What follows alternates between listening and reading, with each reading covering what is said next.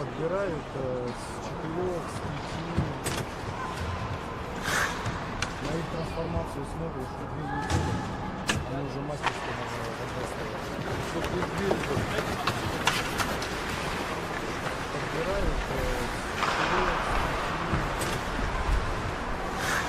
Договорились с Спартаком, что ребята еще детство юношескую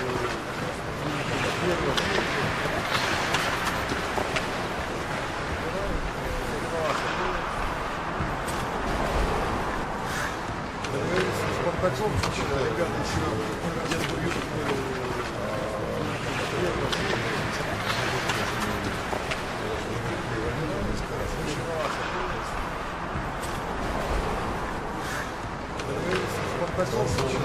предприятия, те, которые были инвестиции в сфере жизненных ресурсов, вышли на очень высокое производство. Нынешние условия цены на золото дают дополнительные доходы производства. Предприятия, те, которые, я считаю, что инвестиции в сфере жизненных ресурсов занимаются на очень высокое генерация, что ли, создание нового цикла инвестиций в золотодобывающие, золотоизвлекающие фабрики – это крупные инвестиционные капитальные затраты и, самое главное, устойчивая добыча и производство золота у нас на территории. То есть мы пришли, ходят крупные игроки, крупные инвесторы, с которыми мы заключаем, и, в том числе и договор социального партнерства, надо это отметить. Очень важно следующее. Добыча увеличивается. Растет, особенно в рудном золоте. Вот компания «Полюс золота» у нас идет на рекорд 18 тонн. Мы им, кстати, предрекал, что 18 будет. Ну, всегда осторожнее, производственники осторожничают. Но добыча рассыпного все-таки снижается. Добыча рассыпного снижается, и на это есть различные причины. Преодолимые или объективные, скажем так. И, значит, мы видим сегодня ситуацию, что именно крупный, но это 200 килограмм, не меньше. Вот крупные и выше, там 2 тонны, у кого-то есть даже 6 тонн.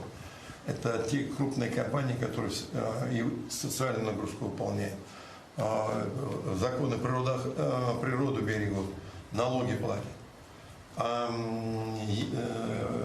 Это тоже, я считаю, достижение, что сегодня наши силовые структуры, ФСБ, прокуратура, МВД, тоже имеют определенные успехи, на мой взгляд, по наведению порядка с незаконной добычей золота и нарушением законов.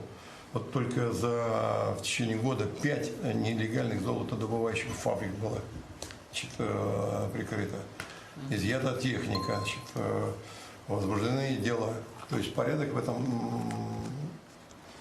этом отношении наводится очень серьезно. По энергетике просто 2 слова. Понятно, что серьезные перспективы по золотоизвлекающим, энергоемким фабрикам требуют и уверенности в завтрашнем дне с точки зрения обеспечения. С одной стороны, мы замкнутая, закрытая энергосистема, что это довольно не характерно для Российской Федерации. Есть свои особенности, которые не подпадают под общие, скажем, правила и законы. Мы с этим столкнулись. Ну, например, что избыточные мощности или незагруженные мощности фактически ложатся на содержание малого бизнеса, бюджета и даже населения. Но вот совместно с министром...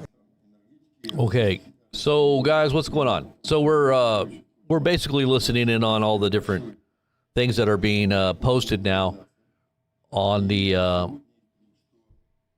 Trump-Putin summit.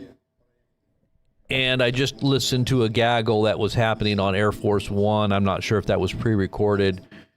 I'll have to go back and check that really quickly here. I know there is footage right now of the Air Force Base. For some reason, they're covering this on Reuters. I don't know if this is where Trump is still flying into. I'm guessing they're going to cover that as he flies in. But this conversation here in the background is all in Russian, so I have no idea what they're saying. It looks like it's it's live. Let's see what else this is here. So this is a Putin, someone that's with him, I guess. I'm not sure exactly what they're saying there.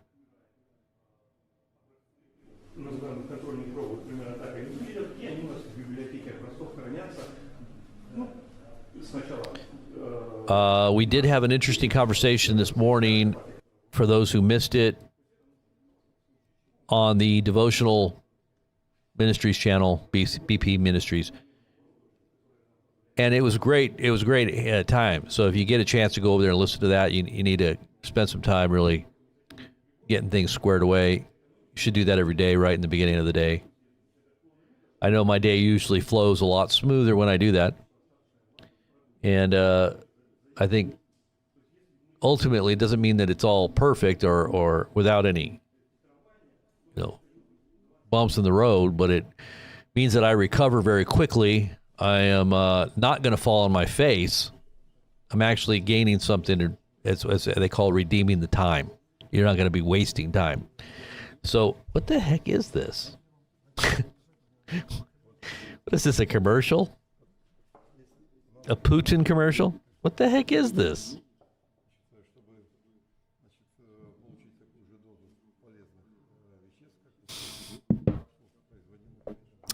Let's see if I can find that gaggle that was on Air Force One where they were asking Trump some questions.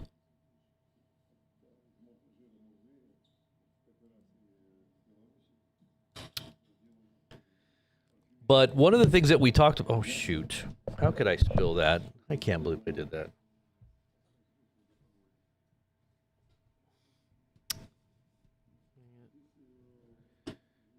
It was not good.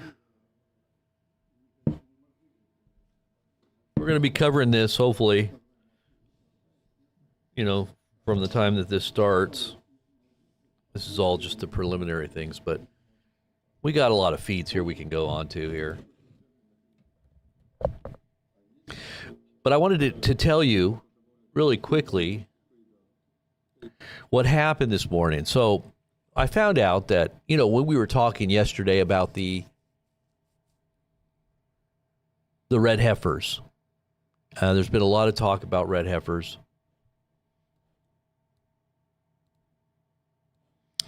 And what the red heifer means for quite some years. This is not something that's brand new conversation, but I think what's happening now with the reality and the revelation that this was a legitimate sacrifice, the first sacrifice that has been, offered up in 2,000 years, the significance of what that sacrifice means, and on the date that it was done was very important. The 1st of July coincides with the 5th of Tammuz in the Hillel calendar of the Jews. And so if you go back and you really look at the commemoration of that day, it's a day when many Jews mourn in preparation for the 9th of Av, which is a time of great mourning in Jewish history for the destruction of both temples. But it precedes the 9th of Av time of mourning. And there's commemorations of different things that have happened where Jews have been killed, or, big things have happened going all the way back to the 1600s. There's about 4 different events that happened on the 5th of Tammuz. One in particular event that I think is interesting is the vision of Ezekiel, where he sees this God, and many would say it's an alien or some kind of craft, wheel within a wheel, burnished bronze, fire coming from heaven. I kind of made a mistake in the beginning of that conversation this morning. I said it was these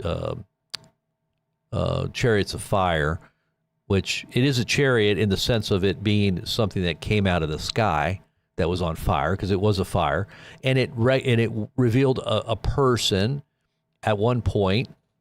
So it was some God that came out of the heavens, right, by fire, and so it commemorates this God connection coming out of the heavens to earth through fire. And if you really go back and you look at the actual definition of what Holocaust means, it is a burnt offering. If it goes back to the original language in the Hebrew is a burnt offering or a Holocaust. If you go to the original Hebrew word. So when you hear the word Holocaust, if you go look it up in the, do a Google search, it's going to just tell you about a time when the Jews were murdered by the Nazis. But it doesn't really give you the origin of the word. The word actually comes from the Old Testament offering of a burnt sacrifice. And so these holocausts that are being offered up on the altar are in preparation for a rebuilt sacrificial system that the Jews want to bring about to usher in their Messiah and temple. The Messiah can't come until the temple is reestablished. And the temple cannot be reestablished until there is a system that is set up, that has been sanctified, set apart, which means washed and purified and dedicated unto God in a holy way. And that has to have the offering of, or the application of these ashes of the red heifer. And this is another reason why the Muslims, during the attack on Israel on October 7th, cited the red heifers as a reason for the attack. One of the reasons is because they believe that the Jews are getting ready to reestablish their third temple, and in the process would have to destroy the Dome of the Rock and or the Al-Aqsa Mosque. Okay, so where is this? Is this? Let's see what this is.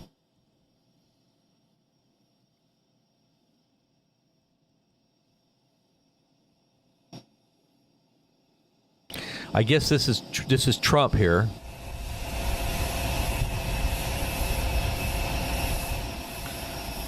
So I'm guessing this is Trump. Trump, yeah, This may be Trump.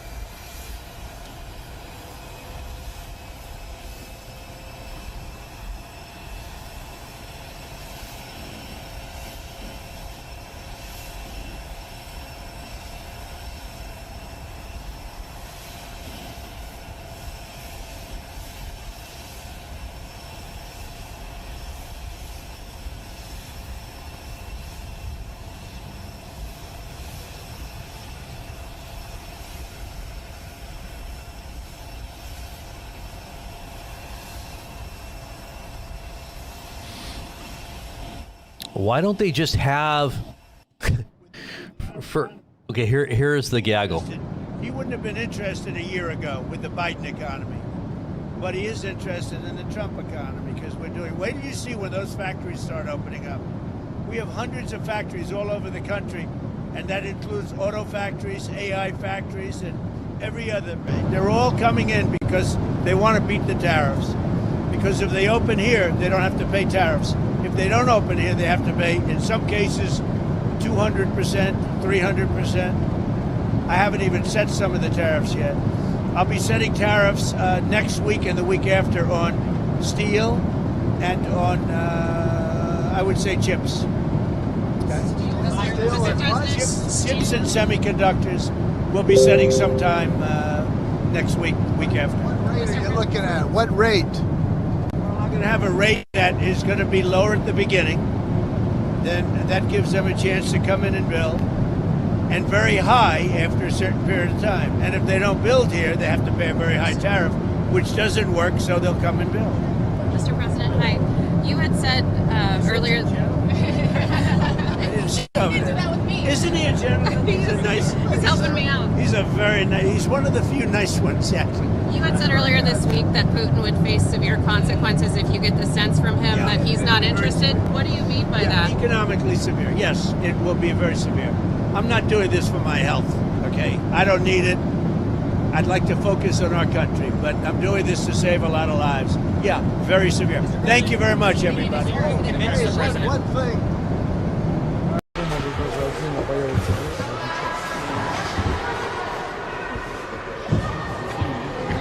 Okay, so Подбирают. I'm not sure what this is here. It's some kind of, I don't know if this is happening in Alaska. This might be Putin watching hockey of, these look like younger kids. And Putin is sitting here watching this, so. But anyways, getting back to what I was saying. What was I saying? Make sure you share the feed far and wide. Get the message out that we're covering this. So Pam Bondi, listen to this. So Pam Bondi, what the heck happened here? Okay, so Pam Bondi, this is all in Russian, you can't understand it. Pam Bondi said yesterday she sent out 33 letters to mayors. 33 letters. Why always 33? Really, this was on Hannity. Hannity, D.C., L.A., San Francisco, New York City, California. What does this mean in reality for all these locations, municipalities, and states moving forward? Bondi. This is what Bondi said in response to Hannity's question. They must comply. I sent out letters to all of these mayors and the governors saying, you must, listen to this, you must comply. We want you to know you are we want to know what you are doing to comply with our federal government. They have 5 days to respond. Now, this has to do with the homeless, getting things squared away so they can come in. 33 cities. Remember I told you, this wasn't going to be just D.C. This wasn't just going to be, you know, a few cities that are crime-ridden like Chicago or whatever. What other cities are they talking about? New York. This is going to be a lot of cities.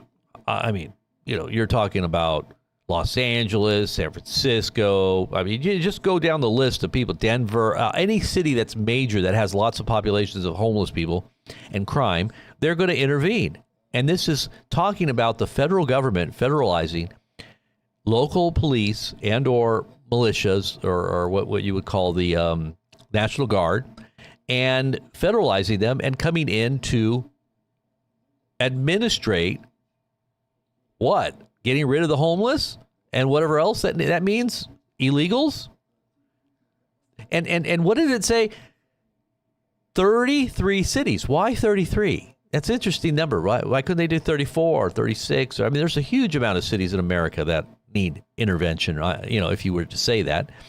But somebody put this kind of comply over what? Brutalize some homeless people in 33 cities to deflect from the Epstein files? Find homeless people who have no money? Put them in jail and send them to detention at Alligator Alcatraz? That'll clean them up. The USA is effed with Trump and his sycophant cabinet. He said some pretty choice words there, but sanctuary jurisdictions protecting criminal illegal aliens undermine law enforcement. Here's the other opposite end of the matter. What people would say as a response to what they're doing is that these jurisdictions that are protecting criminal illegal aliens undermines the law enforcement and endangers citizens. Bondi's directive forces accountability, comply with federal immigration laws, or lose funding. Cities like New York City and San Francisco waste taxpayer dollars fighting losing battles to offenders. Fighting losing battles to shield violent offenders instead of partnering with ICE. Real public safety means enforcing the rule of law, not politically posturing. Defy federal mandates, lose federal cash. Simple as that, right? So there you go on that.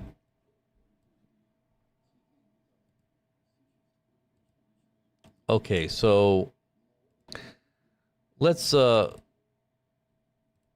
what else they've got going on here. I know there's some other live feeds here. Let's take a look and see. I know there's one that just is showing the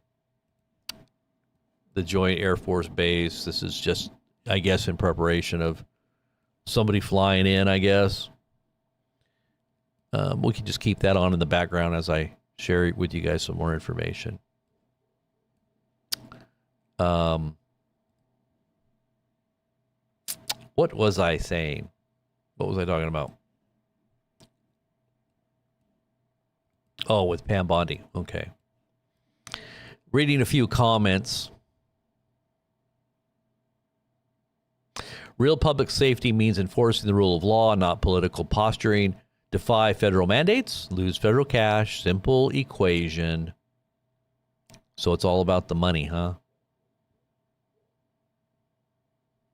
What in the world?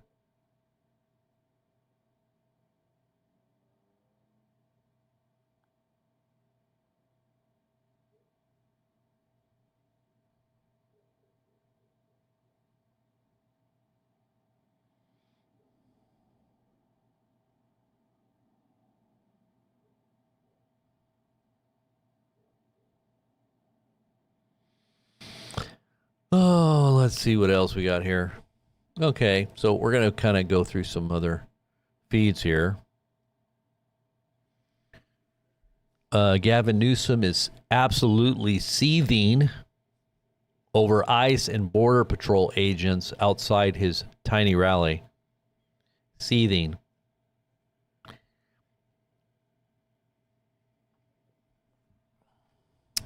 Some are saying that there's going to be some kind of false flag. People are expecting it would be all that Trump needs to crack down. He already has had ICE. He already has the ICE army, aka the brown shirts, and all he needs is an event, a major attack, terror attack, something like that. I know I'm preaching to the choir, but let's just stay on your toes. I don't know about that one, but there's a possibility. B-2 stealth bombers arrive in Alaska ahead of Putin-Trump summit. This was last night.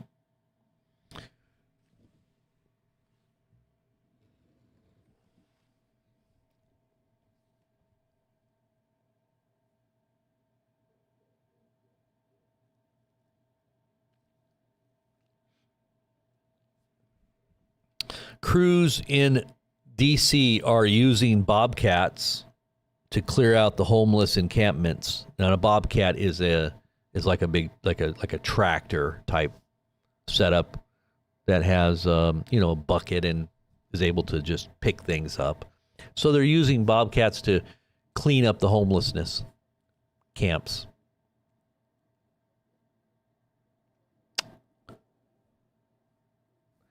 The majority of Americans are not confident in Trump's decisions. This is according to Politico. According to Politico, it says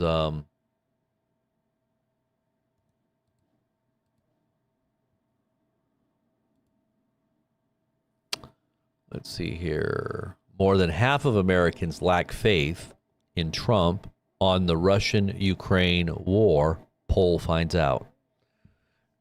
So Politico is saying that.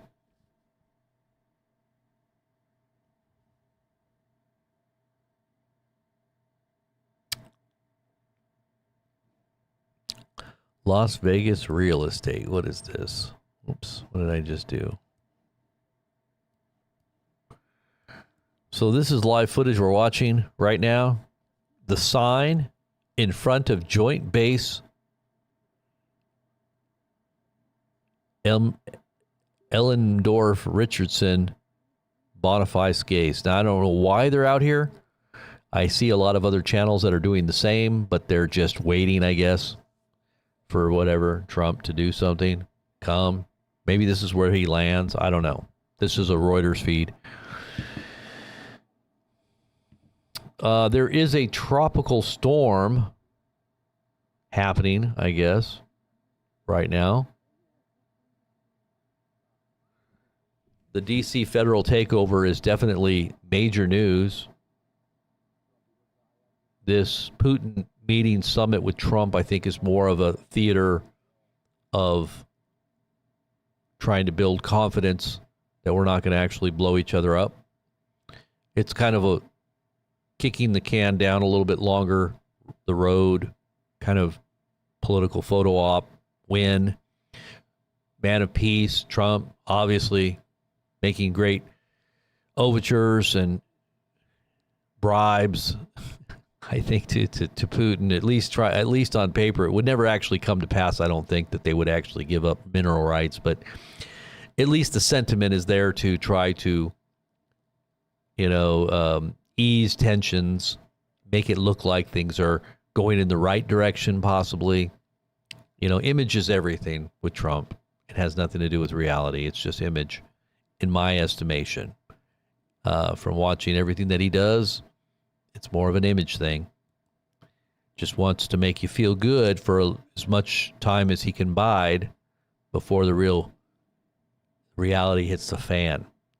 Before the reality actually hits the fan.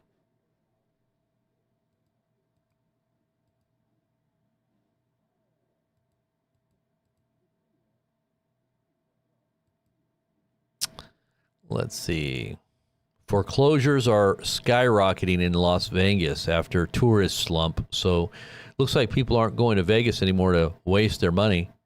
So it looks like real estate is crashing inside of Las Vegas.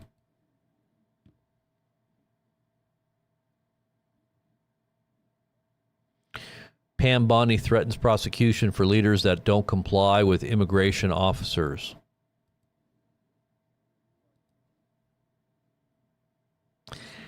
And that is directed at Newsom. Gruesome Newsom. What the heck is that?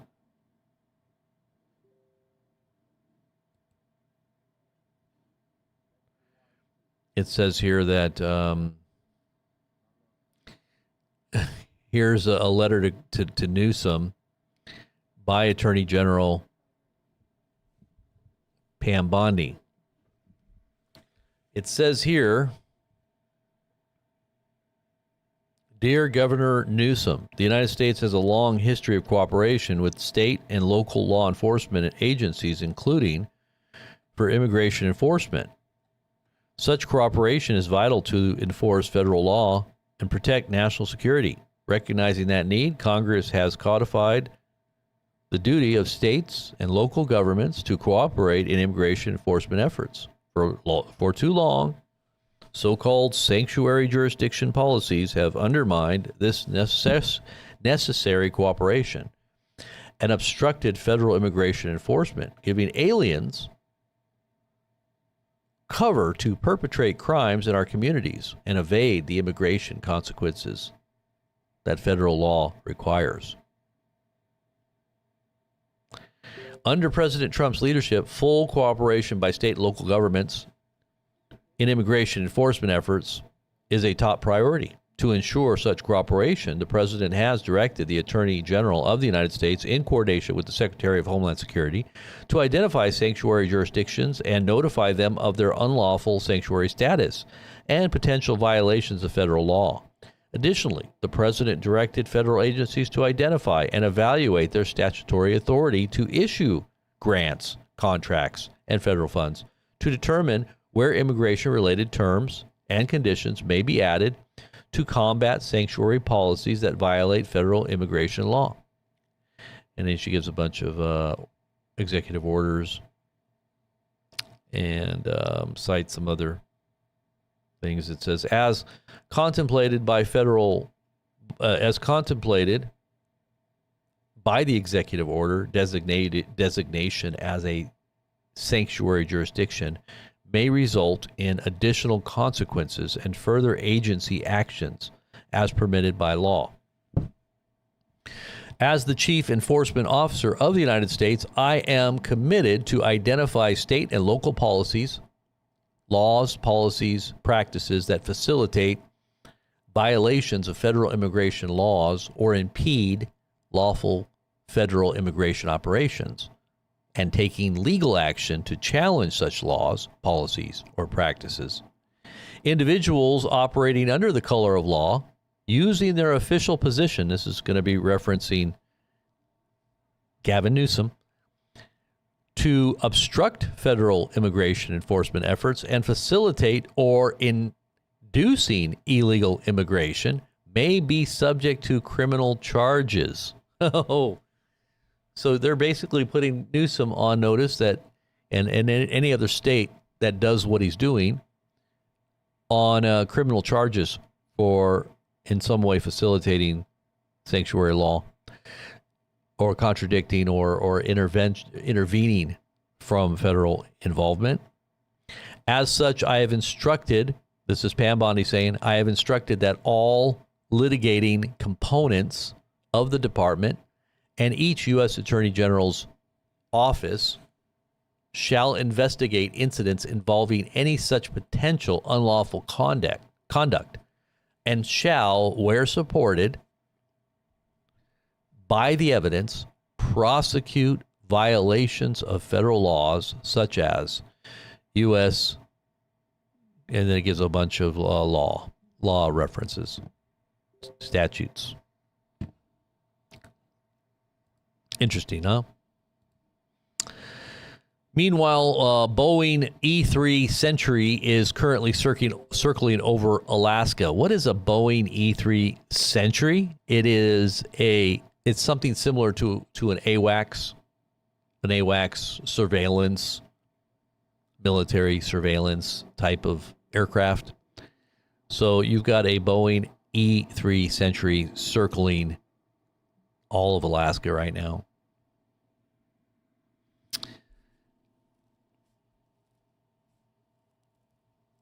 For the first time since the start of the Russian-Ukraine war, the Russian president, Vladimir Putin, has now officially entered into American airspace. That was just 15 minutes ago. 15 minutes ago, the president of Russia has officially entered into American airspace. Da da da da da da da da da da da da da. Are we let me post that really quick here.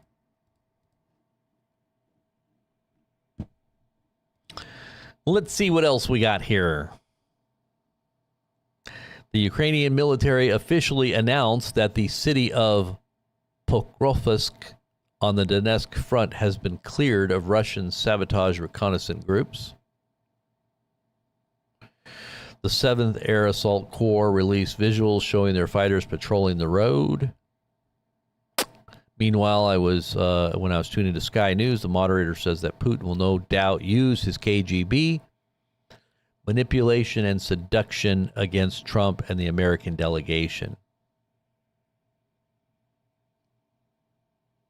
The moderator said this on Sky News, that Putin will no doubt use his KGB manipulation and seduction against Trump and the American. Now, I think Trump's a big seducer himself, and he understands how to flatter. Putin and Trump talks could take at least 6 to 7 hours overall. Peskov. Oh, we got a military guy walking behind me.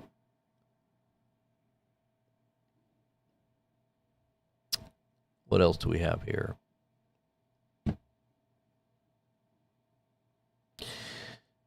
Kirill Dmitriev posted a joint photo with U.S. Presidential Special Envoy Steve Witkoff on his social media.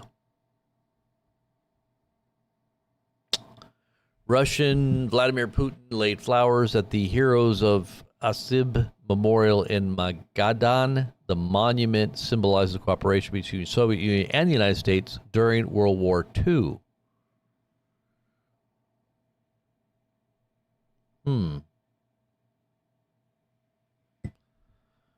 Let's see what else we got here.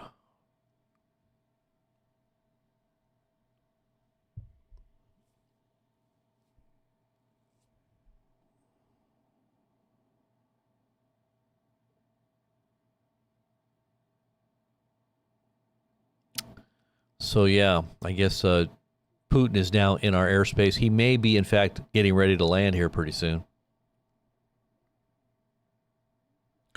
The Russian President Vladimir Putin's aircraft becomes the most tracked aircraft on Flight Radar 24, clocking over 21,600 trackers. People are watching what was happening there with his aircraft. Now, like I said, his aircraft is now in our airspace and is probably very close to landing here. This was 15 minutes ago. And as he's coming in, you have the Boeing E-3 Century circling over Alaska. I'll post that on our Telegram page as well.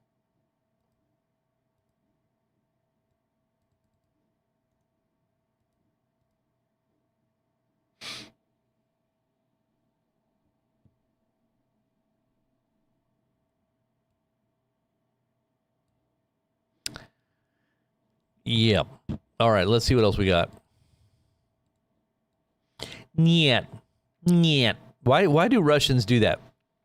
When you're listening to Russians talk, they always sound like they always are. They're always saying something like niet. What does that mean? Does that mean something? Is that like a very common syllable or phrase? Anybody ever notice that besides me? Doesn't it sound like they're always talking like that? Niet. There's that one sound that I always hear when they're talking. Niet. Not making fun or anything. I'm just saying, you know. It's kind of like Mexicans using R's, rolling their R's. Or Germans sounding like this.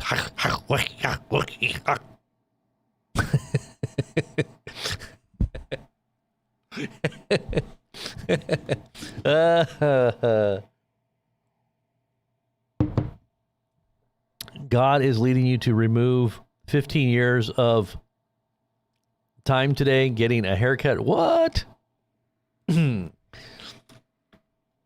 Bugs Bunny.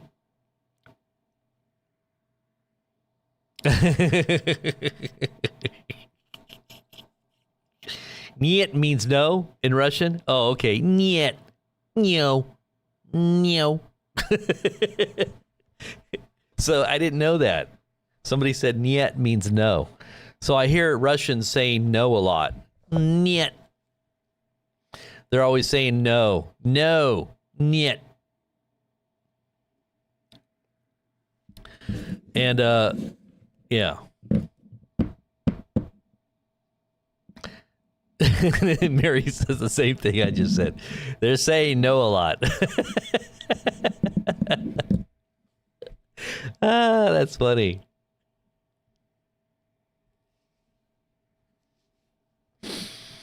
Well, let's see what else we got here. Some more news. I need to get a better chair.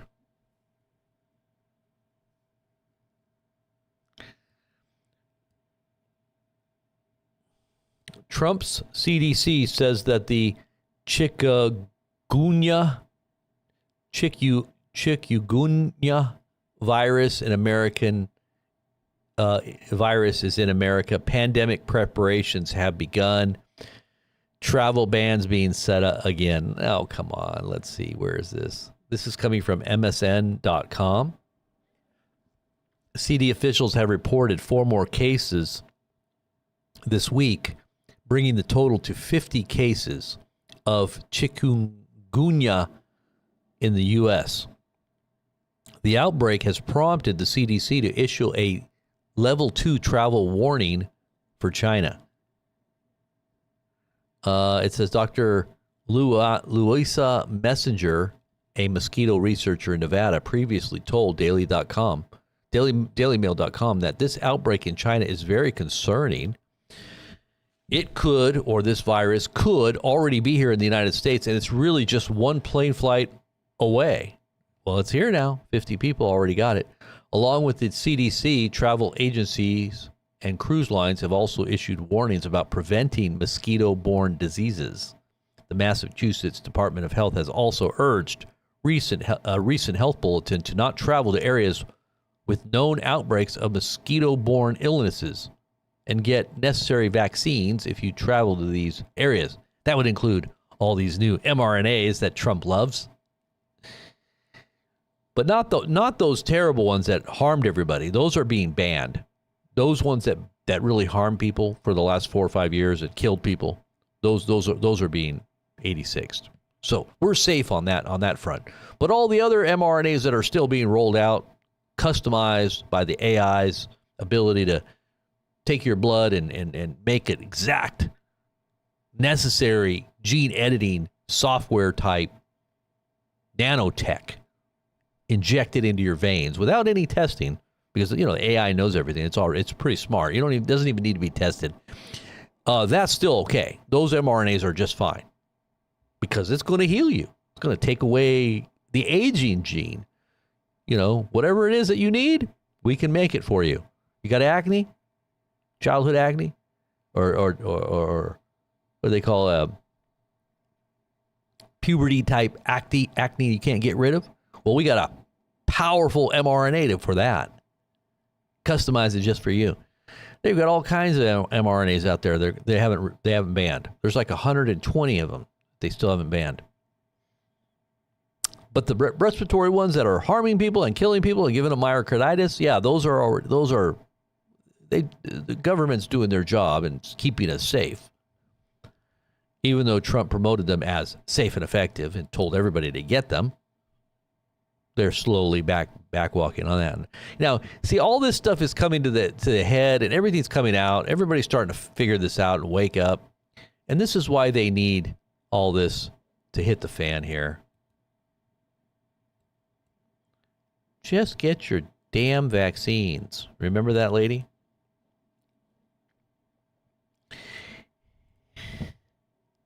Trump knows what he's talking about.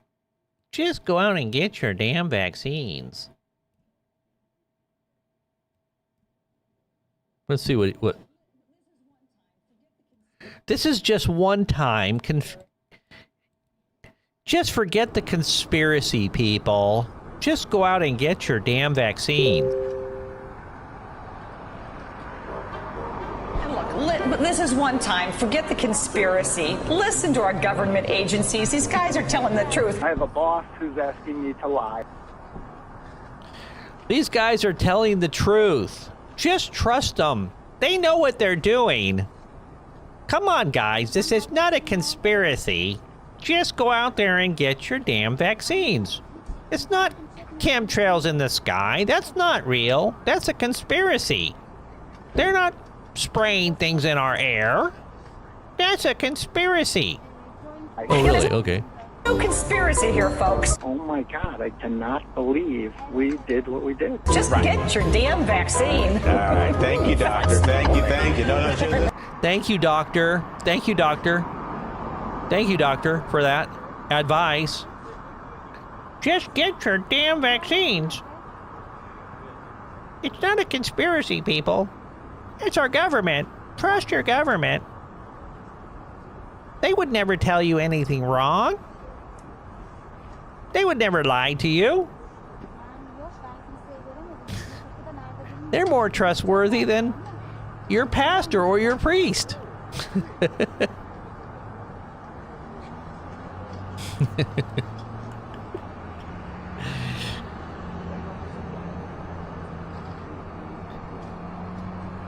Oh, Lord.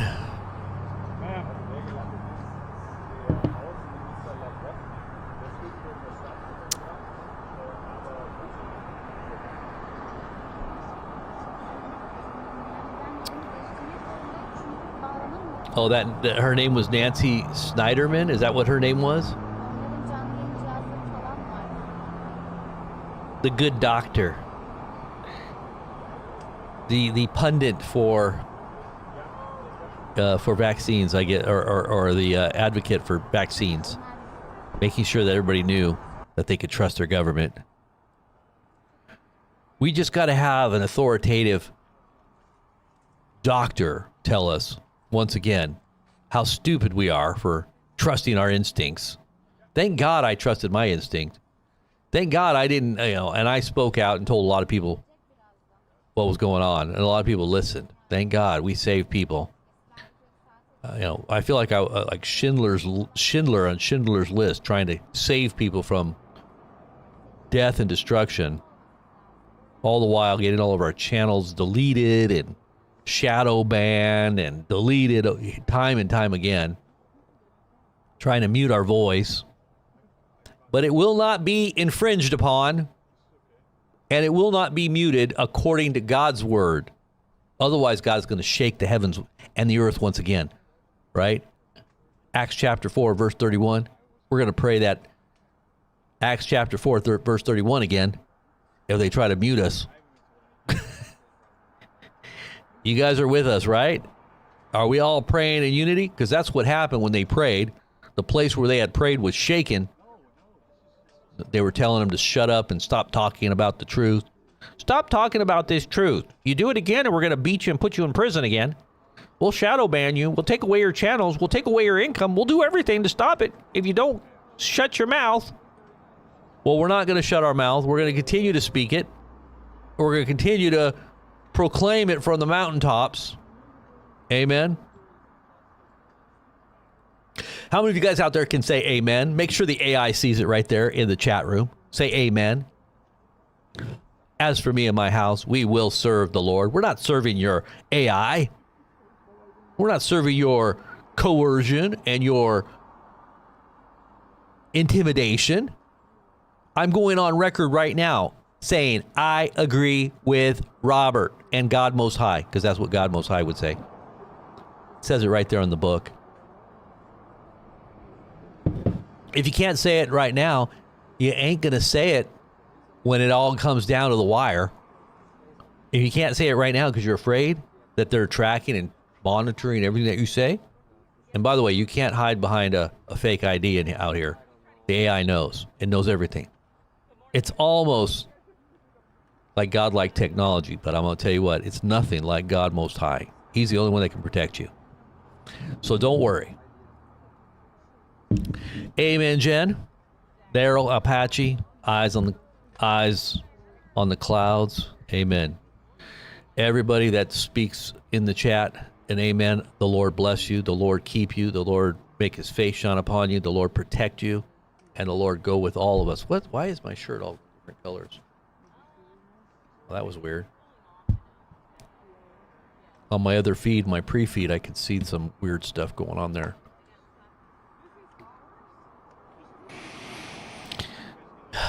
Amen. Okay, let's see what else. I guess I could look for new feeds here. Let me see. Trump, Putin meeting. Let's see what else we got. I bet you we got some new good feeds coming on here. Harvest Hosts is an RV member. Wow, that's completely AI. That's weird, and it looks so good too. Amazing. The AI is just so crazy the way it's doing stuff now.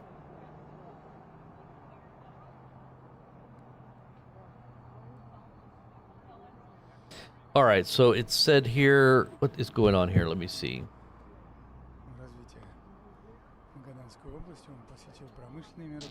It's all Russian there. I can't understand that.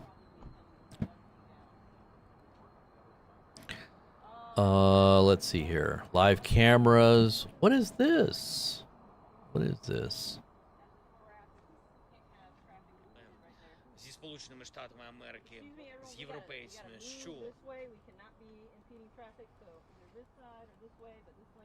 So Zelensky is saying something in Russian. I have no idea.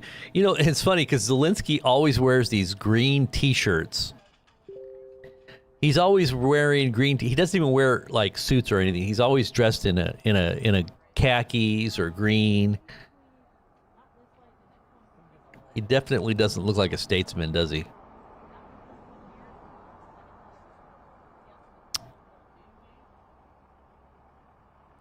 Times now. I noticed that there's a lot of Indian channels, a lot of Indian news channels on YouTube now. all from India. And they're just taking over the algorithms for some reason. I don't know how they do it. But it's pretty crazy. Let's see. Live coverage, India Today. Even the CNBC, I think, is TV 18. I think that's even part of India's. They have a whole line of channels. Hindustan. Okay, so massive anti-Putin protest rocks Alaska ahead of Trump-Putin meeting. Let's see what's going on there.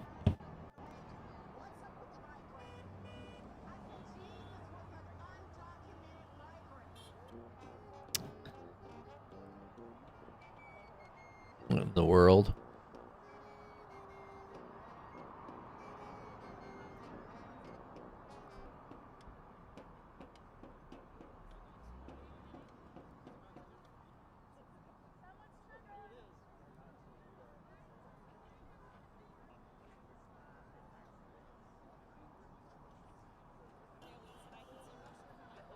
Let's hear what they're saying here.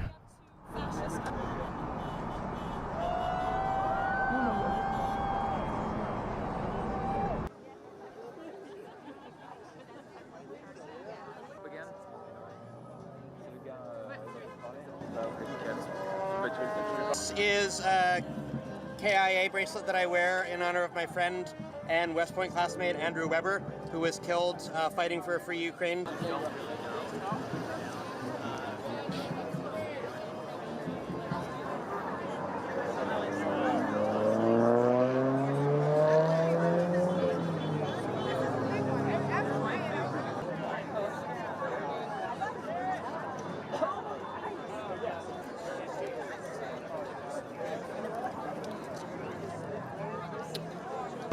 It feels like we're being used for a public distraction, and I really don't like that.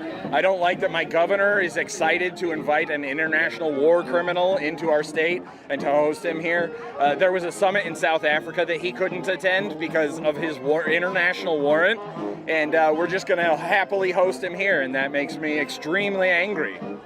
But I'm not real hopeful that it's anything other than a distraction. You can't negotiate and not have all parties at the table. The fact that Zelensky's been cut out, it's his country. Let's not rewrite. Putin invaded Ukraine.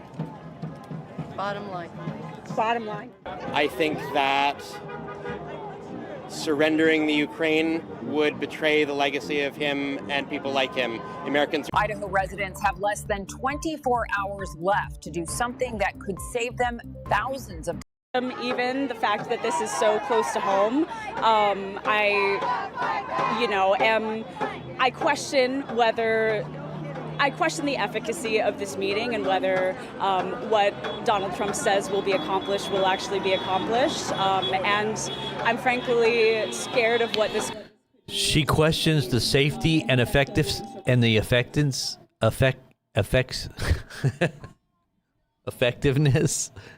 I say that we cannot stand by. I question the peace and security. I question the safety and effectiveness of the Jews. We don't have to worry about saying COVID or vaccines or anything like that on YouTube anymore. All those words are now safe to use. You can say it. You can say anything now, it seems like, and there's no real restrictions and or censorship. However, I think they're getting ready to do something much more draconian than they did even in 2020 when they started censoring all this stuff. But this is the protest that's in Anchorage right now. I don't know what happened to the Republican Party, but they have no right to talk about patriotism. Pledge to you. I pledge to you. Dance up, because you are complicit in this insanity. What do? Stand up, fight back. When our democracy is under attack. Do you know why? I'm scared. Because Dictators are not welcome here. You are not welcome here. You are not welcome here. Trump, you are not welcome here. Sorely lacking in this administration. You might believe and send it to alligator Alcatraz. Like, what's up with the migrant? I said Jesus was an undocumented migrant.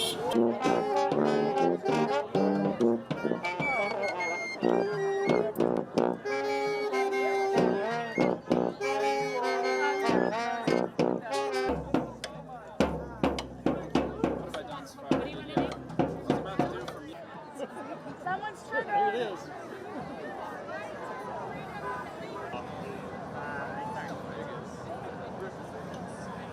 Aliens that I can see Russia from my house, so I figured, well, we have two fascists coming.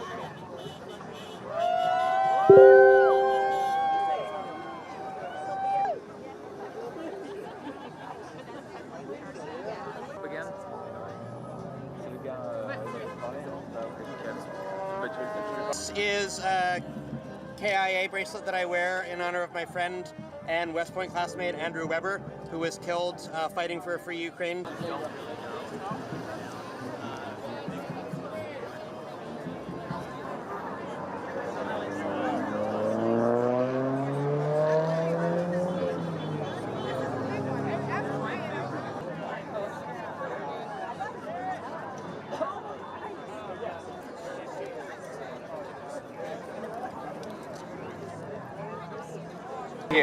It feels like we're being used for a public distraction, and I really don't like that. I don't like that my governor is excited to invite an international war criminal into our state and to... All right, so yeah, he's just a little upset. I know, we've heard this already, so let's just go back to looking at the sign. Sign, everywhere a sign. What's going on here? This is the, I have no idea why they're watching the sign. I mean, it just seems like it's pointless to look at a sign. But oh well. So I'm looking at a couple of feeds here on, oh wow.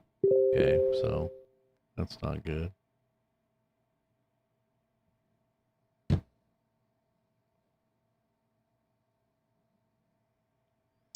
All right, so we got some updates here. Let's see what we got here. The U.S. military is deploying more than 4,000 Marines and sailors to the waters around Latin America and the Caribbean as part of a ramped-up effort to combat drug cartels. According to CNN, 4,000 Marines? Seriously? We're going to have wars in southern and central and southern America, as well as our Caribbean area and everywhere else in between. We got so many things going on all over the world. I'm just kind of wondering, like, why are we focusing right now so much here? I guess the enemy is within.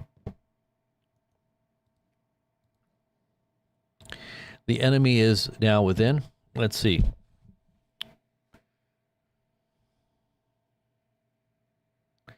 Former British Army colonel sees no political solution.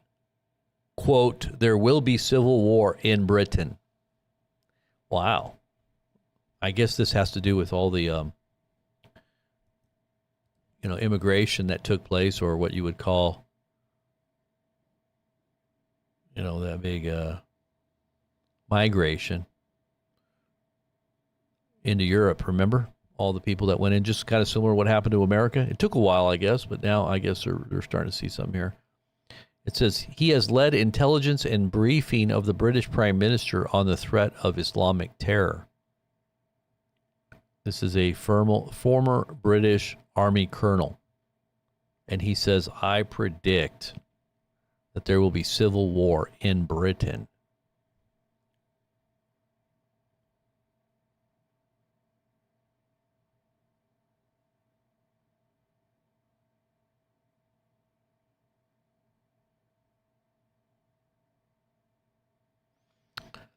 Wow.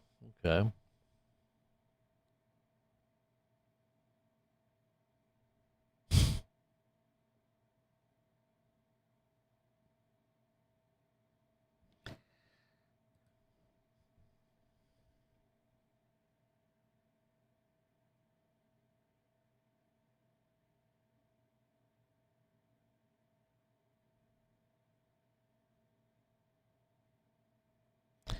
The staggering amount of money that Trump is profiting from the presidency has been revealed. Let's see what this is. The Daily Beast. I know it's liberal, and I look at everything. I look at Russian media, I look at Iranian media, I look at Israeli media, I look at American media. I look at everything. There's always the truth is always somewhere in the middle anyway. But it says here, quote, Donald Trump has leveraged both terms of his presidency to pocket billions of dollars, according to a bombshell report. A lengthy investigation from The New Yorker estimates that Trump and his family will have enriched themselves by more than $3.4 billion by the end of his second term. Much of it from deals, transactions, and investments that almost certainly wouldn't have happened if he had never been president. The haul includes lucrative commercial projects in the Persian Gulf, overseen by the Trump Organization, such as hotels, golf courses in Saudi Arabia, Oman, the United Arab Emirates, a luxury Boeing 747-8 grifted by the Qatari royal family, $500 million airplane. And by the way, I think it's going to be a lot more than $3.4 billion. I think they just didn't even take into account what he made on the very first 48 hours of his meme coin. That meme coin made billions of dollars for him. And a flood of Trump-branded merchandise and other low-grade souvenirs flogged by the president and his team. Trump's foray into the world of cryptocurrency and NFTs, call them nifties. We call them nifties. Has also been extremely lucrative for the president and his family. The New Yorker estimates that the president has raked in at least $320 million from his Trump meme coin. Much more than that. In no small part due to the president's encouraging investors to buy in order to be invited to a gala dinner at his members club in D.C. in May. The First Lady Melania Trump and her meme coin has reportedly pulled in $65 million in sales and trading fees. Jared Kushner's private equity firm, who scored a $2 billion investment from a fund led by Saudi Crown Prince Mohammed bin Salman, who Trump affectionately refers to as Johnny. Hey, Johnny. Call the Crown Prince Mohammed bin Salman Johnny. Johnny. Hey, Johnny. Call him. I don't know. Is that really his name? John? Johnny? I was looking at a video last night where Trump was calling him the Saudi Prince Johnny. Or I don't know. It was either Johnny or some common name like that. And he was just going over and over. It says that he's also have contributed the Saudi prince at least $320 million to the family presidential profits. Oh, yeah. Pay to play. Pay to play on a grand scale. You must be obedient. You must be loyal. How are you going to prove that loyalty? You got to cough it up. Put it in the coffers. Cough it up. That's how we're going to know. Trump says the stakes are high. The stakes are high. Trump published such a post ahead of his flight to Alaska, where his meeting with Putin will take place. Is he talking about those Trump stakes that he was hawking a while back? Remember the Trump stakes? I mean, Trump has pretty much sold everything. I kind of wonder if he was behind the ShamWow guy, too. Was Trump behind ShamWow? Remember the ShamWow guy? Had kind of a funny looking eye. ShamWow. But I know he did sell the steaks. Trump steaks.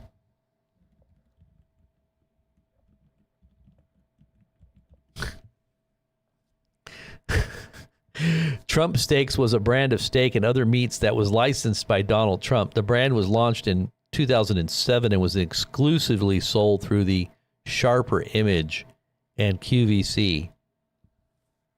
I wonder if it was lab-grown meat. It probably was some kind of high-profit, scheme. Let's just make beef out of reproducing cancer cells, because that's what they're trying to do now. Chicken, beef, that's probably what it was. What they call, it's like an evergreen. It's always reproducing. I think it's just a perpetual reproduction of, lab-grown beef. It's kind of like when you make yogurt, you just get a little sample of it, you put it in, and it'll recreate a whole new batch of yogurt. It's kind of like that's what it does. You just take a little bit of these cells that reproduce like cancer, and it reproduces beef, right? Or some kind of meat in a lab. Yeah, it's real good for you, too. It'll just keep reproducing in your own body. You'll probably turn into some kind of giant or something. Giant. Full coverage. Okay, so more coverage is expected. Oh, Lord. Have mercy. How long were we sitting there watching a blank screen there? Do you know? I didn't even realize it.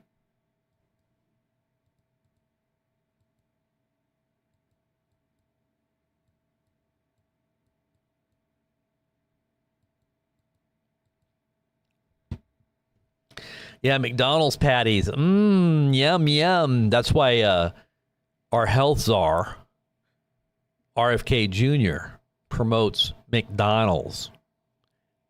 He's been seen about 2 or 3 different on different occasions with Trump eating huge McDonald meals and dinners with high fructose corn syrup, Cokes, and everything. However, they're making it much more healthy now by using real lard. And it's not actually real lard, because it's better to cook in lard than it is to cook in that seed oil that causes cancers. But don't forget that the paste that they make these McDonald's fries is also very toxic and deadly. So it doesn't matter what they're cooking it in. They're still producing poison at these fast food restaurants. And that's why Americans are sick, are fat, are dying of all kinds of diseases, are on all kinds of psychotropic drugs and everything else under the sun. High, what do they call it? High blood pressure, diabetes, childhood diabetes. I mean, geez, parents just feeding their kids just diet of just concentrated sugar all day long. I told you guys that one story where I was in a store. I don't remember which store it was. It was probably one of those discount stores or something. And, if you go down the aisle, everything that you see in the aisles in these discount stores, like that's food, it's just all processed sugar, just literally just lab-made ingredients that you have no idea what it is. And I saw this lady, and she looked like she was on crack. She literally looked like she was on crack. You ever seen someone on crack that got little free eyes, and they're like, their nervous system's all screwed up, and they're just like, they're like, usually they got tattoos somewhere. You can see them all over on their face.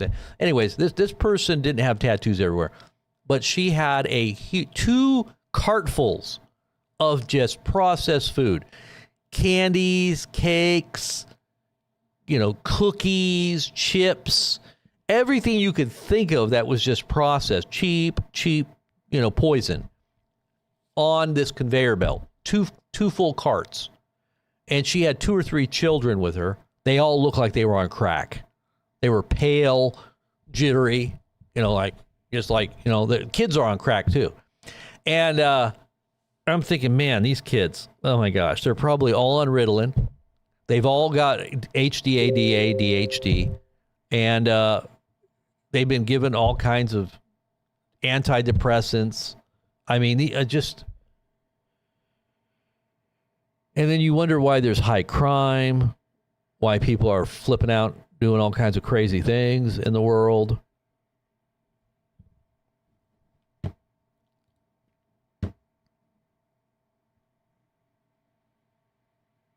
Now it's coming out that smart TVs can read your mind.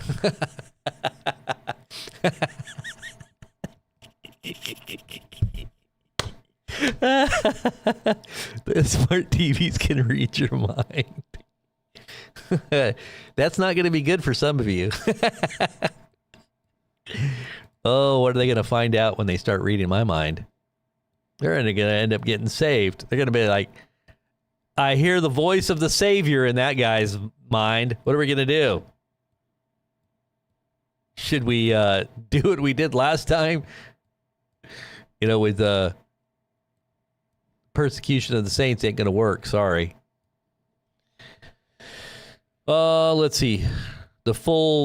Here is Donald Trump speaking to reporters on Air Force One en route to Alaska. Let's listen and see what he had to say. We got to have something here besides this stupidity here. Let's see what we got here.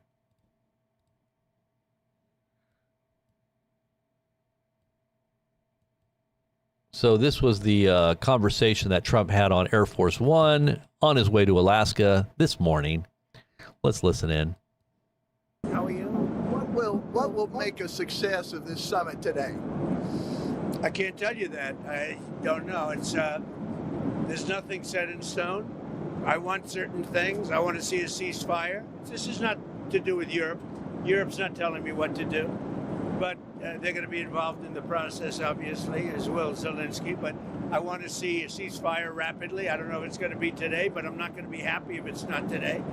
Everyone said it can't be today, but I'm just saying I want the killing to stop. I'm in this to stop the killing. We're not putting up any money. We're making money. They're buying our weapons, and we're sending them to NATO, and NATO's sending us big, beautiful checks. But I don't care about that. I care about it was a big factor when Biden spent $350 billion and got nothing. But what I do care about is they lost last week 7,011 people were lost, almost all soldiers.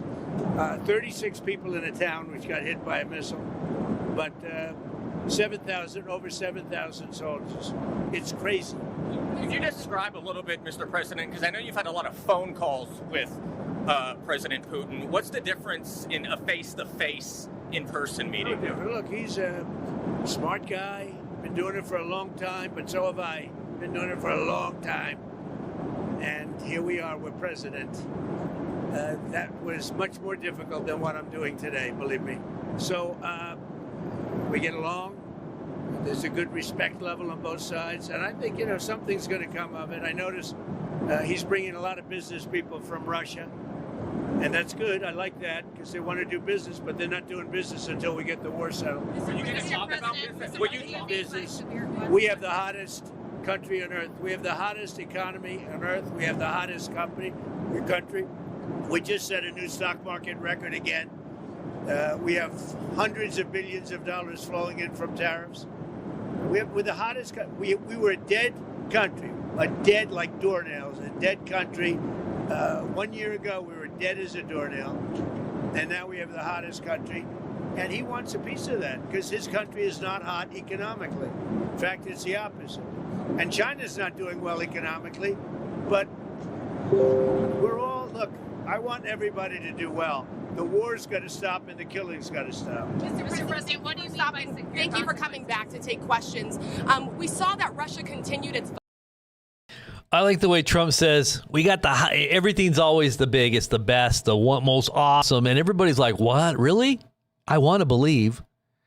Yeah, it's like when Trump would say, I'm the richest guy in the world, even though he's bankrupt, 7 different times over 25 years. It doesn't matter. I'm making money. I'm still making money, even on bankruptcy.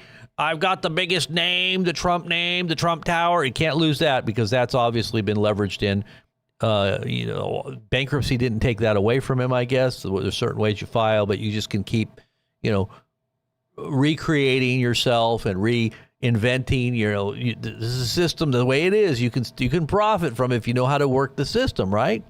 So just keep talking positive. If you read his book, he talks about talking positive and giving people hope, giving people vision so that, they want to believe, even though it's exaggeration. He said it could be a good thing, even if it's not true, but it's a good thing because it gives people hope and it gives them something to look at. And it's like an idol. You create this vision of something that may not be actually reality, but you get everybody to sit there and look at it and be, wow, look at that. But you know what happens when something like that, when you put out those images that aren't based in reality? Well, you can make that reality a part of your being, but it doesn't mean it's real. There's a higher reality that comes behind it. And that's called God's reality, God's truth. And it busts down the door of what you've created. Your little 3 little pigs type thing, huffs and puffs, it's going to all be blown down. Okay, that whole structure that you're putting your trust in is going to fall if it's not based in the truth, the bedrock of what we know is ultimate truth. And that's truly the securing of your own heart and soul. You're not going to be secured by images. This is why they call it the image of the beast, because it's an image that controls people's being, their thoughts, their mind, their will. But ultimately, it's dragging them into a hell because of the creation of their own idolatries and gods. They've created their own idols and gods in their image.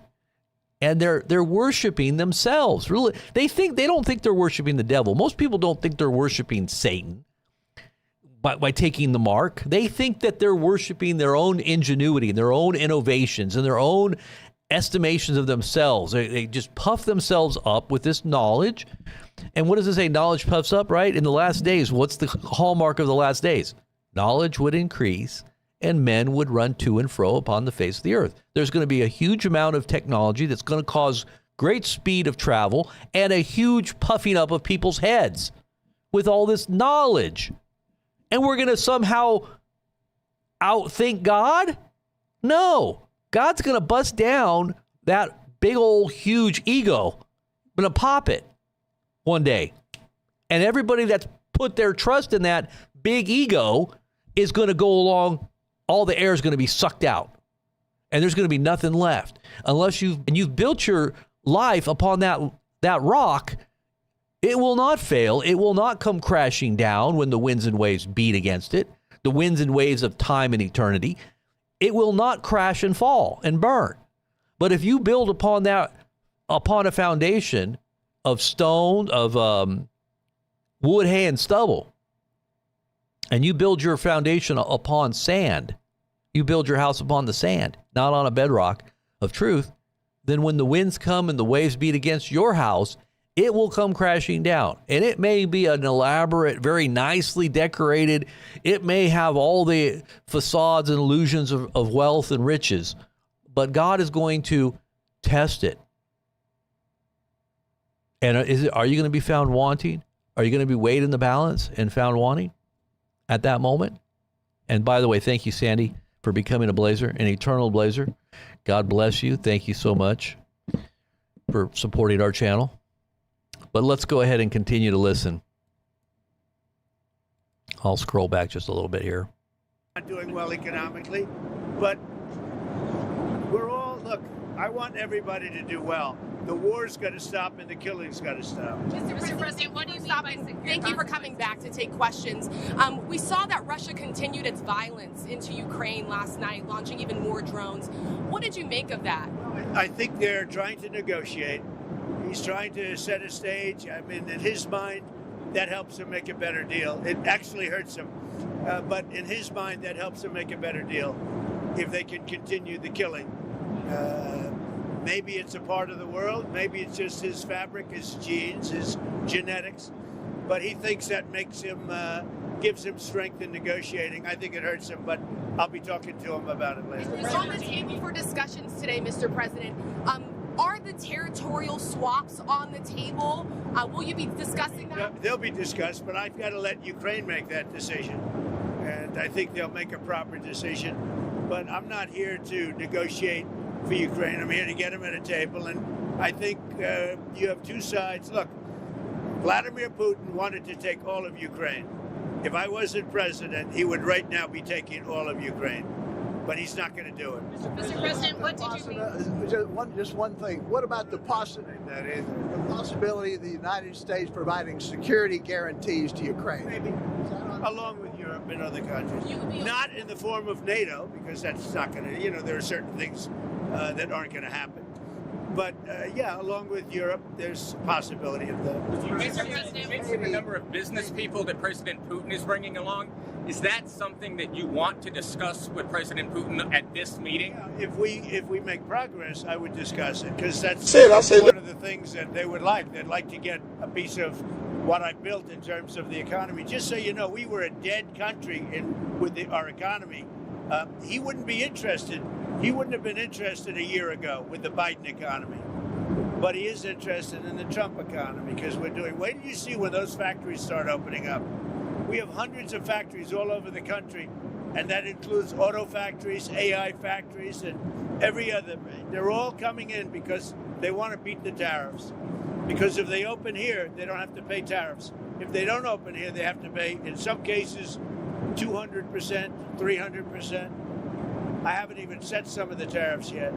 I'll be setting tariffs next week and the week after on steel and on, I would say, chips. Chips and semiconductors. We'll be setting sometime next week, week after. What are you looking at? What rate? I'm going to have a rate that is going to be lower at the beginning. Then that gives them a chance to come in and build, and very high after a certain period of time. And if they don't build here, they have to pay a very high tariff, which doesn't work, so they'll come and build. Mr. President, hi. You had said earlier... I didn't see you over there.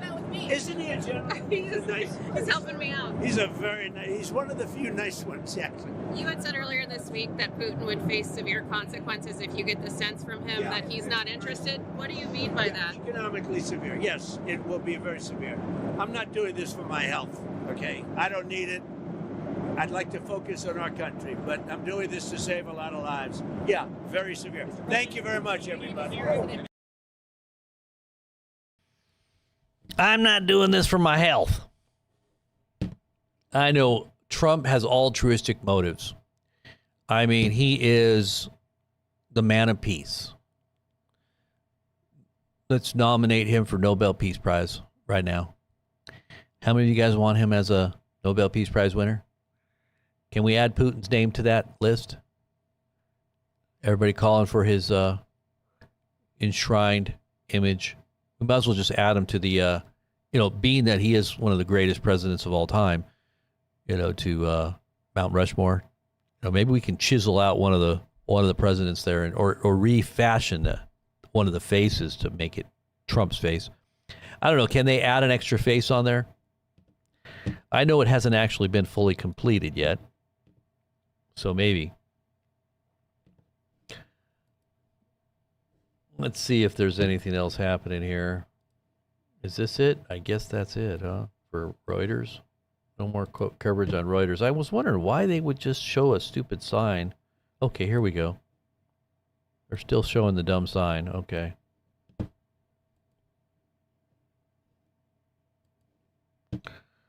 Seeing if we got any new footage here. We're getting closer to that moment when they're supposed to meet.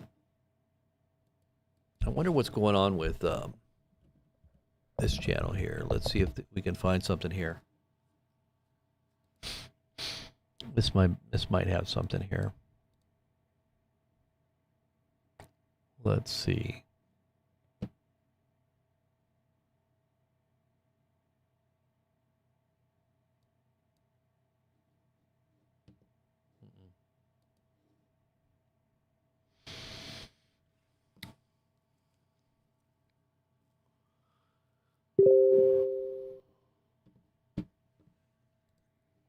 Keith Kellogg reportedly excluded from Putin-Trump summit. The U.S. Special Envoy for Ukraine is seen by the Russian side as overly sympathetic to Ukraine, which would have made his presence in Anchorage counterproductive, senior administration told CNN.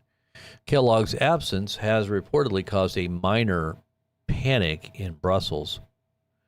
Quote, he had hoped to be there, and he should have been there, an anonymous European official said, claiming that Kellogg has the best understanding of what Ukraine wants in a peace deal, and also what Tony the Tiger wanted as well. He was a great advocate for Frosted Flakes. Dang. That really sucks.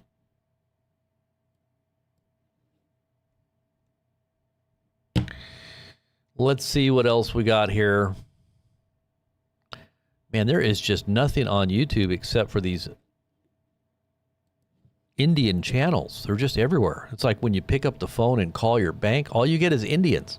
Anytime you get a phone bank, all I get is Indians. Indians calling an Indian here, Indian there. You call someone in America and you get an Indian. How is that possible? Do they just have huge phone banks in India? I don't know what's going on with the whole India thing. I guess they have the largest population on planet Earth. How many billion people are actually live in India? Isn't there more than 1 billion people that live in India? I think it's bigger than China, isn't it? Is India bigger than China? Is India bigger than China? No, China is bigger than India in terms of land, but we're talking about people here. How is bigger population? Okay, as of mid-2003, India's population is larger than China's. Yes, that's what we said here. So what's the population, out of curiosity? India's population is estimated to be at approximately 1.46 billion people, while China's is estimated to be over 1.41 billion.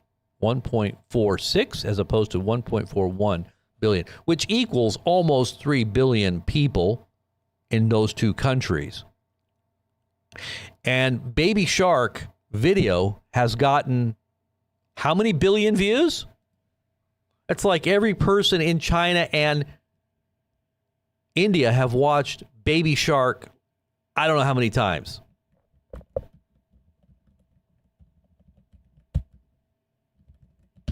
How many times has Baby Shark been seen? 15.47 billion people or views. That means that little children in these countries have watched Baby Shark at least 3 times each. Probably more like 5 to 10 times each. Because you're not counting all the adults, right? Adults don't watch Baby Shark.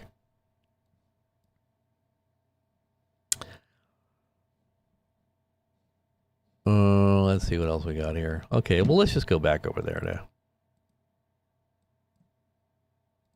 to watching this empty feed here, which I don't understand why they're showing it, but hey, everybody else is doing it, so why not, right? Everybody else is jumping off the cliff, so why not follow? We're just going to follow. We're going to follow the media, find out why they're standing here watching this. Why are they just sitting here watching a sign? This is Reuters. Like for the last hour, we're just sitting here watching the sign.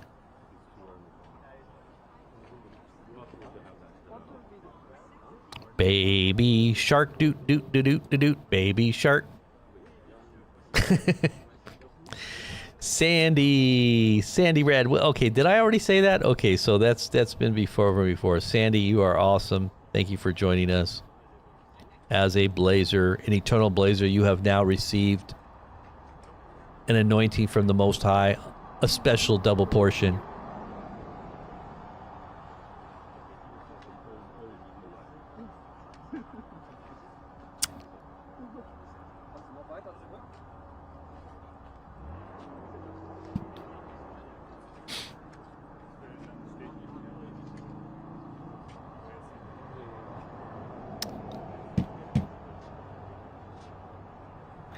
Nobel Peace Prize has no value of credibility. Yeah.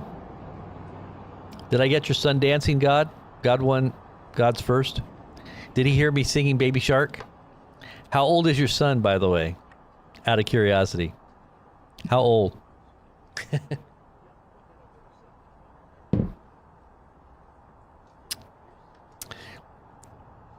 You gotta just be amazed at how many times some of these videos have been seen. Literally 16 billion views. The planet only has like 8 billion people. Like 8 point something billion people.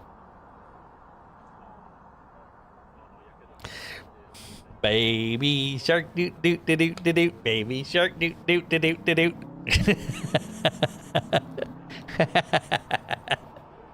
He's 8 years old.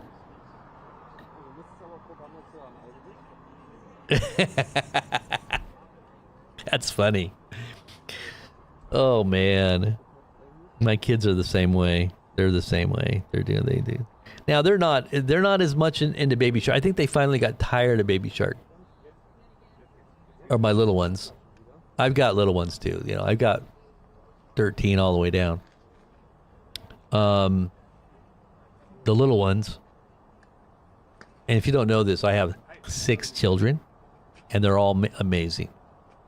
They are the smartest kids too. You know, smartest and healthiest kids on the planet. That's because we pray. What's some of the other ones?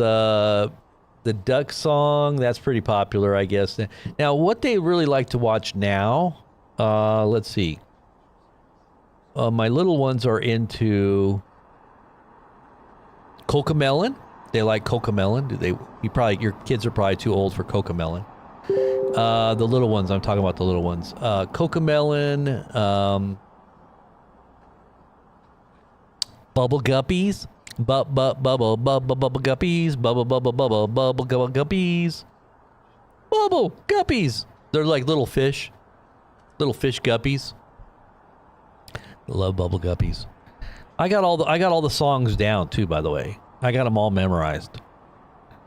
I sit and watch sometimes with them. Just the curiosity of a daddy, wondering what are these kids watching. Bubble guppies?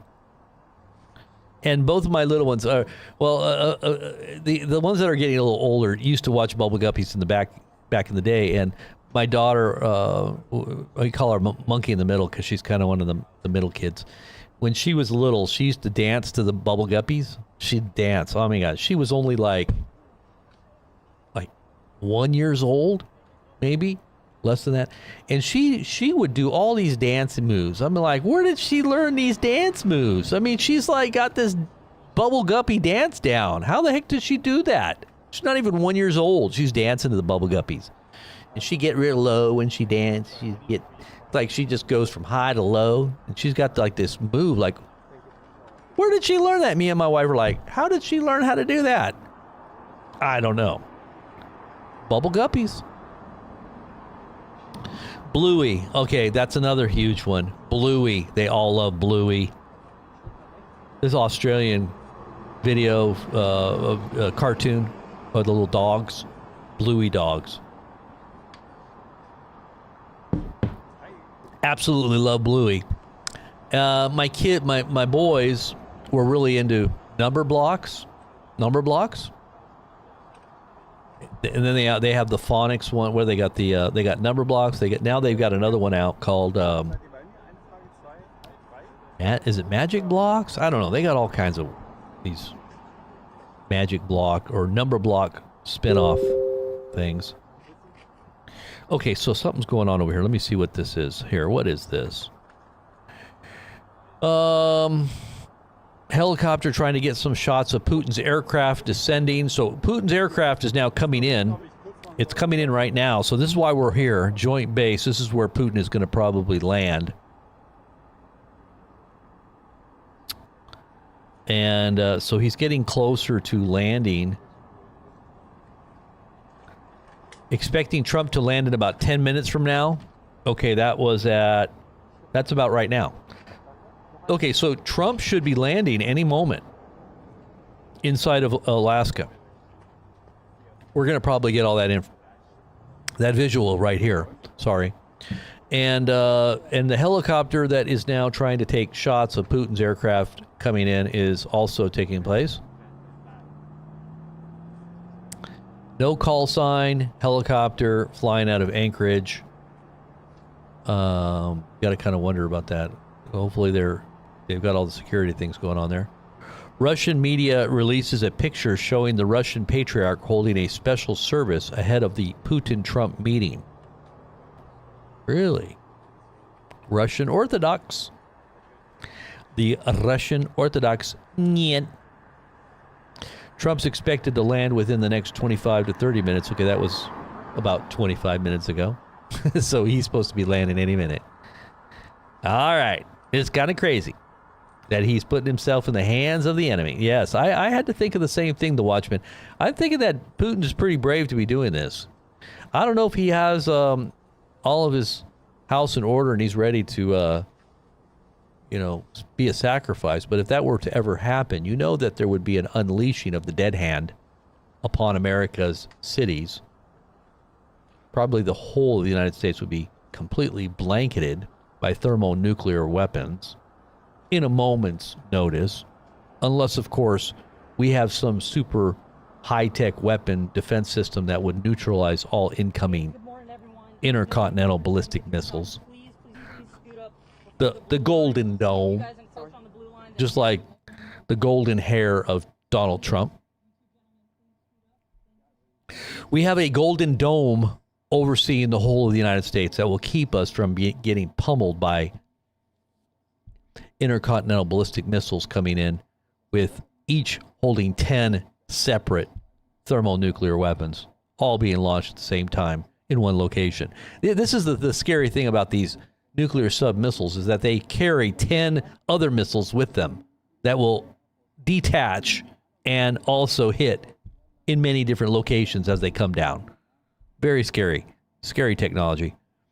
But but if we got a golden dome, like the golden hair of Trump, the golden hue of the light that shines forth from his countenance, because he is the golden dawn, we have a golden dome, we will be safe and secure. Amen? You believe that? Do you actually believe that? All right, they're talking in the background here, so that means it must mean something. And I lost a few people because I know that I am touching an idol in many people's hearts. And that's okay, because you're supposed to cast down vain imaginations. And if you are holding this vain imagination in high esteem in your heart, well, then I ask that God tear it down right now in Jesus' name. Amen. So if you're holding on to that and you don't like it being torn down, well, then you just get out of here as quickly as possible, hit that little X at the top, and get yourself back to somewhere where they're praising and worshiping this golden idol, okay? Because that's your safe place. But God will find you there. Eventually, you're going to get found out. So you might as well get it right now before it's too late. You're completely convinced that the Axis and allies are in a plan together? Really? I kind of think it's the opposite, too. I think that, I'm sure we do have a plan, but I think that the Russians and the Chinese, according to even prophecy of Dmitry Duduman, I think there's a plan that they've hatched and that they're agreeing on without our knowledge as well to sneak attack. Kind of like Pearl Harbor moment. But I hope it's not true, because I wouldn't want to see us all, lose a bunch of states all at one moment in a big flash. Don't want to see that happen. Is Switzerland still neutral? Why don't they meet in Switzerland? No, I'm not sure. I have no idea. The Bible says that they will form a coalition and come against us from the north. Really? All right, so something is starting to hear. You're starting to hear some stuff in the background there. Okay, so let's take a look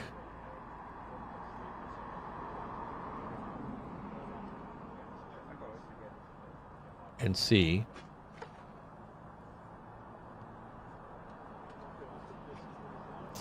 What is going on here?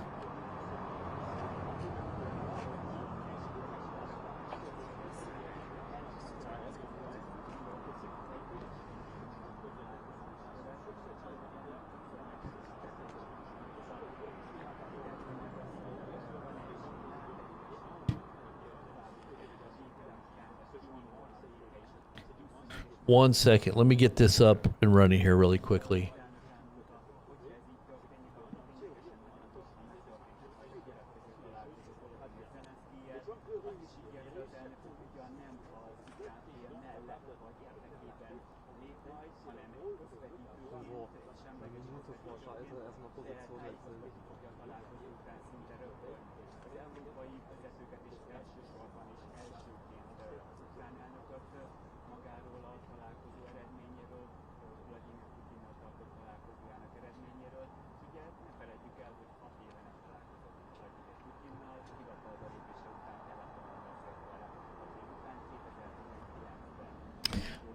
Somebody said, "Boy, I have a bad feeling about this. It's not about the players or their respective countries. Quite the opposite. Just that something rogue might pop out, something that no one was expecting and world changing." I'm not playing the psychic card here, but just got a creepy feeling. Somebody said.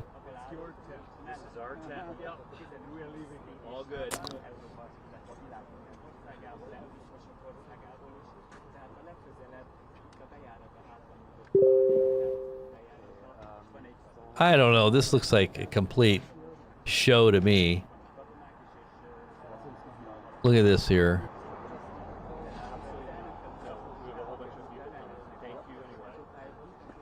You see this? So Putin, before he gets to Alaska, he goes over to a place that is a monument that honored the U.S. cooperation with Russia during World War II. Just hours before his summit, he goes there to, it's almost like he's giving worship, like he's honoring this moment of collaboration with the U.S. He's like, oh yes, I bow before our joint collaboration in defeating evil in the world, the evil Nazi regime. And I'm going to let Trump know that I'm on his side in collaboration with the U.S. It just I don't know. It just is weird. This is all weird stuff that's going on here.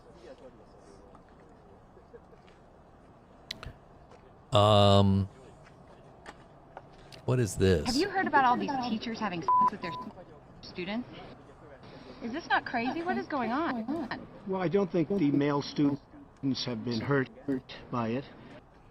In fact, they're going around bragging about it, as I understand it. So, you know, what? I don't see a lot of damage done. Fair enough. But it's a very unusual situation. I would say her husband cannot be happy. Oh, you are bad. That was an actual interview? What in the world? That was not AI. That was not AI. What in the world? Somebody had posted this. I'd never seen this before. That's odd. That's strange. Very strange. What things you find on channels that are not worshiping and praising the U.S. on Telegram is absolutely crazy sometimes. This got serious. They replaced the Air Force with you guys. I wouldn't say that. We're all brothers.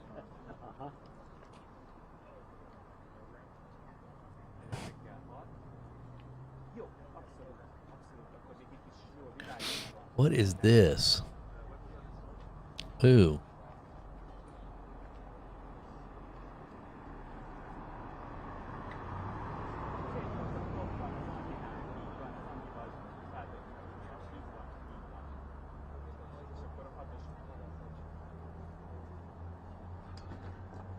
All right, so we're still waiting. Something is about to happen, though. I got the feeling.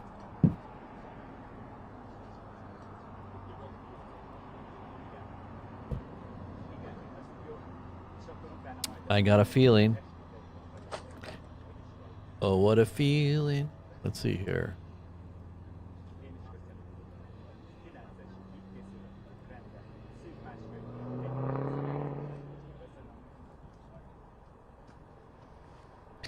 I think we're going to start getting some mainstream channels on here at any time here. Okay, so here we got the airport view. Okay, here we go. Now we're starting to get in some views here. Okay, here we go.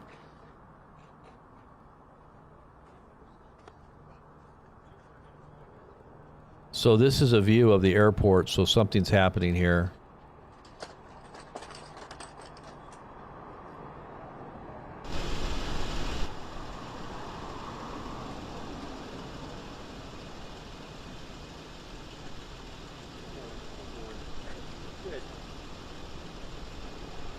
I'm going to be looking at both streams here.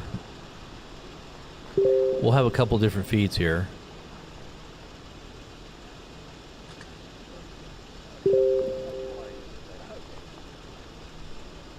Okay, so the live landing.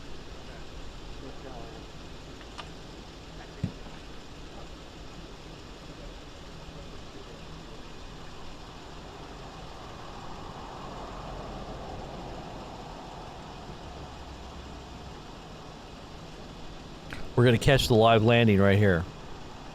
Make sure you share this everywhere you can. Get the feed out there. Let everybody know you can watch in real time what's happening right here with great commentary to boot right here at Blazing Press Channel.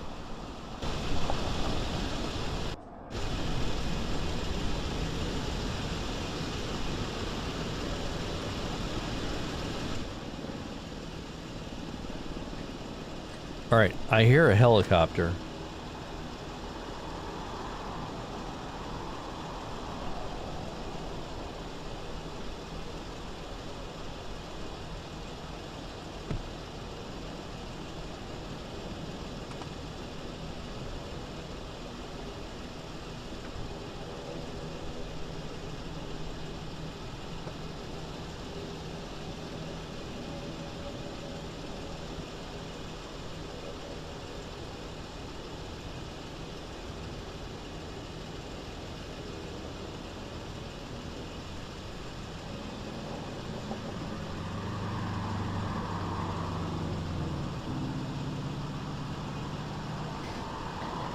All right, so this is the Associated Press. We should be seeing something coming in here anytime.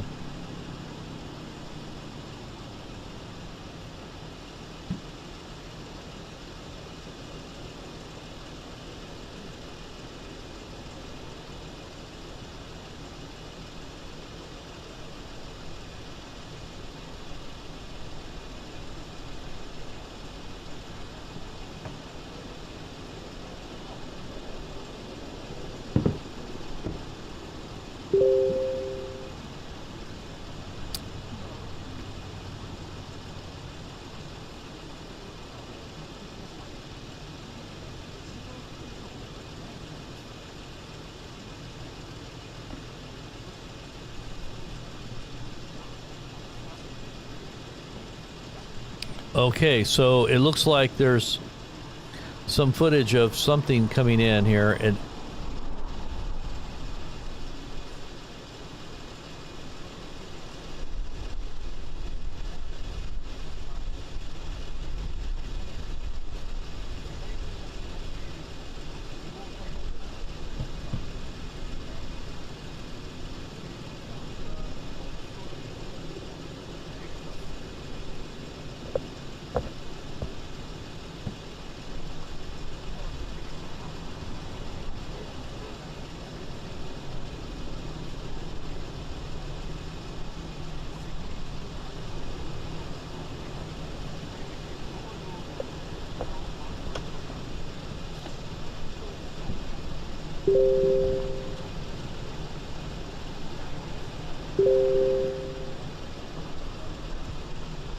All right, so things are going to start popping off now. Just get ready.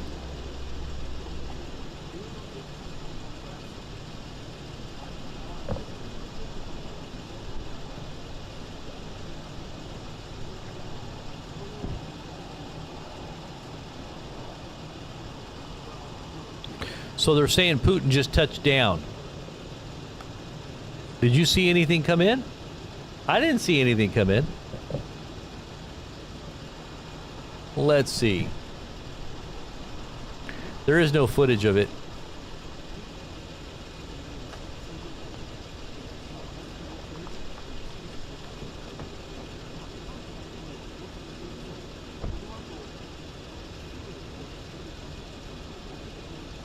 There's a simulated footage, a flight radar footage, but that's about it.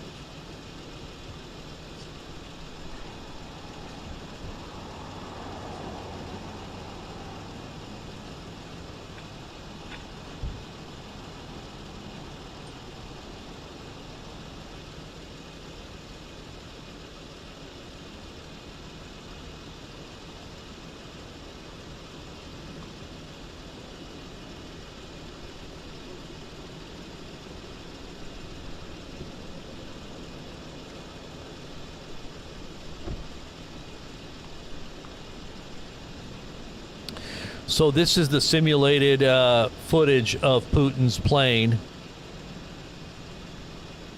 as of right now.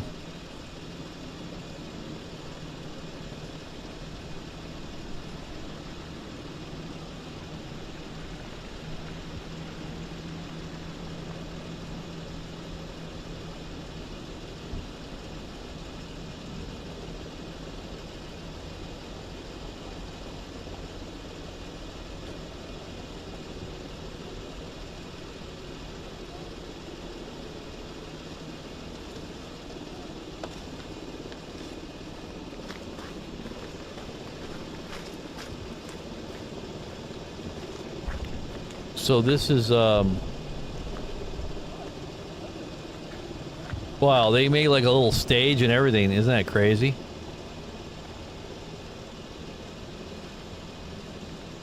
They got like a little stage.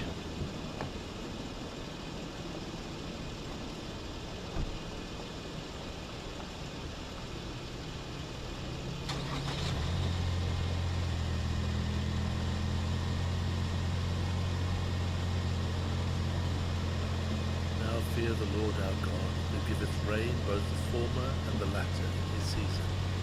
He reserveth unto us the appointed weeks of the harvest. Jeremiah Hold on. chapter 5, verse 23. Oops.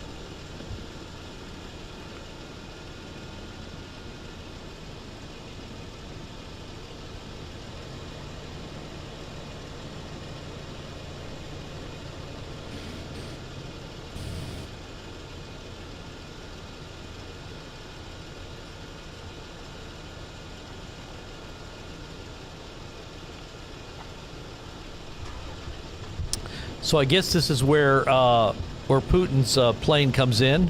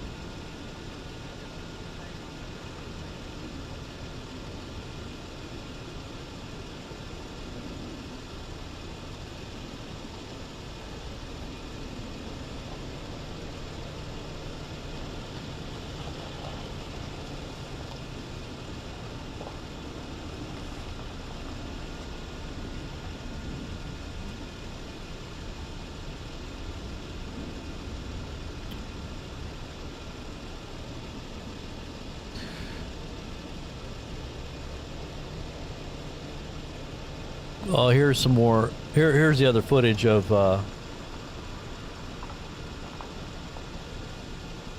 which is very blurry. You really can't see a whole lot. It's kind of this is the AP's footage. I hear helicopters, but not sure exactly what that is.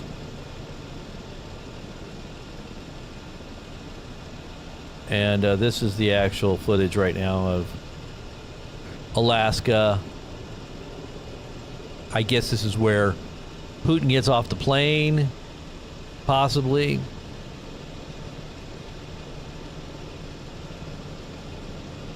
Or maybe Trump, maybe them both. I don't know. It's like a red carpet. You can see in the background there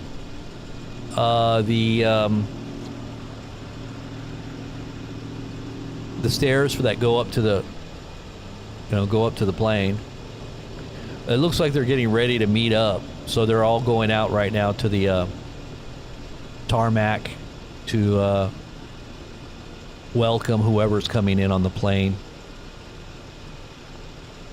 I'm sure it's going to be huge amounts of security that's going to be coming in. The summit starts in just about an hour.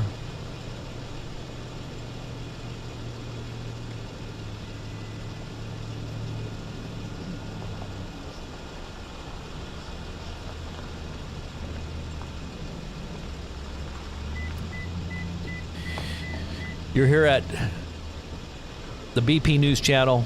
Make sure you subscribe. Get connected to us on our Telegram page and Patreon as well. Also support our work here by hitting some of the links down below. We're definitely trying to expand the outreach and message. The message obviously is always being expanded, but the outward vehicle by which that message gets there has to be funded. So we're asking you for your help, if any way possible that you can get out there and get this message, help fund the message, get in there and hit those pledge links. What is this? They're coming over here to look at the sign? We're going to play with the sign? Got the military out there playing with the sign now. Look at this sign. It took so much work to get this done. Are they going to move it? They're going to pick it up? Looks like they're going to move it. No way. Are they going to pick it up?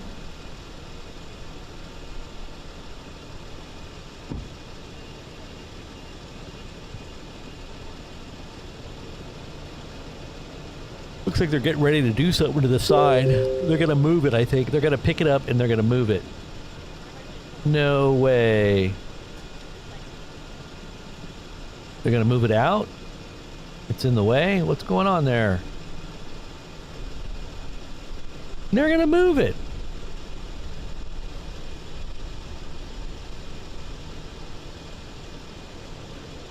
Oh, they're putting it down on the floor there. Gotcha. So they're going to be putting up some kind of podiums up there, I'm sure. Or a podium.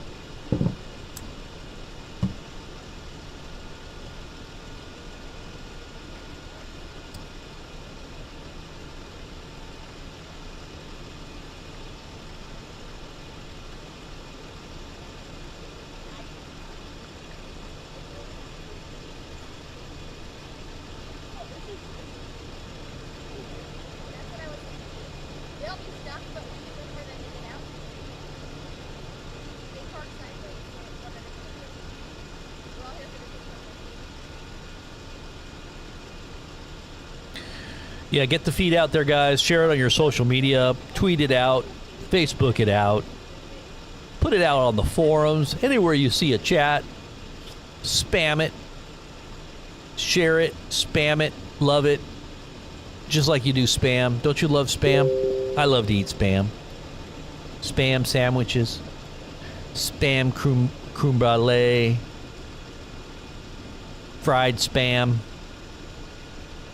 spam salad.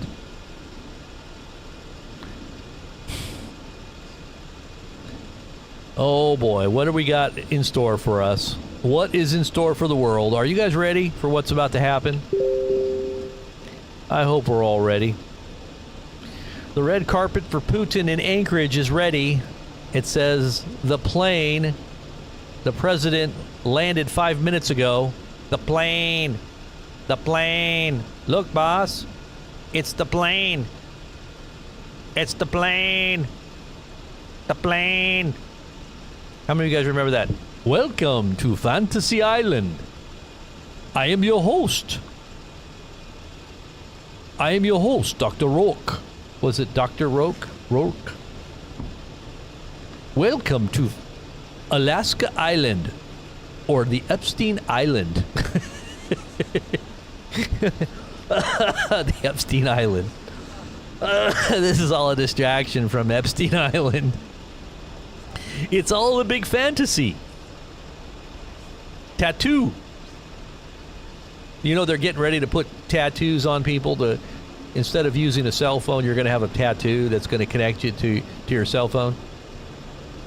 You won't even need a cell phone anymore. It'll all be right in your body. You'll just make calls right through your head. Yeah.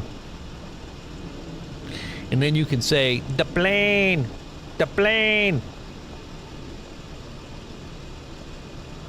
That's because his name was Tattoo.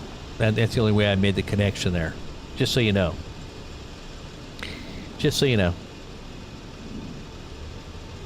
Get to the plane.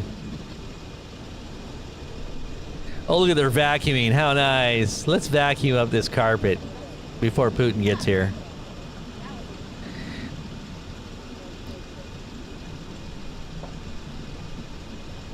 How many of you guys remember the Fantasy Island skit or plane or Fantasy Island? What the heck happened here?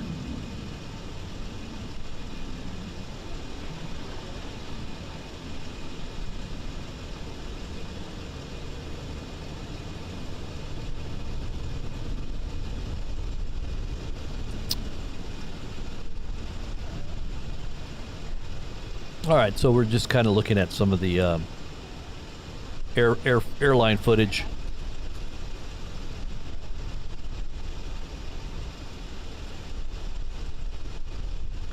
As I said, the AP's visuals are very blurry. We can't really see too much, and it does sound like this background is a little too distracting here. So we'll turn it down just a little bit. But, yeah, this is supposedly the, Okay, so it says, we have some footage here. Hold on. Trump understands the negotiations on Ukraine may be multi-stage. He's ready and positively disposed to a step forward.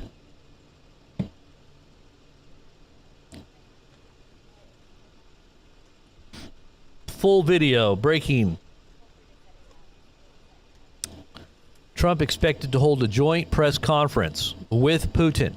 So this is just now breaking. Okay. So here's President. Here's Putin's plane landing here, guys. We have it right here. So let's go ahead and look at Putin's plane now landing. Here it is. We got the first footage coming in right now.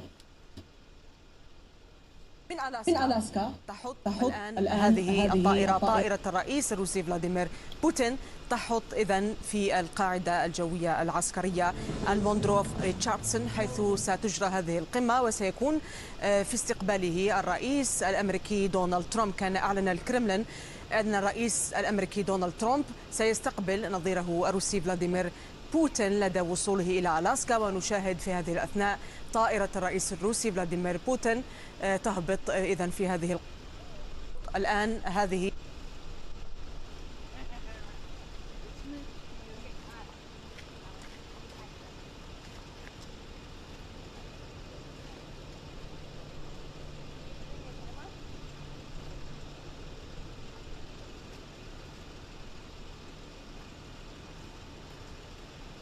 Whoops. Sorry about that. I didn't have my mic on.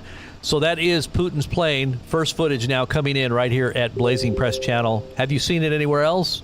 No. But you saw it right here on Blazing Press, the BP News. So make sure you let everybody know. And we got the best coverage.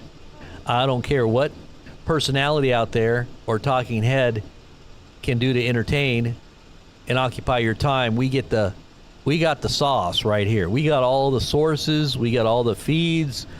We write the songs that make the whole world sing. We got the feeds. We got the feeds.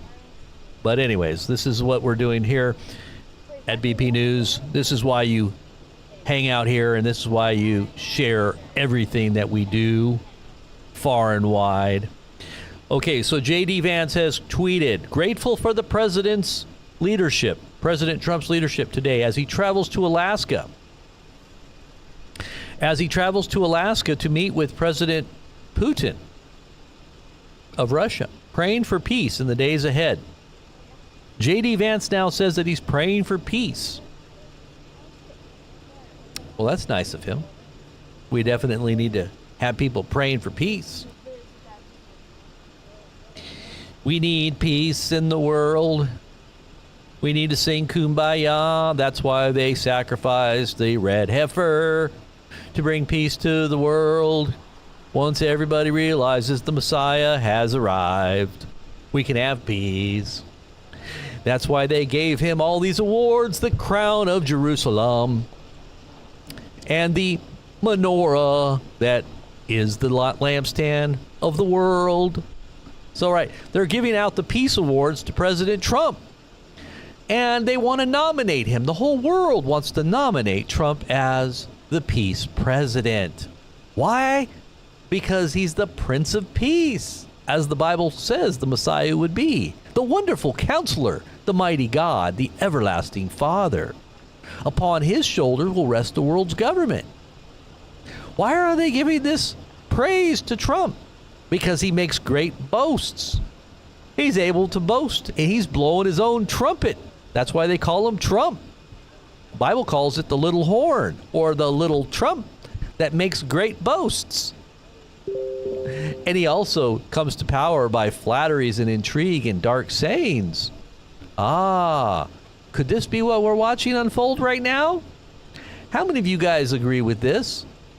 This is very well could be what we're actually witnessing. Uh-huh. Yeah. I'm gonna do my Putin, my Russian. Yeah. That means no. That means no in Russian. For those who are not aware of Russian speak.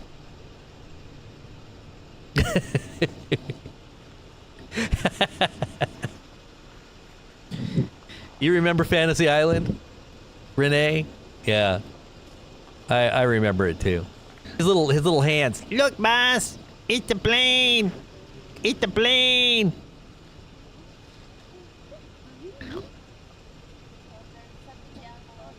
The demonstrators are piling outside of the military base? Really?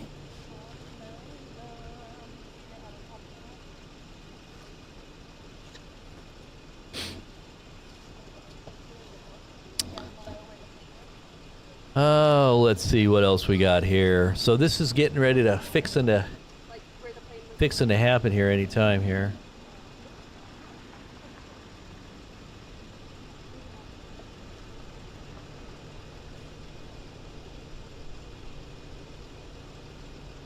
Oops. All right, we got some more breaking news. Putin wasn't on that plane as suspected before. He is still inbound, but he is still inbound according to Russian journalists. So Putin was not on the plane. Did you hear me? Putin was not on the plane as suspected. So what actually happened? Was it a decoy? Are they trying to make sure he doesn't get shot out of the sky by some deep state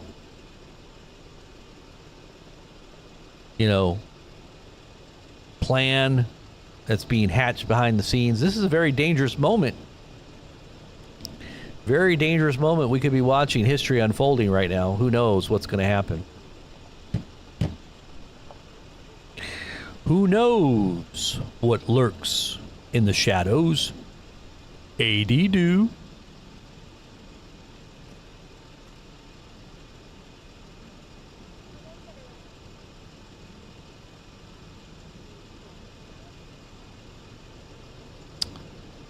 Let's see. We're getting closer.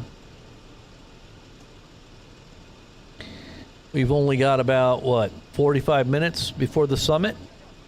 Maybe 50 minutes. 50 minutes before the summit. So what are we gonna talk about? Anybody have any questions, any thoughts, any comments? Why are there F-35s?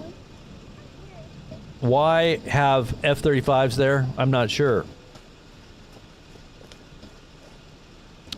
As we wait for Putin to disembark, yes, we're just waiting, biding our time. I'll bide my time, you little pretty. And I'll wait for your little dog, Toto, too. She said that. The Wicked Witch said that, remember? When the good witch, the white witch, said, "Oh, get out of here, or you might have a house fall upon you, too." Okay, I'll bide my time. But I'll also get your little dog, Toto, too. It's just a witch hunt. That's all it is. It's a good witch hunt and a bad witch hunt. Doesn't matter which hunt the witch hunt is. It doesn't matter which witch hunt it is. It's still a witch hunt. So whether you're a white magician or a black magician practicing white magic or black magic, you're still a witch. That's why Marina Abramovich said that Trump was of the greatest order of the highest level magicians in the world, and that he was going to awaken the planet. She said this in 2017, by the way. And she also said it again later on. She said all the shamans, the high-level shamans, if you don't know who Marina Abramovich is, she's probably one of the highest-level witches. She's kind of like on the biblical estimation, if you were to liken it to someone in the Bible, it would be Jezebel. She's like a Jezebel. She's got prophets of Baal all over the place. She's hobnobbing with all the high-level politicians and entertainment superstars like Lady Gaga, Hillary Clinton, of all people, John Podesta, spirit cooking, what they do with that spirit cooking stuff. She said the highest level shamans, when they meet for their collective consciousness, dream, what they do is they astral project in their dream state to talk to the masters of the universe, and they fast and pray, and they all gather together for this collective meeting of dream, what they call it, collective dreaming. They said the powers and principalities told them that Trump was of the highest order magician, sent to awaken the planet to an awareness of what we needed through chaos. He was going to bring chaos, controlled chaos, but all the more to get the world to awaken to its highest potential. Still a witch.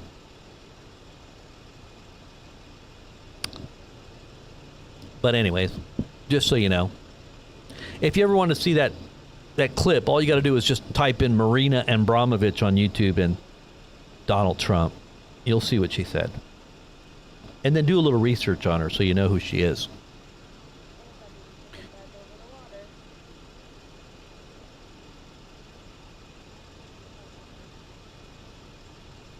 Mm-hmm. Putin's plane has reportedly arrived. I guess we're going to find out, supposedly, if this is it or not. Is that Putin's plane? No call sign. This is,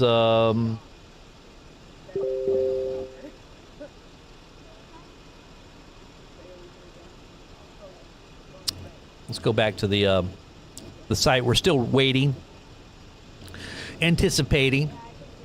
We're just waiting and then anticipating the Putin to come out of the ketchup bottle. It's like anticipation. It's slow good. Anticipation. You know, it would be really boring just sitting here watching this. So, you know, you gotta have a little fun. You know what I mean? I think this might be, is this Putin's plane? It could be. Maybe it's gonna swing back around and land here. I know we're still waiting for something. We're still waiting for something here.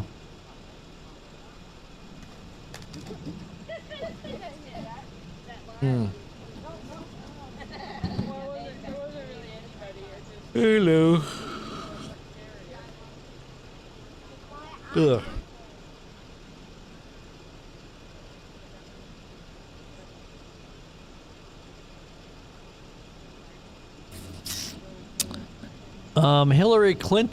Hillary Clinton admits that she would nominate Trump for the Nobel Peace Prize. What? This is according to the New York Post. Today, Hillary Clinton says that she would nominate Trump for the Nobel Peace Prize. You got to be kidding me.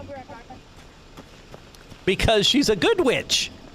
She's no longer a bad witch. She is a good witch.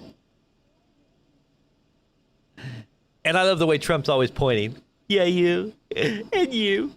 And you. Yeah, you. Yeah, you. Oh, yeah. We're going to make lots of money and deals. Oh, yeah. And I love Hillary. Remember when Hillary, he said he was going to put her in jail? And he gets into office in 2016. I don't want to hurt Hillary. In fact, I have a big old nice portrait here I want to dedicate in her honor because I think she's a great woman. It's all just theater. President Trump got teased Friday with a Nobel Peace Prize nomination from the most unlikely source, one of his most bitter rivals, Hillary Clinton. Trump's failed Democratic opponent told the Raging Moderates podcast that she would willingly nominate him for the illustrious prize if he could bring an end to the war in Ukraine without allowing President Vladimir Putin to take territory from its neighbor. Honestly, if he could bring about the end of this terrible war, if he could end it without putting Ukraine in a position where it had to concede its territory to the aggressor, could really stand up to Putin, something we haven't seen, but maybe this is the opportunity. If President Trump were the architect of that, I'd nominate him for a Nobel Peace Prize. Wow. Do you think that's going to happen? Is that even possible? What do you think? Is it even possible?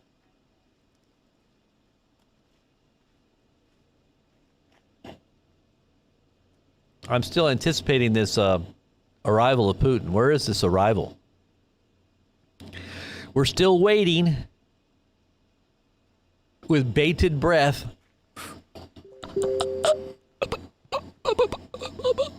Big breaking news. Big breaking news. We have big breaking news here. President Putin's plane appears for the first time. Oh, it just popped out of nowhere. The call sign just popped out of nowhere. Look. Uh-oh, they're seeing it here. I just heard them say there it is. Okay, so Putin is about to land here, I think. You should be seeing his plane coming in. Oh, they said they see it. Here it is. The plane. The plane. It's here. The plane. The plane. Look, boss. It's the plane. Here comes Putin's plane.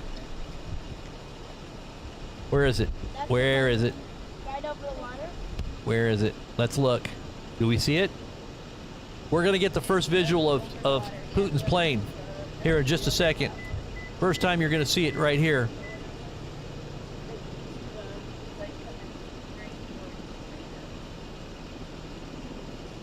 And here it is on radar coming in. Here comes Putin's plane right now. See right there?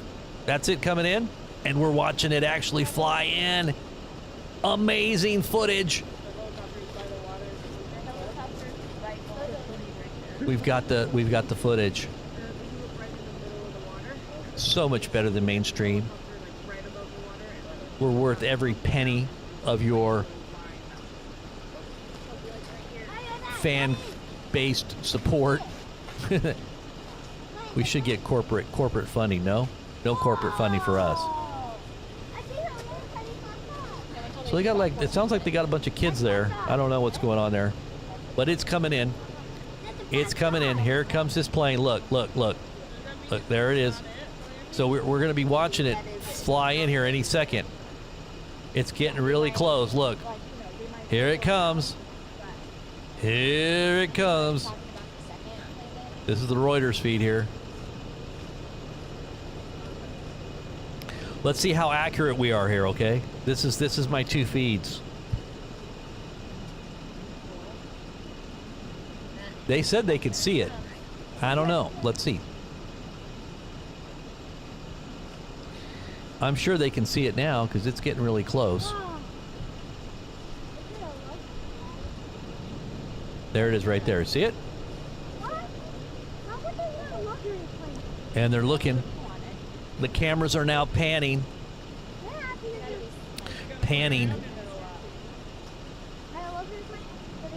What did he say?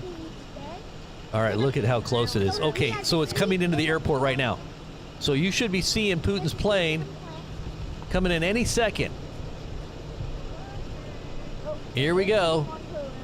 There it is right there. The plane. The plane. See, look. You see it coming in? It's right there. Wait, where is it? Amazing. Where is it? Yeah, has it landed?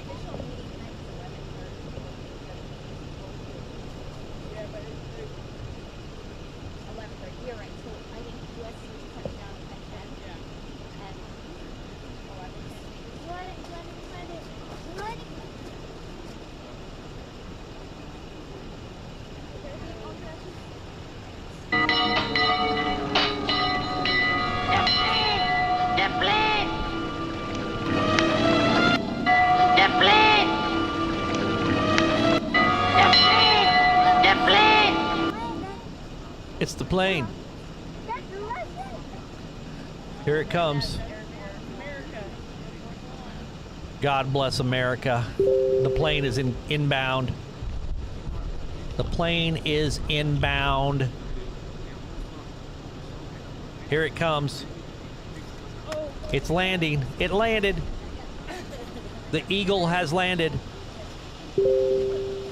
Is this fake? Is this real? Is this real life? Are we watching real life here? The Eagle has landed. This isn't a production, is it? Production studio or anything behind the scenes there. Are we watching a real landing here, or is this the real deal? All right, here we go.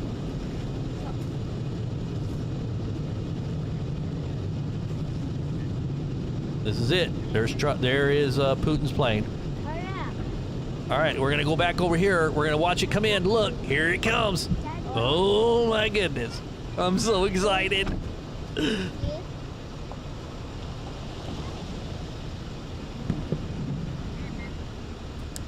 It wasn't a crash landing. Air Force One touches down in Alaska, so I guess Trump is coming in too. He can't be upstarted here. This can't be. Is this Air Force One or is this Putin? Wait a minute. Maybe this is. They're saying it's Air Force One, but what is going on here? Uh-oh. An explosion in New York City's Upper East Side. Firefighters and first responders. It says the explosion was reportedly linked to a gas accumulation in a building basement. Okay, this was a huge explosion. That's pretty crazy. Okay, so what's going on here? We'll get you all the info as it breaks here.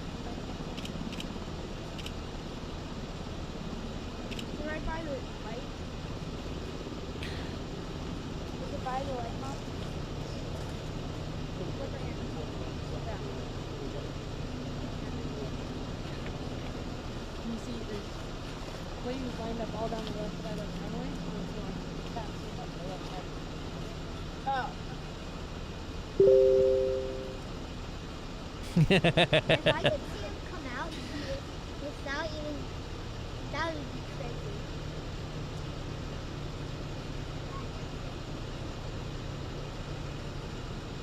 All right, so the plane is right below my head. You see how it's coming in? It's coming in right there. There's another plane, guys. Okay, another plane. Another plane.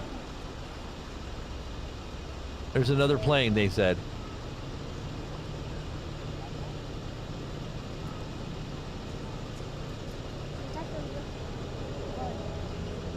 Let's see. What's this other plane?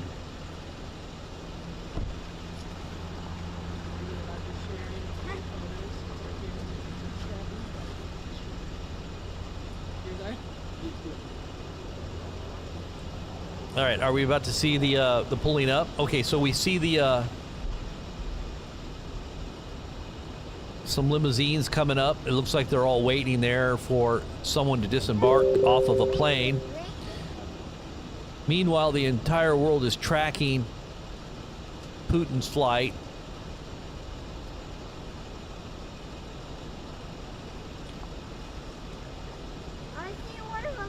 Air Force One arrives, so at AFB.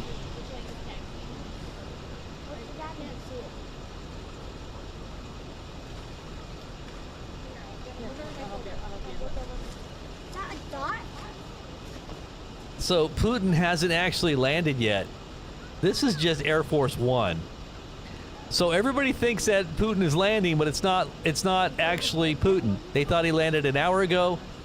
They thought he landed 24 minutes ago. And I don't think he's even landed yet. So this is still just Trump. This is Trump. Okay, so it's not Putin. Scootin' Putin has avoided detection as of this moment. Nobody knows. So lots of news people and lots of like aides and lots of other people. Air Force One crawls by, according to Disclosed TV. Like guards. Guards that make coffee for us. Coffee, coffee, coffee. Coffee. Coffee, coffee. Transponders are off again.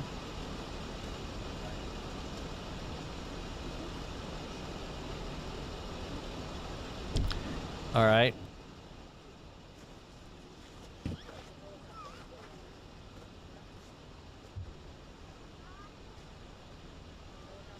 So you can see here in the background where the plane is. It's right there. You can see it right there. If you look straight there in the middle, right at the bottom there, you'll see the presidential Air Force One plane. Trump is now at the red carpet. He is making his exit here in any moment.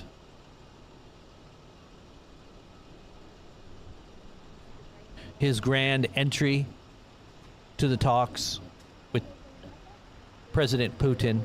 Historic. World will be never the same. Truly, the president of peace.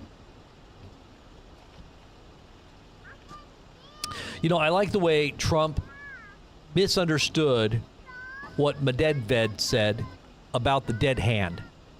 Trump accused him of using the N-word once again, throwing around this N-word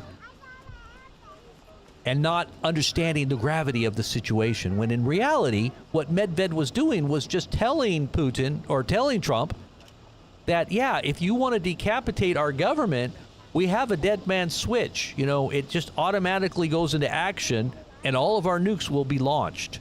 So if anything happens to Putin, to Scootin' Putin, then our dead hand will be activated. So you don't want to do anything. You don't want to mess around, because otherwise it will mean the annihilation of the whole world, or at least the world reserve currency status of the United States. Okay, there will be no more United States if anything happens to Putin. That's all that he was saying. He wasn't threatening the United States with nuclear war, but Trump understood that, I think. I don't think Trump's stupid. I think Trump just said that because he wanted to escalate the feelings and emotions of the whole world, thinking that we were on the brink of World War II or III, and that this would somehow, in some way, bring about that huge de-escalation of a collective sigh of relief. Wow, he really is the man of peace. He really did stop World War III from happening. But in reality, nothing of the sort has even happened. This is all a big chess game of both sides trying to gain an advantage over each other through this shell game that they're playing in front of the whole world. That's all it is. A big shell game.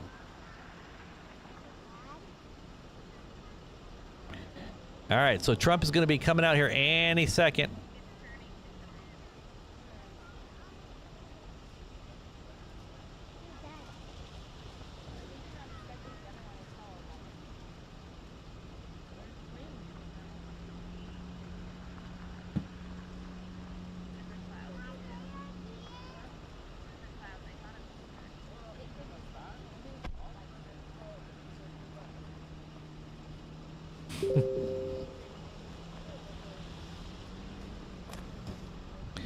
Okay, so the Trump-Putin meeting will now be 3-on-3. Marco Rubio, Steve Witkoff joining Trump.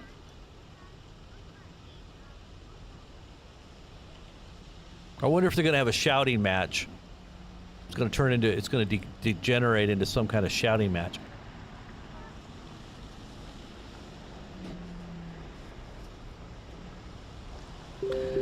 We will fire the missiles if you do not stop this arrogant ultimatum, Trump. We will fire all of our missiles, and there will be no bugs to eat, except cockroaches, because they always survive nuclear winter. The only species on the planet that will survive a nuclear holocaust. You will be eating cockroaches.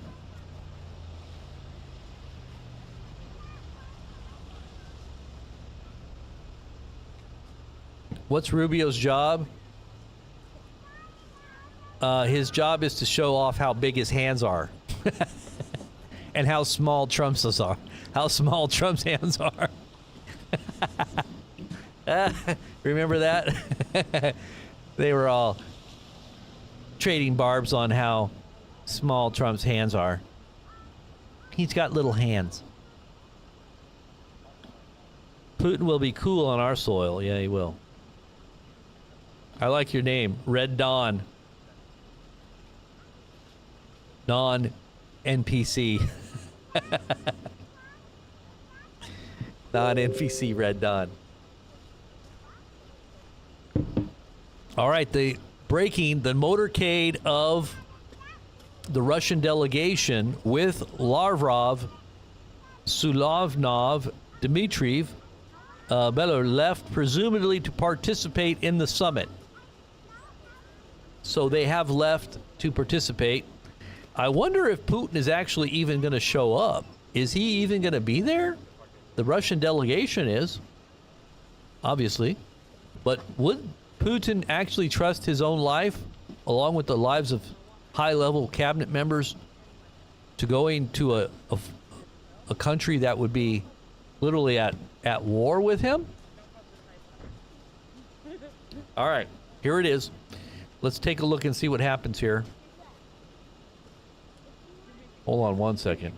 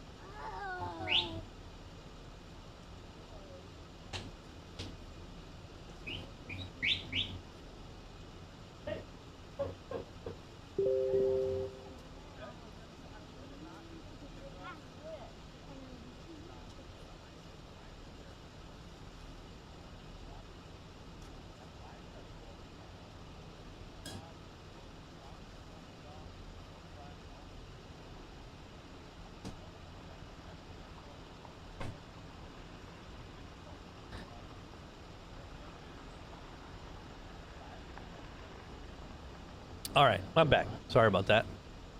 I was trying to get somebody's attention.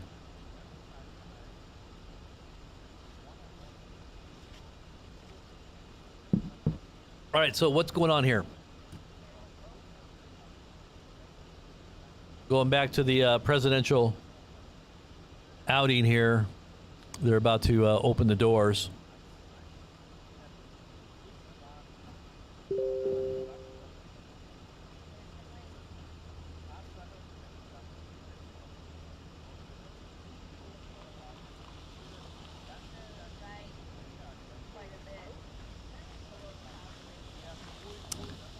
Let's see what we got here with Fox here.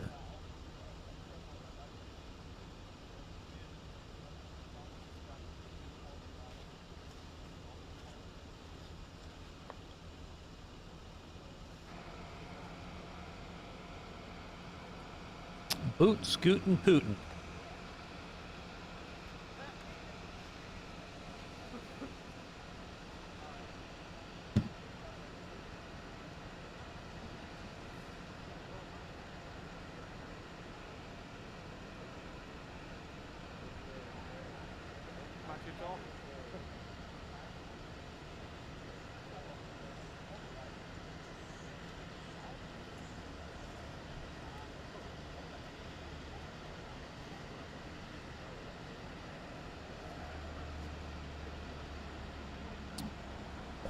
I guess we're going to see here any minute.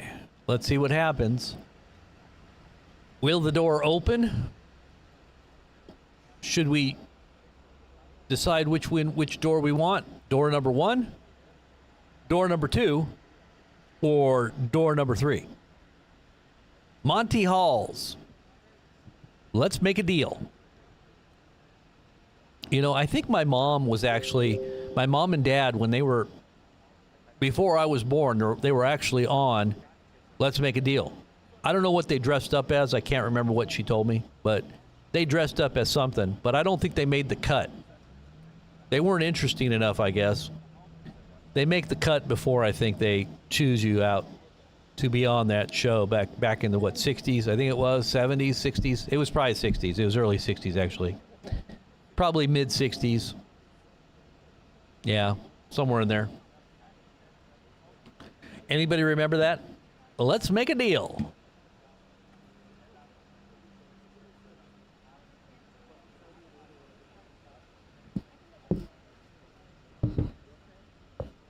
It's just a large building? Okay.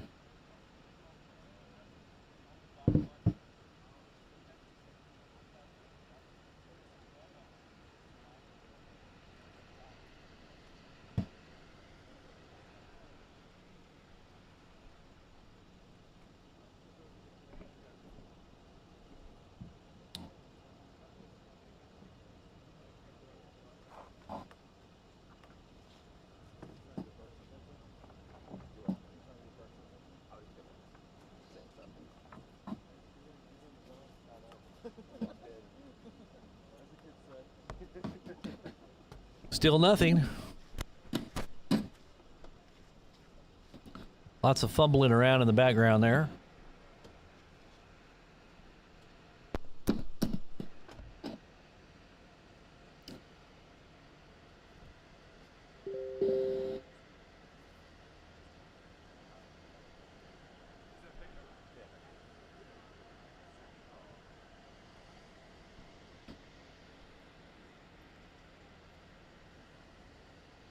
I think they have a reboot of Let's Make a Deal. Don't they have a reboot?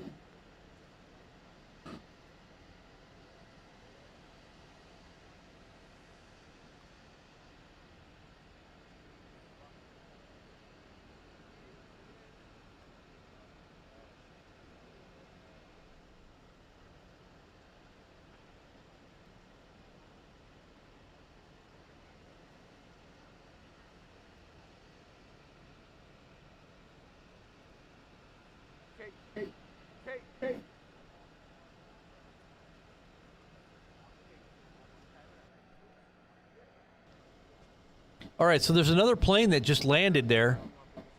Let's see if we can see what that is. What is that? Is that Is that Putin's plane?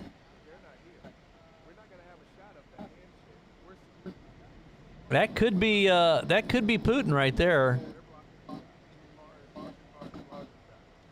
Let's see.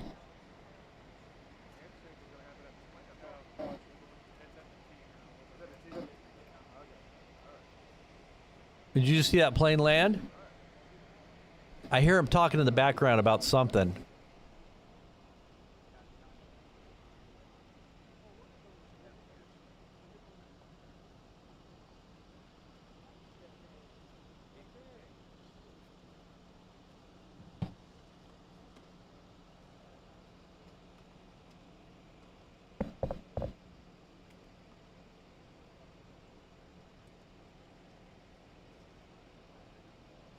Everybody's feed is fixated on this door.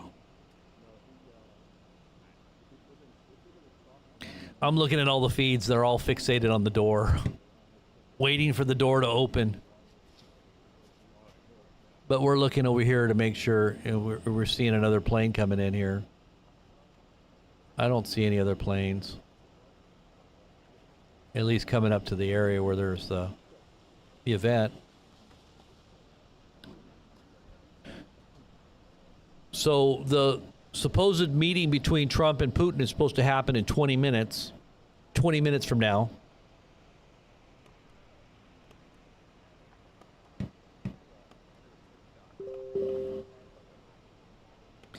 Putin's presidential plane is now just 2 to 3 miles from, this is breaking news, 2 to 3 miles away from landing, or 2 to 3 minutes. So it is very close to landing. Maybe that was it that just landed. I don't know. Let's see. Maybe they're just a little bit behind. Did Putin's plane just land? Is that what we saw? Let's see. Do we see any planes taxiing in?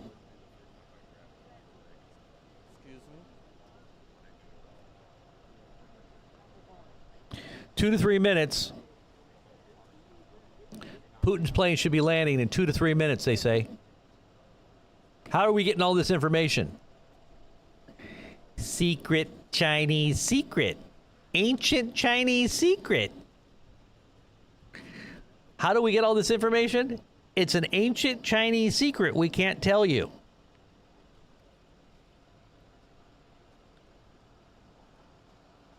Calgon. It's called Calgon.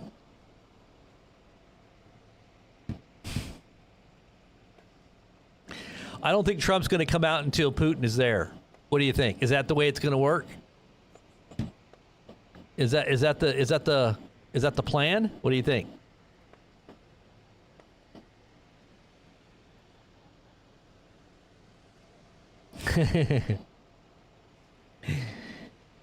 How many of you guys remember the ancient Chinese secret? Is the Calgon commercial? Remember? Hello? Are you old enough? How many out there are old enough to remember that? You got ring around the collar? We have a remedy for that. It's an ancient Chinese secret.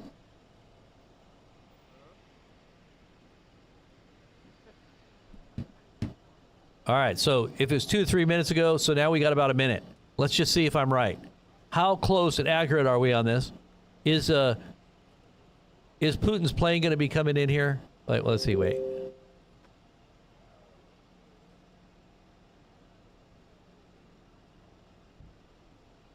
Is it going to be flying in like this? Oh,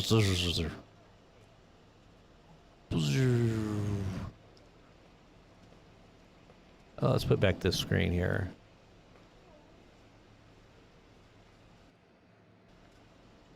Yeah, I don't have a screen cursor. Oh no, not again. Okay, there we go.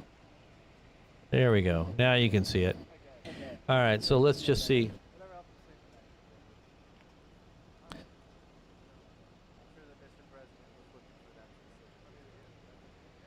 All right, I'll say 30 seconds before he comes in.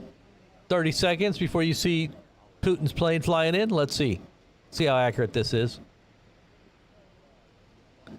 See how accurate our information is. See if we're on schedule here.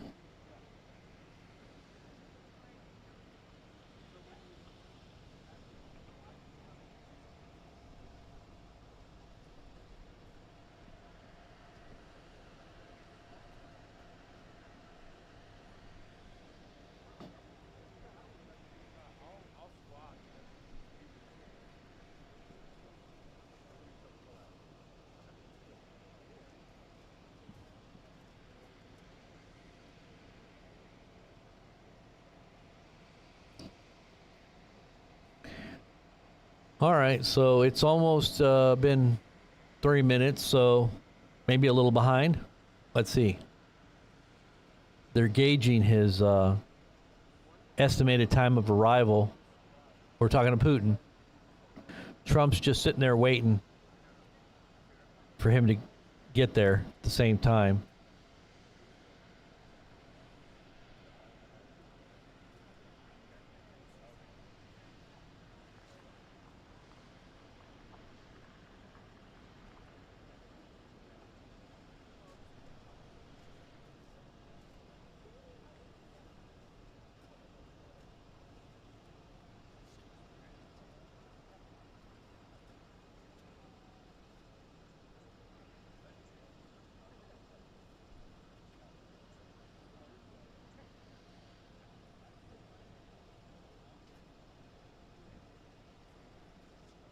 Boot scooting Putin. Boot scooting Putin.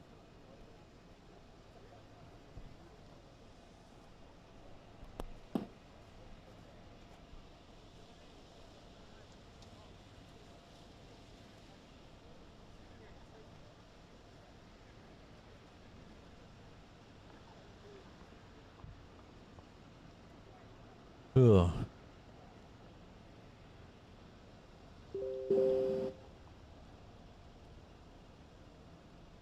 Okay, it says Putin's Aras Senat arrives at the runway. I don't see it. Where is it at? Do you see it?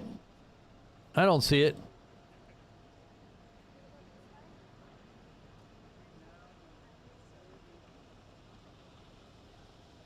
Unless we're behind on the... No, we're on time on the feed.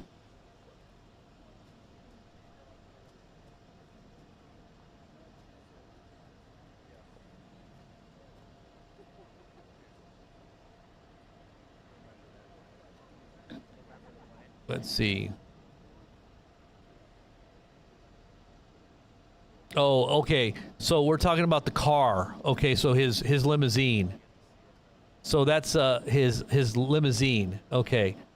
So here is the limousine.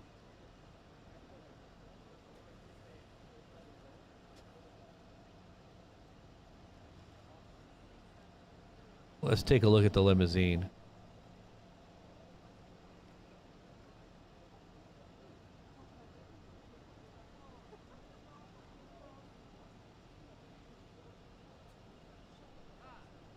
That's his limousine.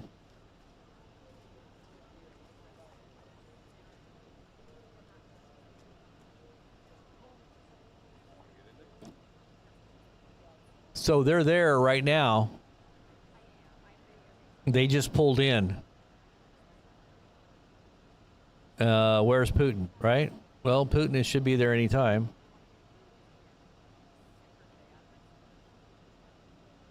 And Trump is just hiding away, waiting for Putin to get there. Waiting for his buddy. Come on, buddy. We're waiting for you, man. You're almost late. We're supposed to be talking in about 10 minutes. Got 10 minutes left. Putin is fashionably late.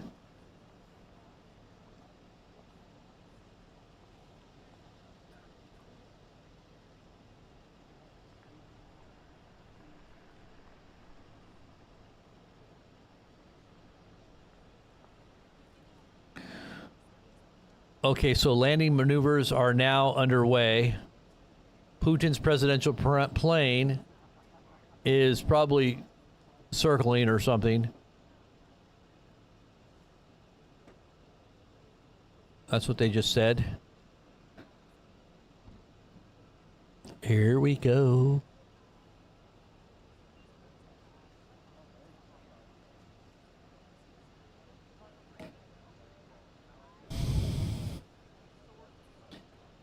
Trump still has a closed door policy. Not open yet. Not open for business. Not right at the moment. We gotta wait for Putin to get here. There's a lot of pageantry involved. A lot of WWE. It's gonna be awesome. Amazing. Never before seen. Peacetime president. I deserve 5 Nobel Peace Prizes. They all like me. They all nominated me. There's nothing you can do about it.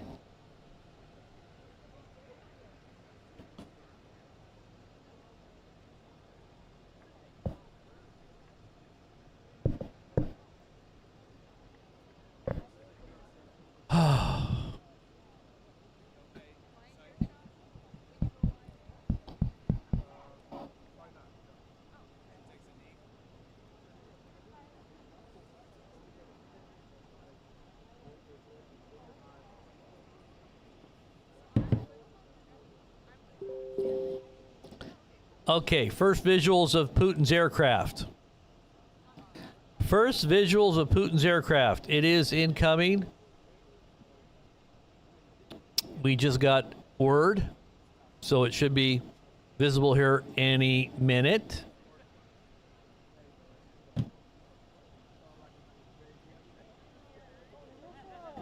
Here, I think they're saying something there. I hear the buzz in the background. Let's see. Is there some buzz going on because they see it coming in? Let's see. First visuals of Putin's plane. Let's see if we're about to see it land here. That was a lot longer than 3 minutes. They said 2 or 3 minutes ago that it was only going to be 2 or 3 minutes. Or I'm sorry, they said like 10 minutes ago that it was going to be 2 or 3 minutes. Putin's arrival is now.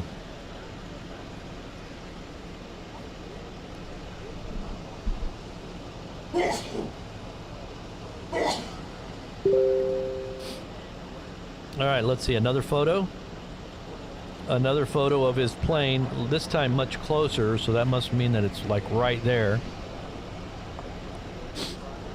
All right, so where is it?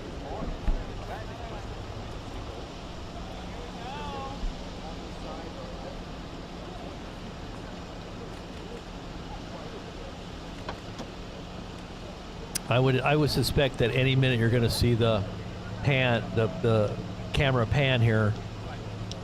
Any second. The panning of the camera.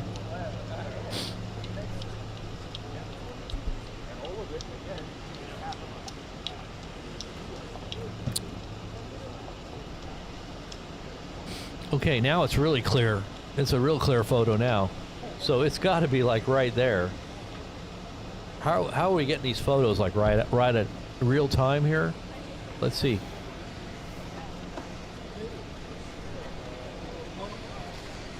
Okay. Okay, so they're saying, watch. They're gonna move the camera. Watch. See? I told you it's coming in.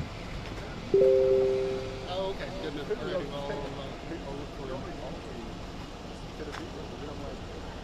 oh, okay. They probably don't even know it's inbound right now. They're probably oblivious to these photos here. Okay. There you go. Now you're thinking. There you go. Where's the plane?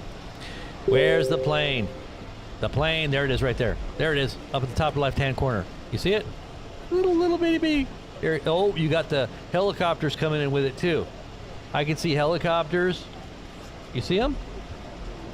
Can you guys see that? I don't know if you can see that.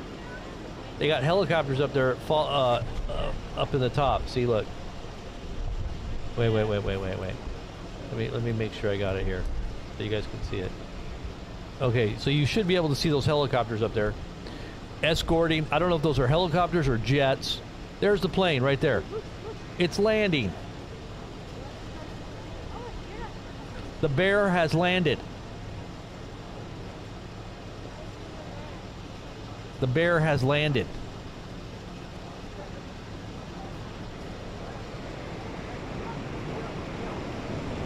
Let's see what we can see over here. So it's now going to be pulling up right next to Trump's plane. You can hear it in the background there. Listen. You hear it? You hear it in the background? Right there. That's the feed.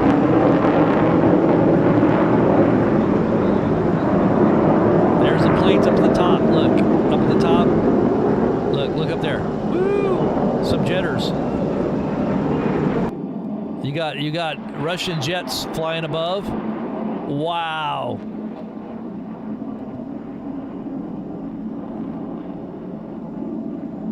Boot scootin' Putin. Here he is.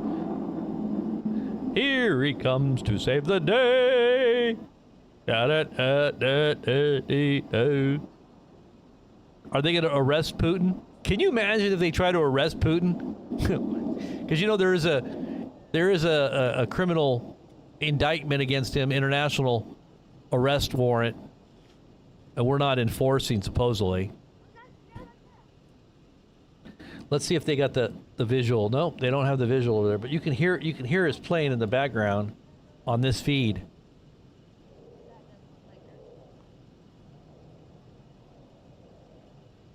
So there he is, right? That's his plane right there. Let me move myself over here.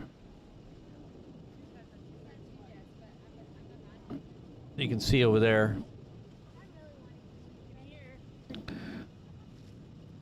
So this is pulling up over here where next to Trump's plane is right there. I'm sure he's gonna make a little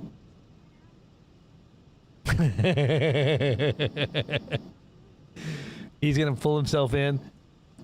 President Putin's car has arrived in Anchorage. Yeah, we knew that. That's because you're not listening. Trump to step out of Air Force One now. Let's see. Is he going to step out? Okay, so I just got word that Trump is about to step out of Air Force One. Any second now. The word is that Trump is about to step out. And Putin's plane is just hanging out there.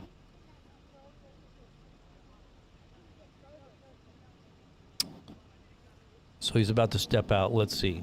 See how quickly he steps out.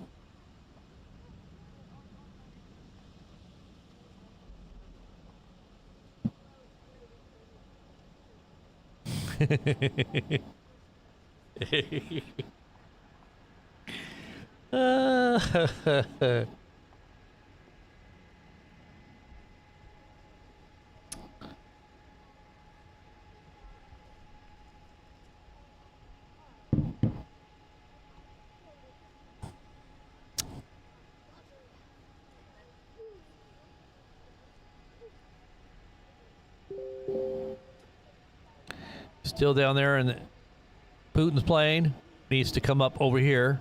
So you see how he's moving closer? They're getting closer. They're going to meet in somewhere in the middle there. Putin is going to park right next to his buddy. His good buddy, Donald Trump. They're good old friends. Kind of like Kim Jong-un. You remember when they loved each other? Once a long time ago. I just can't wait to see this love fest. This is going to be great. They're going to be gushing all over the place. And I'm sure Putin's going to go right along with it. He's like, I've got him now.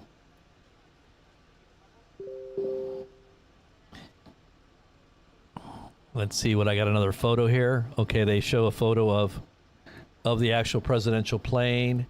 Here, I'll show you guys. I'll show you the photo. This is the photo of the plane on the tarmac right here, or at least moving closer. So you got the actual photo right there. And then we can see it getting inching closer down here at the bottom, inching closer and closer.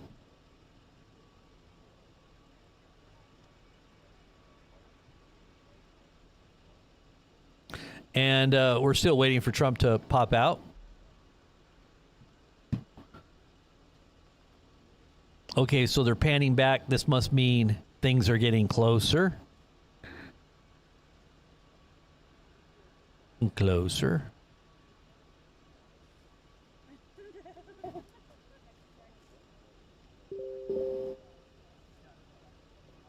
Putin land. Okay, so that's all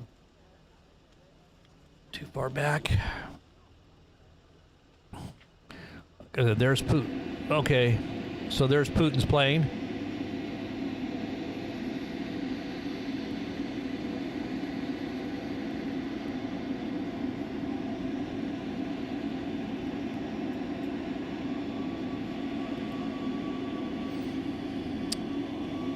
All right, so we've got the visuals right now of Putin getting ready to come out. They need to pull the truck up there to get the landing or the stairways down. And Trump should be coming out any time. Boy, they coordinated that pretty well, pretty good. The timing on that is pretty good. Both presidents meeting. Very short notice, very logistically, that's a logistic huge feat to bring about this meeting like this. Lots of coordination, I'm sure.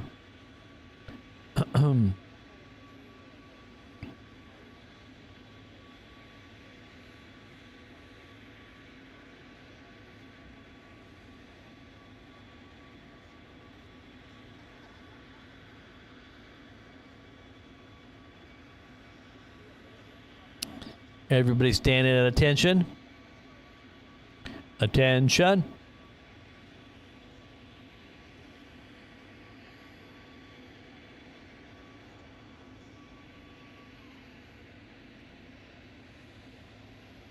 Okay, here comes the truck to pull in there for the stairway for Putin. Open the hatch. Okay, so this is the other feed coming in here that we can watch. They're also... Oh, so you got their press corps coming out the back end. You can see the press corps coming out. I don't know why we're going back to this feed. That's not good.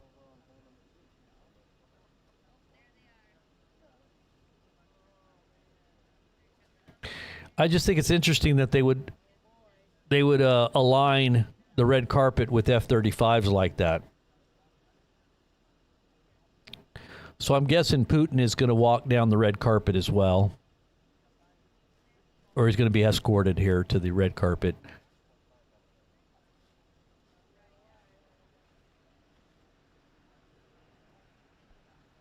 Okay, so I'm sure Trump is getting ready to pop out here any second now. So our source was a little bit behind on his expectations of Trump's appearance. Look at it, says, watch your step. Watch your step. Especially older presidents. You wouldn't want to break a hip or anything. Take an unfortunate stumble. You got to be sure on your feet. If you're going to be president, you don't want to fall. It's better to fall up the stairs than it is to fall down the stairs, you know? You fall down the stairs, there's a very good likelihood that you're going to break a hip. But up the stairs isn't as bad. You fall up the stairs. Yeah. It's the way you want to do it. You're going to do it. Now, I remember Trump did little trips and falls there on his way up. Did you see that not too long ago? And I think Rubio also had a little misstep going up the stairs. I guess it's not as easy as you think. right, I'm getting a whole bunch of Putin's presidential wingspan is slightly bigger as compared to the Trump Air Force One, they say. Oh, so they're making commentary on how big the wingspan is? Well, that's good.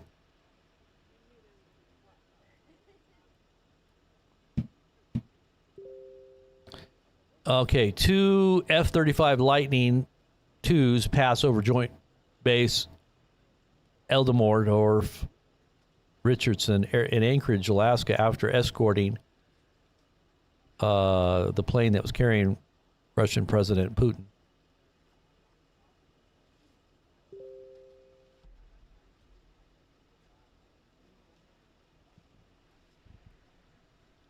Everything got awfully quiet. What happened?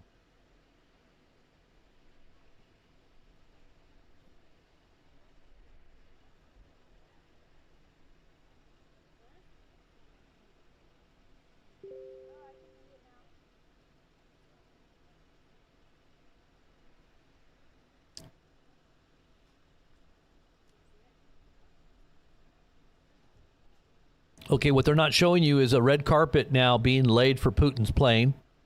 They are showing a red carpet, I guess, for Putin's plane now.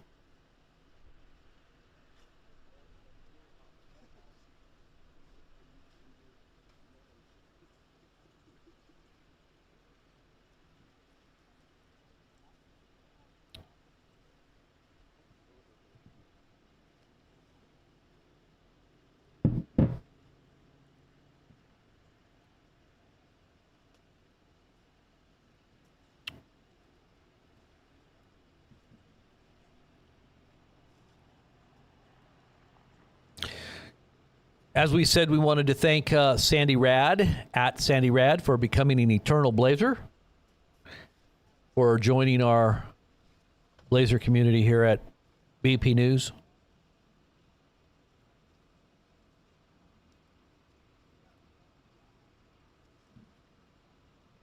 Along with all the mods and other subscribers.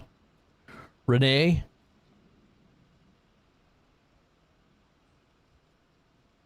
God's First 07.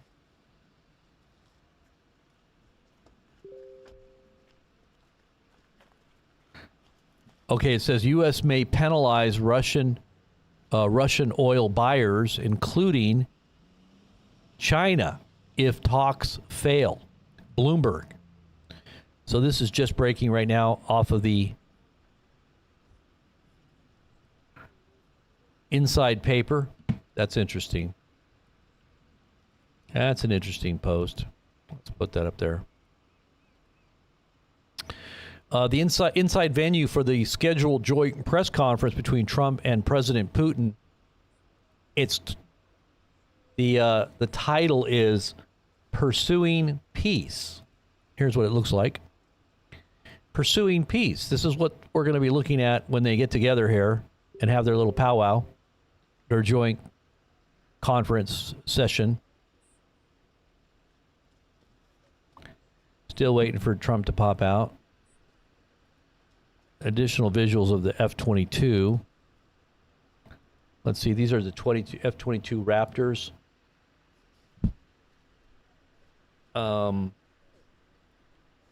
Presidential limousines. And there should be flying right by there any second there.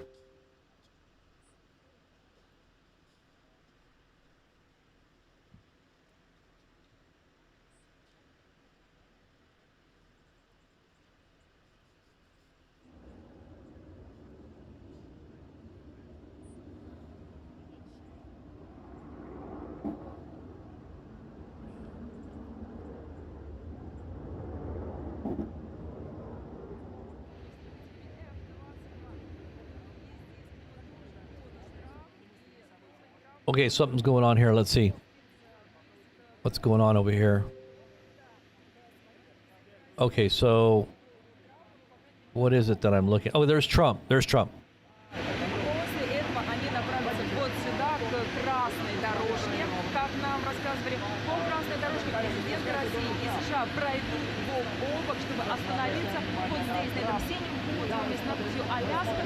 It's Putin coming out at the same time.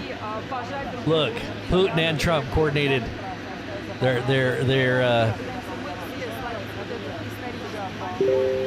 Look, we got the Putin one coming out too. Look. Look at this. Is this crazy or what? Look at Putin.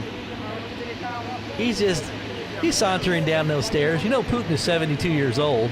He looks pretty good for 72. Trump's not all that bad for 78.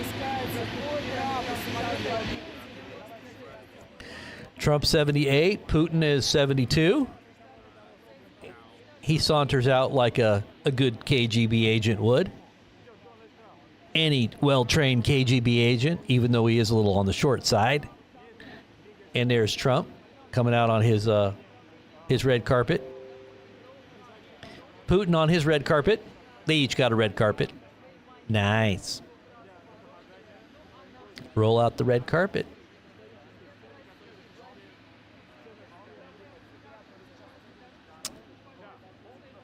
Look at that. Look at how they coordinated that. What pageantry. Look at, they got the little suitcase right there. You know, that's the nuclear codes football. That is the football. Putin is going long. Go long. Into the end zone. That is the nuclear football. For those who don't know, there is a nuclear football that is being carried along the way. And I'm sure Trump as well. Now look, Trump is still. Oh, they got a connecting red carpet that connects them. Look at that. A connecting red carpet, and look at Trump clapping.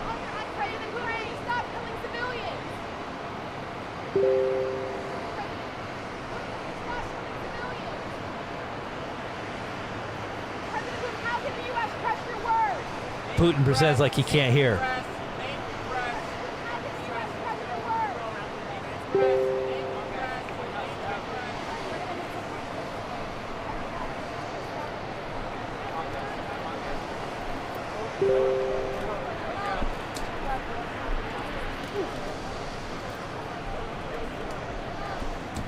Okay. They're off to see the wizard. The wonderful Wizard of Oz. Because. I'm going to show you behind the green screen. You know, they had a green screen in Wizard of Oz too, you know. There was a green screen. A green screen of illusions. It is a green screen of illusions. You know, I'm sitting in front of a green screen right now. That's how I can show you this in my background. But it does project what you want on it. You can put whatever you want on that green screen. I can put the whole world in kumbaya peace.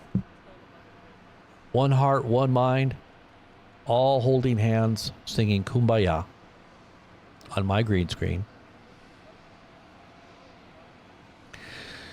But when you take that green screen down, you can see the reality of what's really going on behind the scenes.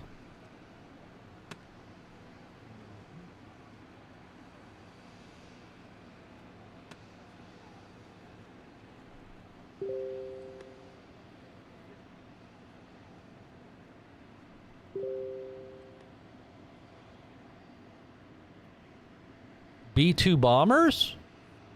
Were those B-2 bombers that flew over? Somebody is saying those were B-2 bombers that flew over. We didn't get to see them because they didn't pan up.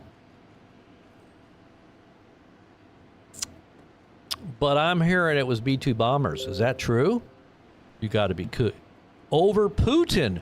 B-2 bombers flew over Putin and Trump. And Trump's pretending like he didn't even. Oh, wow. Amazing. Isn't that cool? Isn't that cool, Putin? Look at that. B-2 bombers. Putin's like, yeah.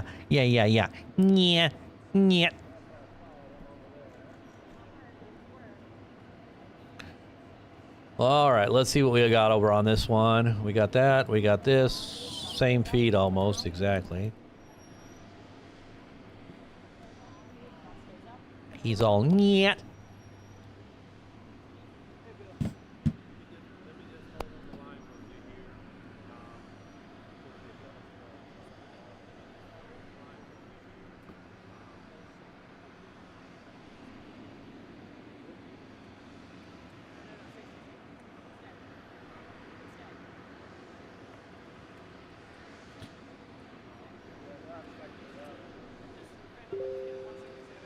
Trump is going to be a world leader. Cars and cats. Yes. A world leader who promotes peace and security. Who marshals all the powers and the kings of the earth. Giving them 1 hour to rule. 10 rulers. What a day this has been. Okay, so here was what Putin saw. This is what they looked up to when Putin was and Trump was pointing up at the planes that flew over. This is what they saw.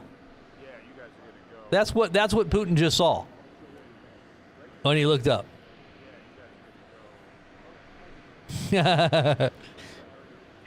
That's what he saw.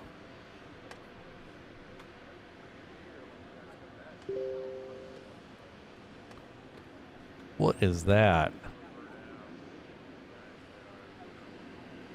Yeah, and Trump was like, "All, look at my jets. What do you think about that? You like that timing? Check out my jets." Putin's all nice. Nice. Nyet. Nyet.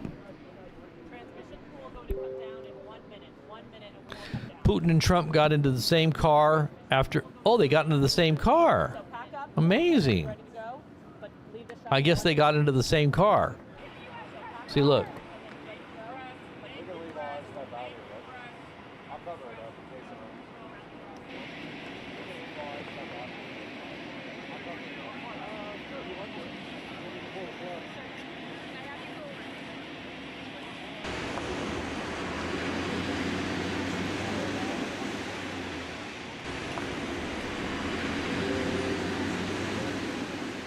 All right, I'm not sure what's happening here. Why did we just see an ambulance? Let's turn down one of those. I think we got the same feed going on here. Both feeds here.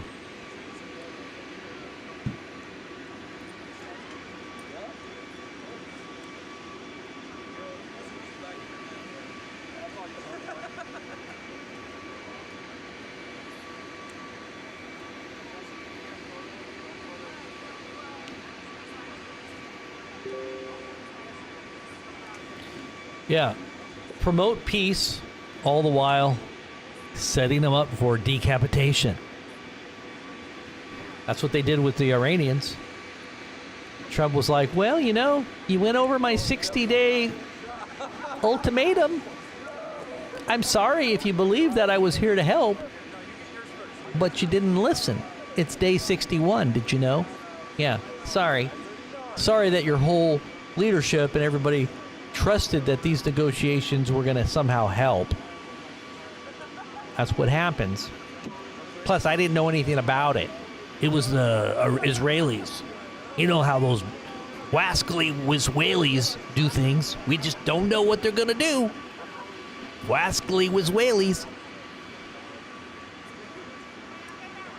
I'm sure Putin trusts Trump's friendly demeanor and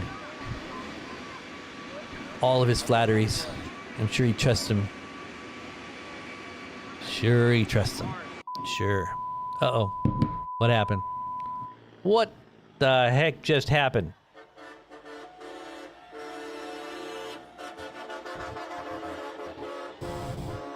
Let's make America great again.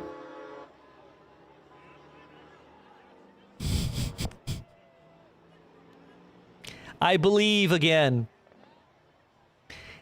Epstein is it's just a bad memory in the past. Just don't even think about that.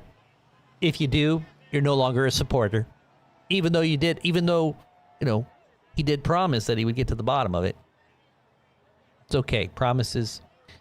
Promises, promises. Promises, schmomishes, schmomishes, promises. I like that. Snake. Infowars. Infowars snake. What is Infowars snake? But I guess this is the protest outside, huh? Let me turn that off.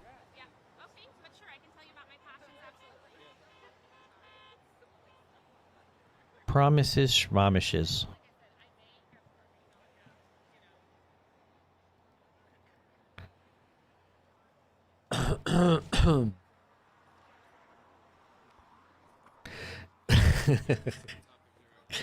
Hillary transportation ambulance, yeah.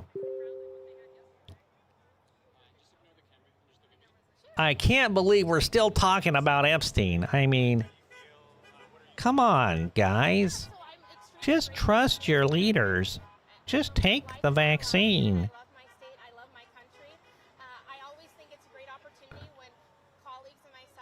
Info snacks. Daryl, that's funny. Yeah, he promotes info snacks all the time. You know that blue, what do they call that? That blue solution that people take on InfoWars? I have no idea what that is. I wouldn't take that stuff. What do they call Delta Blue, or what do they call that stuff?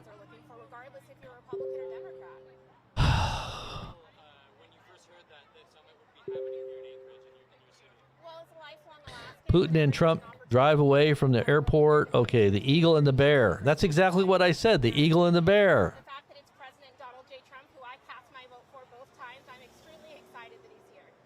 You're extremely excited? Well, that's very happy. That's very awesome of you. I'm excited too.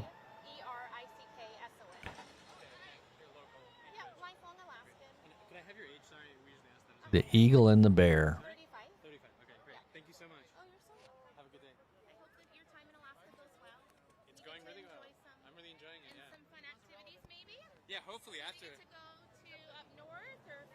Mm-hmm. All right, so what do we got going on here, guys?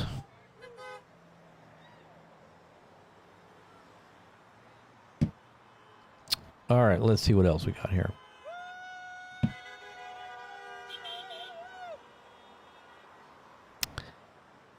You don't like, Trump says, you don't like to have too many expectations. I won't be happy if I walk away without some form of a ceasefire, says POTUS.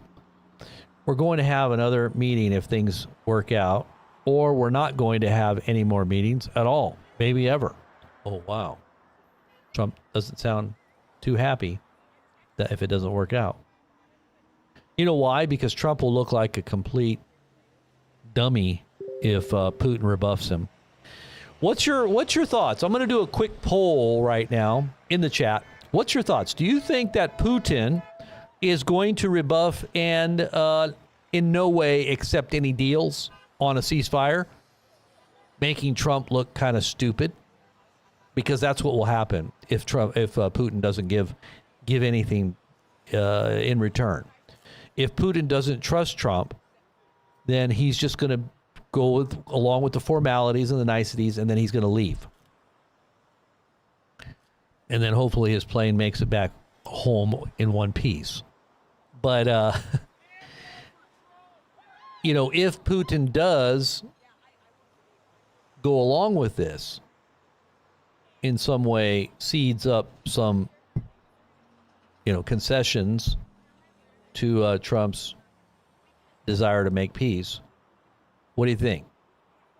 You think Putin's, if you believe that Putin is going to rebuff Trump, type 1. If you think that Putin is going to agree in some form, maybe even good faith agreement, type 2. To give something so that there will be another meeting. What do you think? I wonder how it's going to go. I can only imagine. I think that Trump's going to schmooze him. And I think Putin may take the bait. But then again, there is a possibility that it might not. Like Trump said, there's a 25% chance that it might not work out. So I think that that's a pretty good odds. You know, Trump was a big gambling magnet empire where he kind of looked at the odds, you know, the House odds. The House odds are 75% most of the time on a lot of gambling. 75% of the time you're gonna lose to the House, especially different types of games. But so Trump probably is calculating the odds. But yeah, he's a man of odds.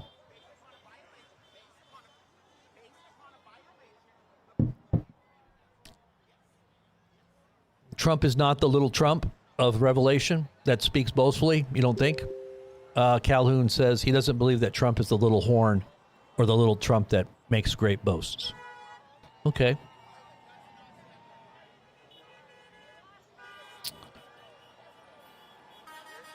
He is fitting into a lot of these prophecies, though, very, very in an uncanny kind of way, though. You have to at least acknowledge that, right? If you know your prophecy. Sandy Rad, option 2. What's option 2? Option 2? Okay. Oh yeah. Option 2 is that he'll concede and make a concession.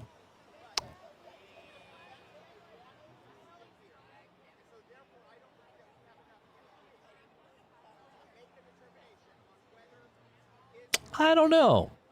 I don't know about the king of the north or the king of the east. They may not go along with it. The king of the north and the king of the east may not go along with it. But I think a lot of other nations are going to go along with this.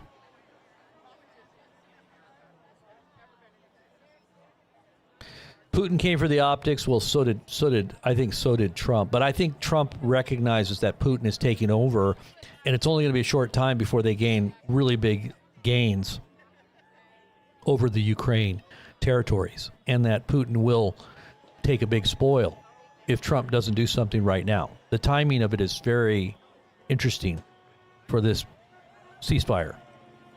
And Putin would be giving up a whole lot if he gave ceasefire now. He better get... Everybody get out of the room! Wow, that was crazy. Everybody get out of the room! It sounded like something bad was about to happen.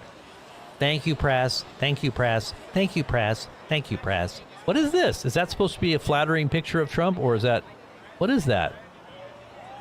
Is that her artwork? Is she showing off her artwork? Is that what she's doing? It looks like somebody just trying to sell their artwork, maybe? I don't know. Thank you, press. Thank you, press. Thank you, press. The press doesn't listen. You can't thank the press. They're not going to listen. Sounds very organized. Order in the press meeting. Order in the press meeting.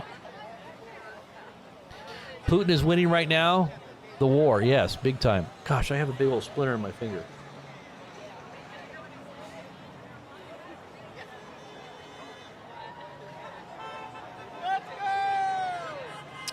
I got that doing my gate the other day, or yesterday.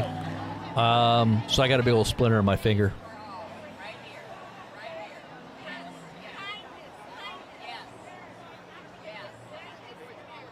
Fierce countenance paintings. Fierce countenance paintings. That's what it looks like, huh? They did look like fierce countenance. Call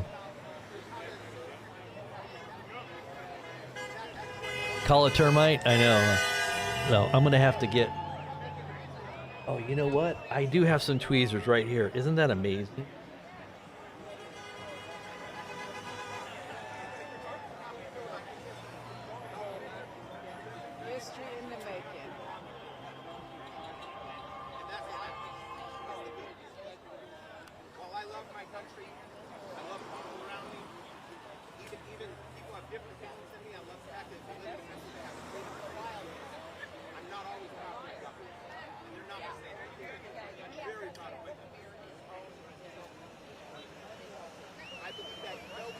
These are the wrong kind of tweezers, though. These are...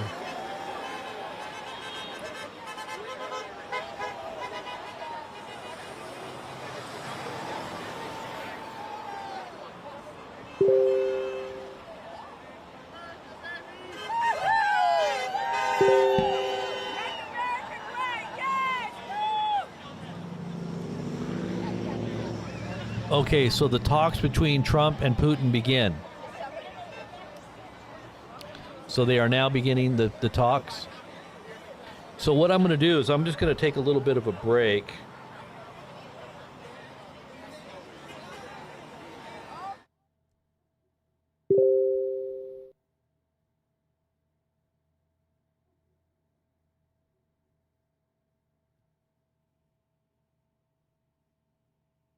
I got it.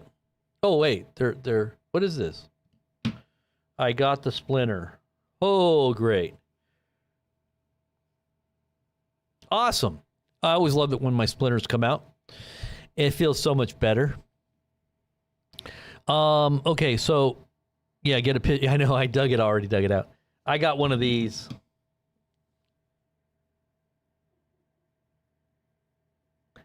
It's actually a tool for cricket. Does anybody know what a cricket is?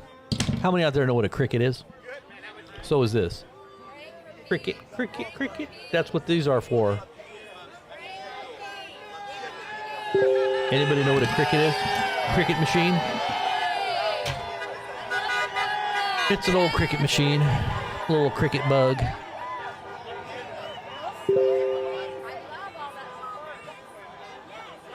The message is clear. Peace now. Isn't that amazing? They're calling for peace. Peace now. Peace now. Pursuing peace. Peace, security. Peace, security. Peace, security. Peace, security. Peace, peace, peace. Security, security. Peace, security. Sudden destruction. Peace, security. Security, peace. Sudden destruction. Peace, security. Peace, peace, peace. Security. Sudden destruction. Gates are being built. Almost done. Halfway through. Maybe a day. Almost done. Peace, security. Hopefully that's not true. I'm praying that's not true. This might be a little gallow humor here, but I'm serious. I do pray that nothing happens. Now, I don't hear anything going on here. What's going on? Why are we not hearing anything? There's no sound. There is no sound on this. Yeah, there's no sound. So this is the same feed. So there was no sound on this feed. I don't know why. Okay, these are just clips, I guess, of what they were. Okay. This is Associated Press. So it's just a clip, I guess. Is that it? Is that all we're going to see? I need to eat some breakfast. Breakfast or at least lunch. What do you think about lunch? Maybe a lunch? Honey, do we have any lunch? Breakfast? Snack? Anything? Me so hungry.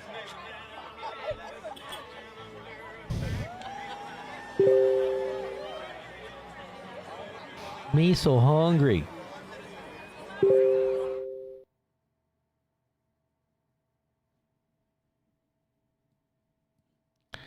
Boot, scootin' Putin.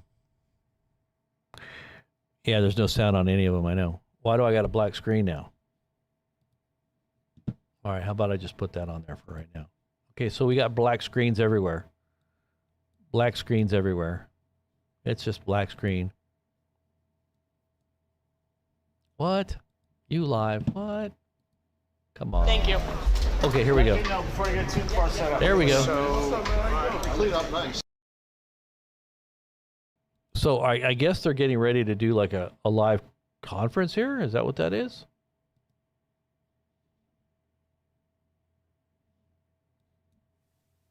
Let's see. Okay, this is the AP.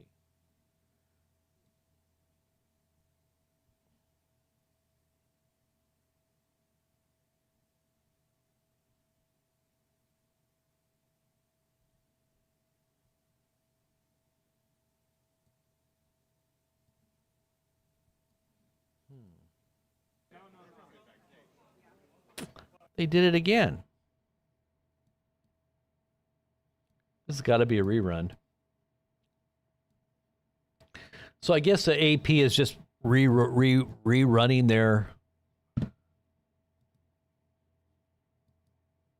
their footage there of the hangout before. I think they're in the middle of negotiations right now. I think that's what it is. So I think the negotiations have begun, is what I think is happening.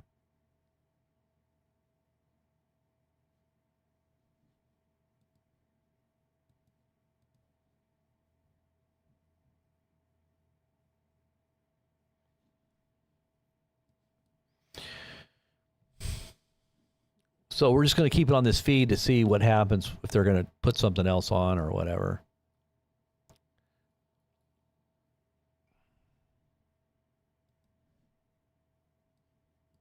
All right, hold on one second.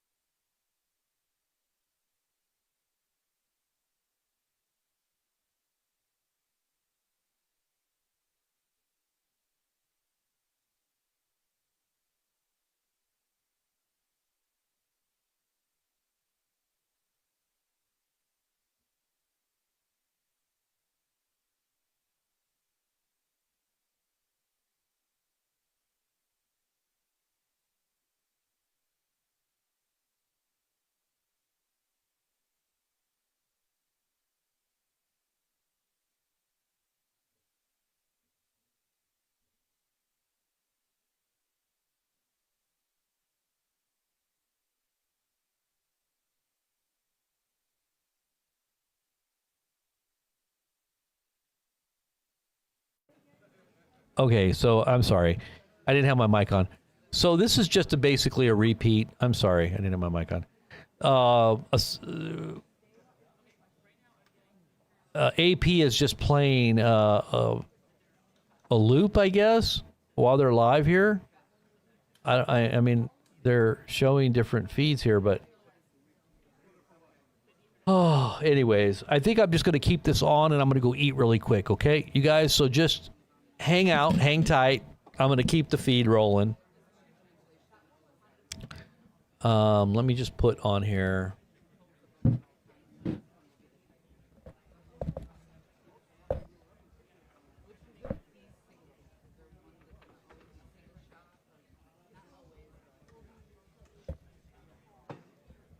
Did I spell that right? Hopefully I spelled that right.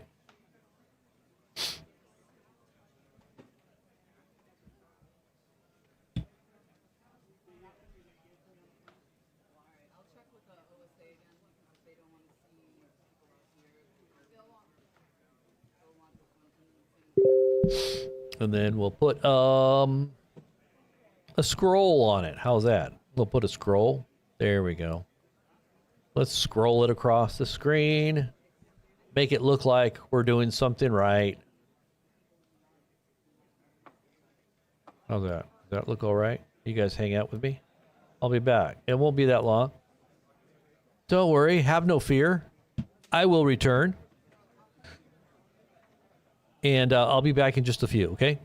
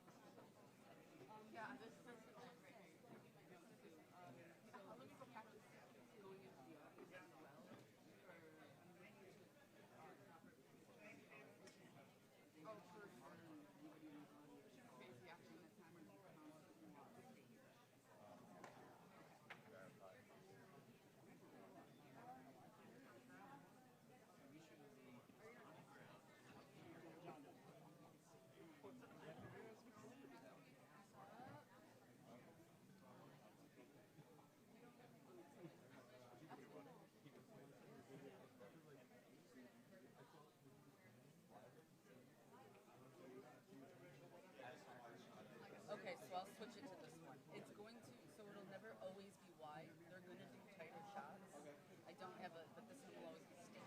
That's what we're looking for. As long as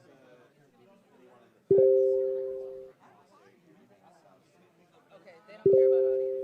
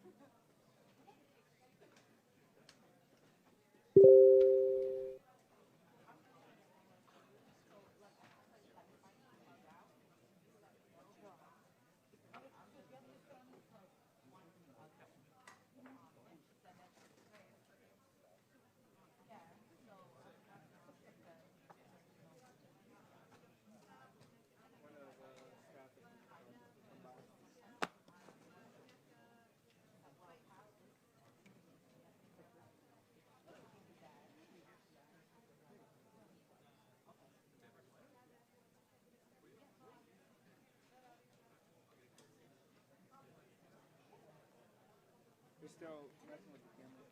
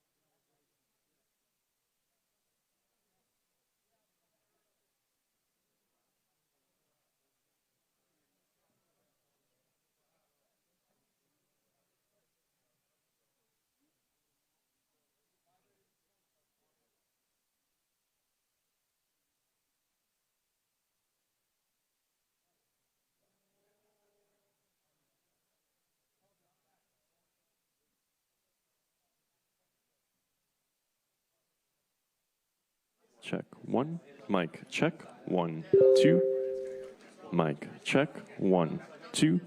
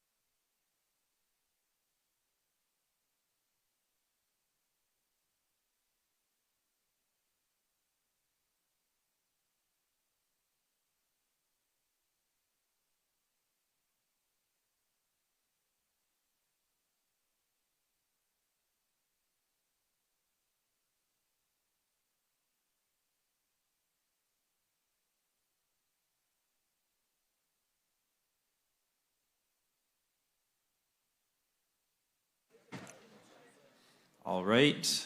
This is a mic check.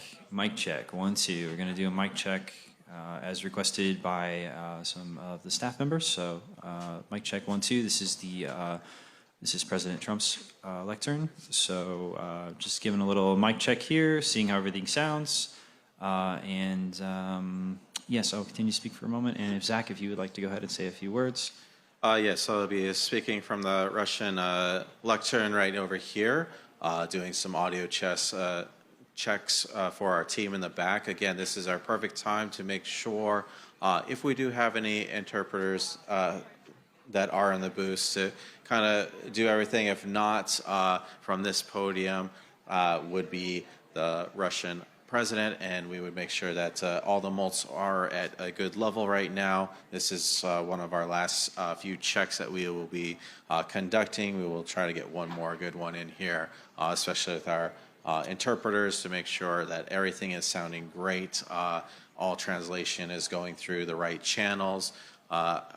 If I remember off the top of my head, for those that will have any of the transceivers, I believe 00 is floor, 01 is English, and 02 is Russian.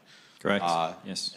And that is confirmed by State Department. Again, that's what it should be. 00 floor, 01 English, 02 Russian. I am speaking from the Russian lectern over here and just doing a couple sound checks again.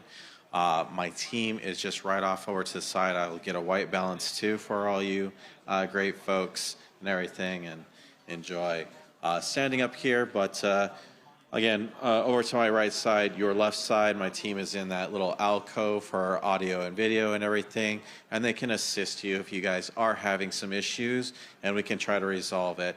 Also, just to let everyone know, for those that don't, our mults are output is at mic level, so mic level on the mults output, just to let you know. And again, this is speaking from the Russian lectern right now, and just doing some audio checks to make sure everything is good. Also, make sure everyone gets their white balance, and just verify everything is good. Eventually here we'll maybe get the question mics a quick test and verify that those are good. For any possible, if we have questions or anything that will be open to the floor, we'll get those tested really quick. Other than that, we're looking good. I think, everything is going well so far. I haven't heard of any issues brought to our team yet. So again, if you do have anything that you need, please reach out to us. We'll make sure everything is going well. And we'll continue to be up here to test. So this was from the Russian lectern. I'll repass it back over to the English side, and they'll start going. So we're going to do the press question mics now.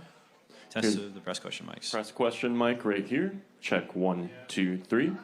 1, 2, 3. Mic check 1, 2, 3, 4.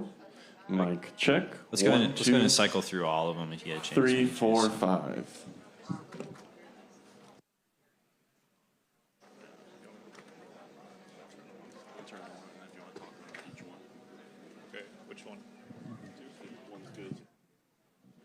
Question mic number 2, check 1, 2, 3, 4, 5, 6. Question mic number 3, 1, 2, 3, 4, 5, 6. Question mic number 4, 1, 2, 3, 4, 5, 6. Question mic number 5, 1, 2, 3, 4, 5, 6.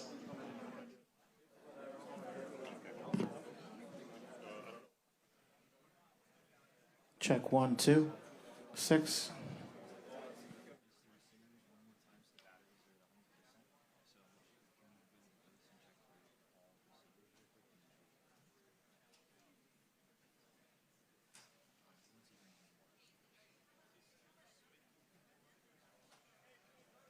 I've also got we're all clear. We're good on the audio checks. I just want to fix the receiver.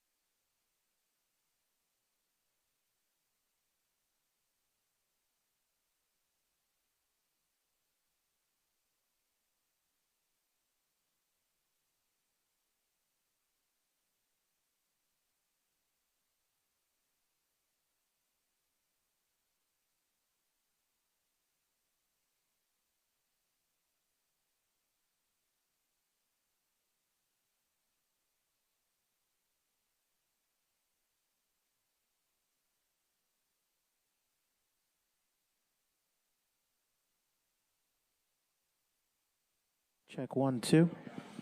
Question mic 1, 1, 2, 1, 2, 3. This is a question mic check.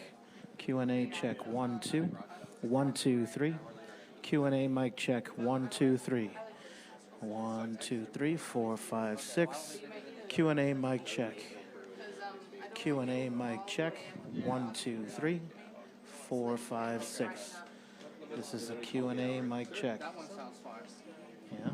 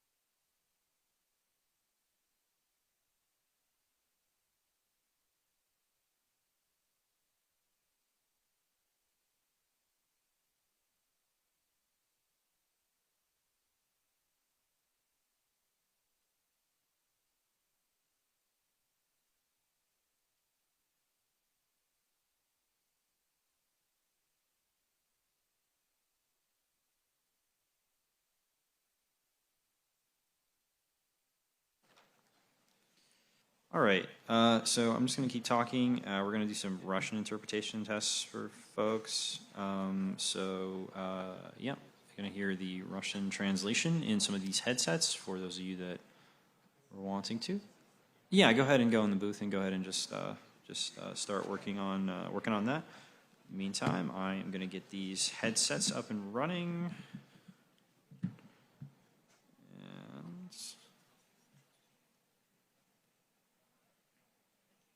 Okay, so whoever was wanting to test the Russian channel should have been hearing that just now. And it should be cutting me out completely as he's talking. But let me know if there are any issues. We have tested this multiple times, so we should be good to go. However, should is not obviously the best place to be sitting, so just make sure that we'll once again verify and have the fidelity here. So again, testing the Russian translation. And are we having any issues? Can I get a thumbs up, or can I get a something from my audio team over there that this is working well for whoever it was that wanted to text it? Yeah, this is the English channel. This is the English channel. This is the English channel going to the Russian channel. Go.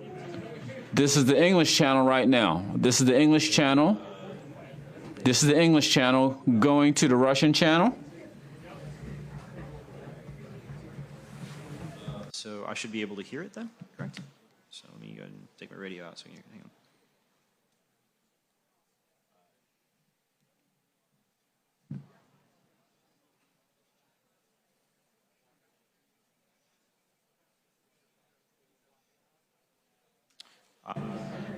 English will be on this channel. English will be on this channel. You need any more tests, or you're happy, or what's the? Okay, English. Okay, great.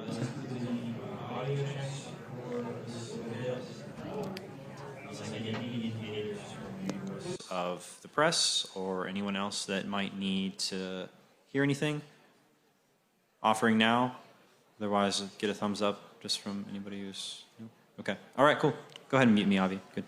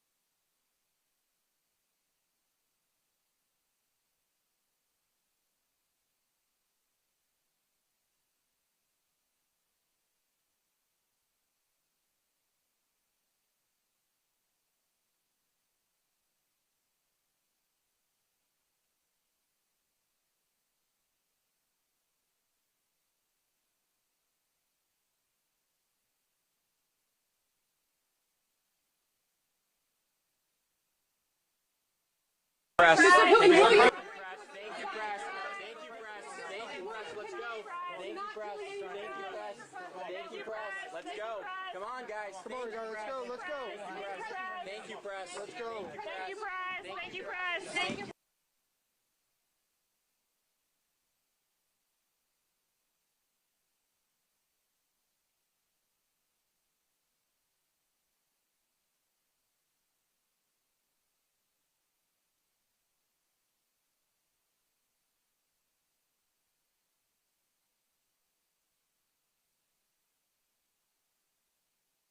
In fact, did you see that Hillary Clinton yesterday said that if you got this deal done and not capitulate to Putin, that she would nominate you for the Nobel Peace Prize? If President Trump were the architect of that, I'd nominate him for a Nobel Peace Prize. Well, that was very nice. I may have to start liking her again.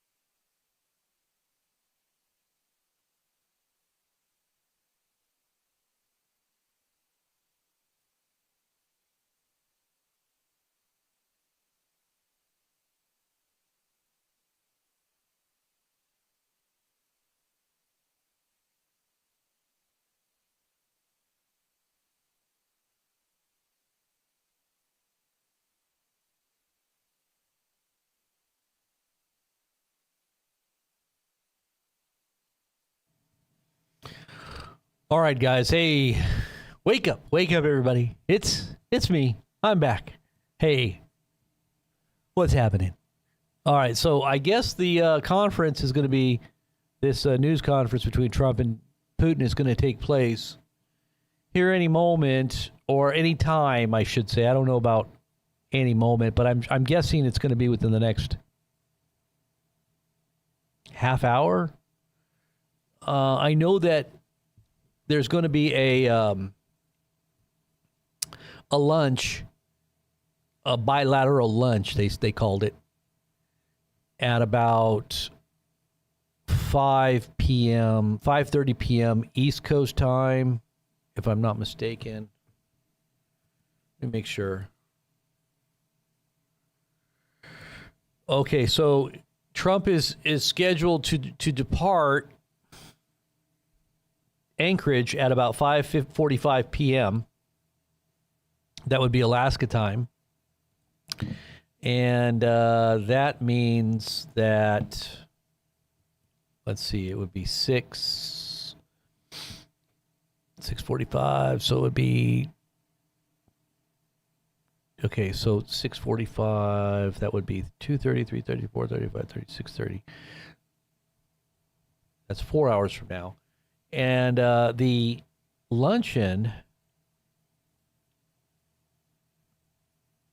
let's see if I can find it. So you're going to have at least an hour for lunch, at least, I would say an hour to hour and a half maybe, and then a news conference to follow. So you're probably looking at the next half hour, I would say. The next half hour news conference. Oh, wait a minute. The news conference is going to follow the lunch. Okay. So the lunch, I guess, is going to probably be happening anytime. So how long does that lunch take? I would say they've already been in a meeting now for about an hour and a half. And I'd say give them another, half-hour meeting, a little more, maybe 2 hours, 2.5, maybe 3 hours, maybe. Who knows? And then a lunch, and then a short news conference. I wouldn't expect. It depends on how everything goes, I guess. It depends on how everything goes. If it went bad, maybe it's not going to be very good. Who knows? I mean, I'm guessing that the news conference is going to be another hour at least, hour and a half. So 2:30 here on the West Coast. He's leaving by 6:30 West Coast time, because Anchorage time it would be 5. They said 5:45.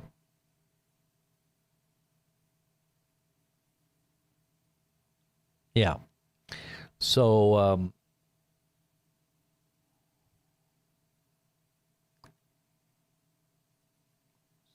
yeah, I'm guessing it's going to be in the next hour to 2 hours. Gosh, because it could take longer.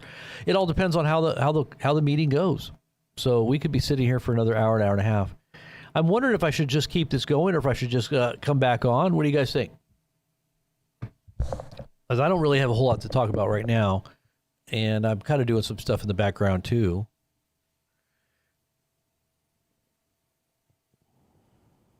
What do you think, A-Dub? Yeah? Lunchy lunch? Yes, I think that's what they are. Said a 6-hour meeting? Really? 6 hours? So that has to be the total amount from beginning to end. I don't think it's going to be 6 hours where they're just talking. You think I should just let it roll? Trump is the sheik. The golden sheik. Peace has been declared, Man says. Yes, peace has dawned upon humanity. It is the golden age. We have entered in. We've entered into the golden age, a time of peace and prosperity for all. UBIs for all, except unless, of course, you're rich. If you're rich, then you don't need a UBI, right? Oh, why not? Shoot. The rich were getting all kinds of paychecks during COVID. Millionaires were getting $1 million in free money. even though they were millionaires. A golden eggs of eggs. A golden eggs. A golden age of eggs. A golden eggs of age. Yeah. Something like that. Oh, man. I've got so much stuff to do. Get my eyeballs scanned? What do you mean? Because they're so big? On that picture? My eyeballs are wide open like this. Woo! What in the world is going on? That's what I do whenever time I read the news. Every time I look at the news, A-Dub, that's what I do. That picture right there that you got on there of me, every time I look at the news, my eyes go buggy. I'm like, I can't believe this. I'm like, no way. Insanity. This is crazy. And then when I really look crazy, when I really have all these weird looks, then I go, what? I can't stop saying what.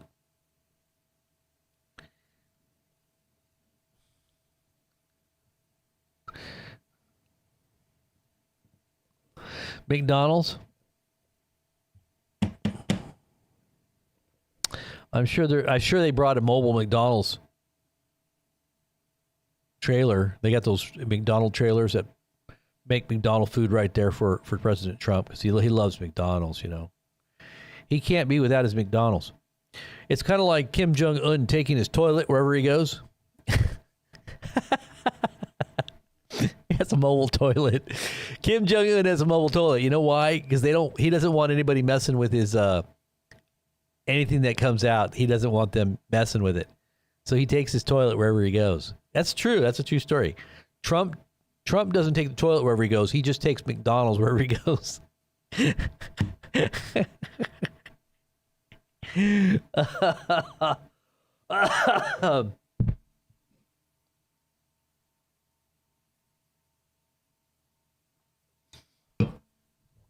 I know, an old school Big Mac would have been nice. I remember, how many of you guys remember when they would do those giveaways at McDonald's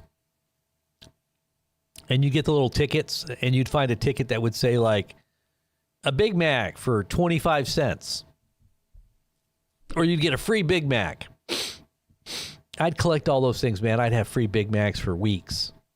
I'd get them all. I don't know. I would find them on the floor. People would throw them away. I would just go looking around for them and find them and pocket them when I was a kid. I just had free Big Macs every day. And then I remember when I was in high school, we were all about the McRibs. The McRib sandwich. That was the big deal. Man, gosh, I couldn't get enough of those McRibs. Give me a McRib. That's what we used to eat at lunchtime. We'd go to McDonald's and eat. That's what our school lunch was, McDonald's. Yeah, the Monopoly game. That was exactly what it was with the Monopoly game. Free little Monopoly tickets. I didn't even care about playing the game. I just wanted my free Big Macs and my free fries and sometimes an apple pie. I'm telling you, I would dress like the hamburger looking around to steal people's tickets. I'd be like, didn't he sound like that? Remember the hamburger? The Hamburglar? They called him the Hamburglar. But they had to stop the Hamburglar because it wasn't a good image. They didn't want someone stealing. So they had to get rid of the Hamburglar. Remember how the Hamburglar disappeared off of all the advertisements? Because he wasn't a good image, I guess. They thought, oh, okay, we can't have people stealing hamburgers. We're promoting crime.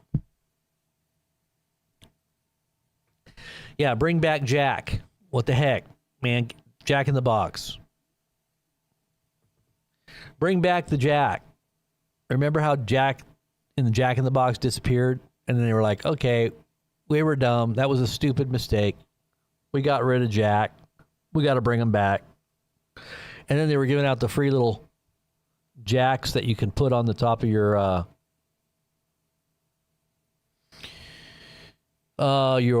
little antenna on your car. You put that little jack in a box up there on that antenna. Poor Jack.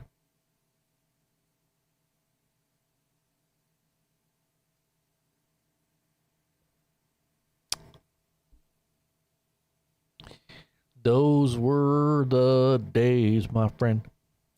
Never had a Jack in a Box? No.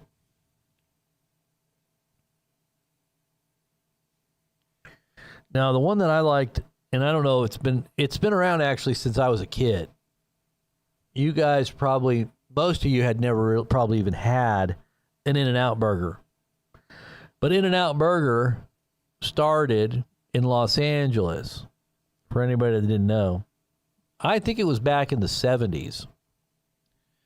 I think In-N-Out burger started out, I think it was the 70s. Let me see if I'm right on that.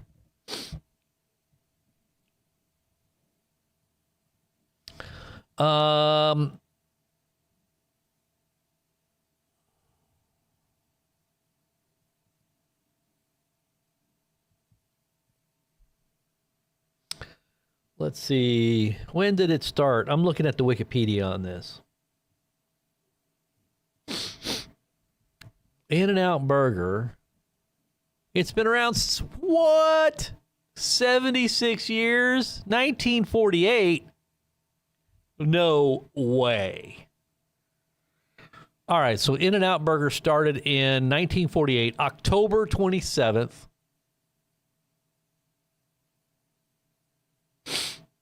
Or 22nd, 1948. In Baldwin Park, California. Now, I remember it was a Southern California chain, mostly in Covina, California, west of the intersection of Grand Avenue and Arrow Highway. This is 1951. The company remained a relatively small Southern California chain until the 70s, right? That's when it started growing. The chain had 18 restaurants in 1976. And then the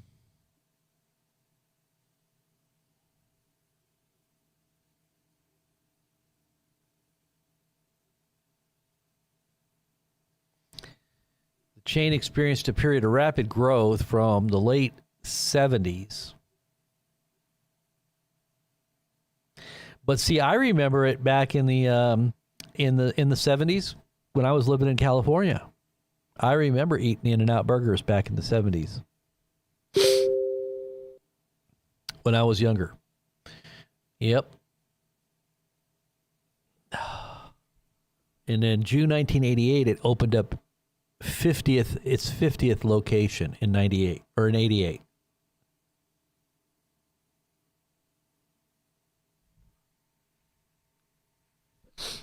Those are the best burgers. It's a Christian company too, at least, and outwardly, I guess people that sort of established it had put Christian scriptures on the cups. They kind of hid them. They hid the scriptures inside the cups.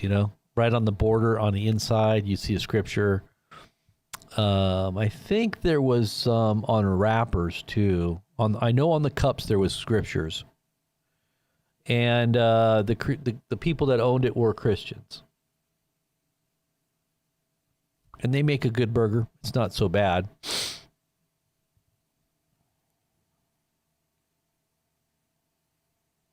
Wow. After opening their 93rd In-N-Out store, their 93rd In-N-Out store in Fresno, California, in 1993, no way. It says that the owners, Rich Schneider and 4 other passengers died in a plane crash on approach to John Wayne Airport in Orange County. The charter aircraft that they were on had been following a Boeing 757 in for landing and got caught in its wake turbulence. You got to be kidding. And they crashed.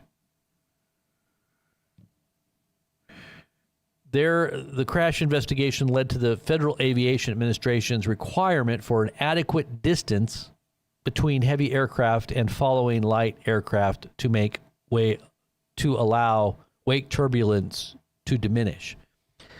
So there's another thing that they did for humanity was they caused there to be a new law that said small planes should not follow big Boeing 747 jets so they don't crash. So maybe they saved some people's lives in the process, as well as made everybody happy and had hamburgers. Because I used to like the In-N-Out burgers very much, don't you? Didn't you?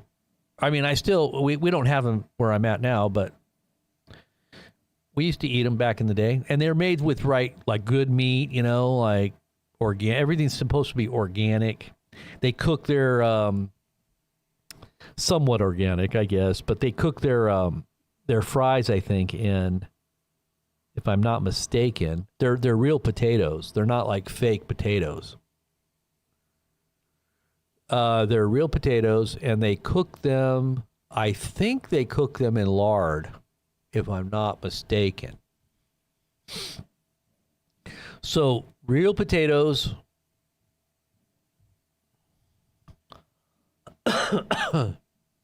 Just a little trivia.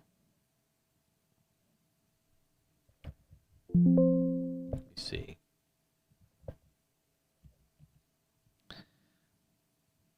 And let me see if it is true.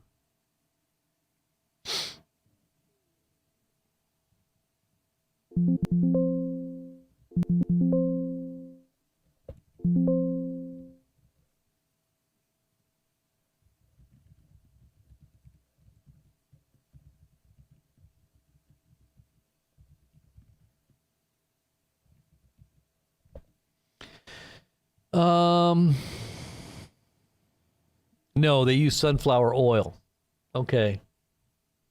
Actually, it's not really good to have seed oils, especially when you're frying. I heard it's bad for you. I heard it's not good. Seed oil is not supposed to be good for you at all when you fry in it.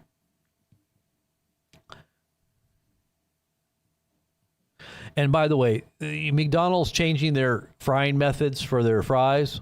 I heard it's even worse. If it's not any better, it's just a different type of oil that is, I think it's also synthetic. I don't think it's a natural oil.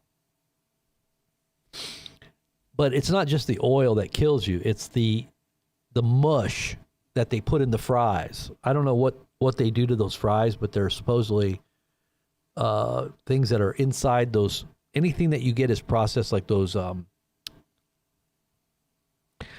any type of fast food fries that you eat, or like potato type frozen potatoes, stuff like that. It's all, there's some ingredient in there that it's really cancer causing. I forget what they call it. So you don't want to eat any type of processed food like that. Nothing. And then the beef on top of that, you don't even know what's in there. They cut it with all kinds of gross stuff to try to make money off of everybody.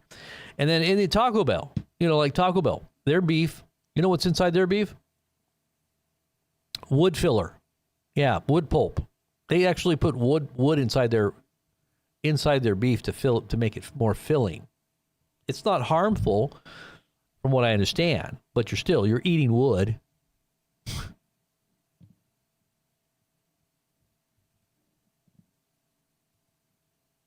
I bet you didn't know that. Wood pulp.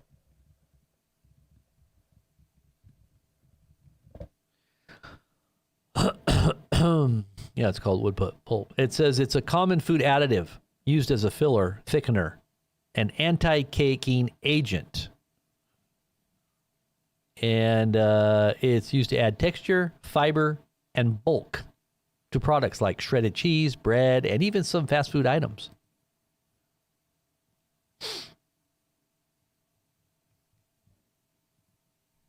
And it's so tasty, too. It tastes just like candy.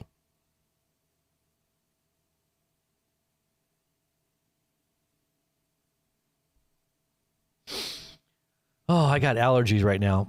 My eyes are starting to itch right now. Oh, man. Maybe I should just take it. Just let it go. Are they even talking? I don't even think they've got this thing on. Yeah, I got itchy eyes. I'm going to have to go get that. Now, hey, there's some really good... If you ever get allergies and you get itchy eyes or anything like that, I'm going to tell you the best stuff you can take that's natural. And it works better than all those chemicals and drugs or whatever they put on the shelf that you want to try to get to take, antihistamines and things like that. I'll tell you something that works better than any of that stuff. It's just like I told people, don't ever take, if you ever have acid or anything going on inside your stomach, don't take any of that Pepto-Bismol or any kind of antacid pills. Don't take any of that stuff. That makes it worse. It only kind of masks the problem. All you need to do is take a little teaspoon of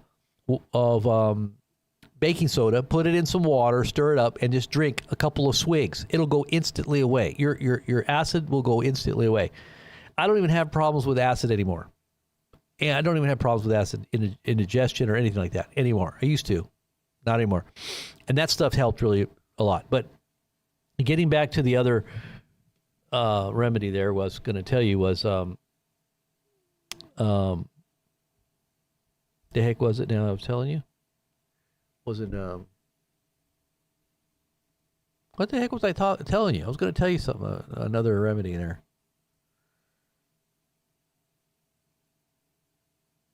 What the heck was I talking about? I forgot. Do you remember? Was I starting to say something that I can totally can't even remember what I was going to tell you? Oh Lord, baking soda. Okay, lemon. There was something I was going to tell you. There was another one.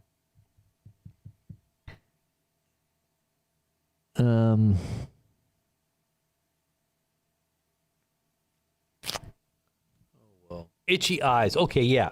Thank you. Yeah, I'm sitting here itching my eyes and thinking, what the heck was I wanting to tell them? Oh yeah, my itchy eyes. There you go.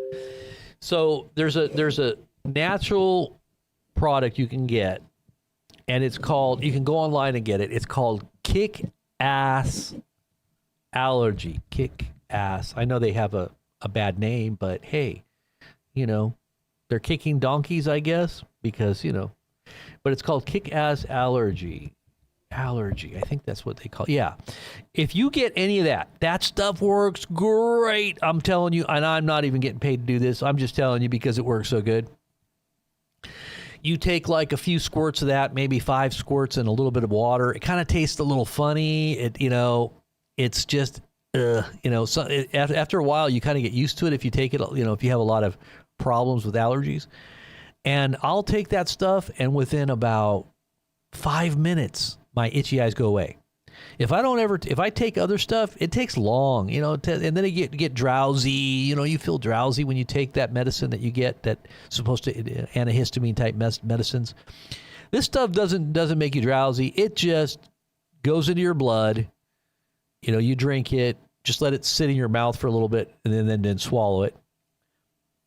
And within just minutes, it works for me all the time. Within minutes, I would say probably within 5 minutes, itchy eyes gone, completely gone. So I'm going to go get some of that right now, in fact, because my eyes are itchy, and I have no idea why. I haven't had allergies for a little bit now.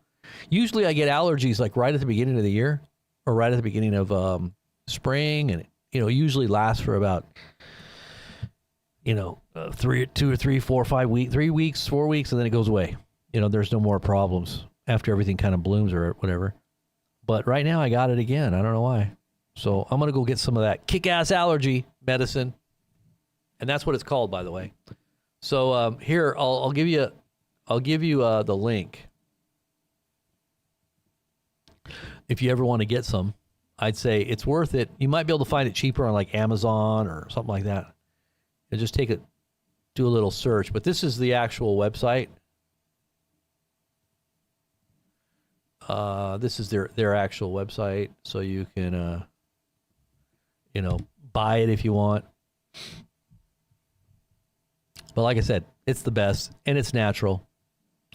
But I'll be right back. I'm gonna go get some of that and get my eyes to stop itching.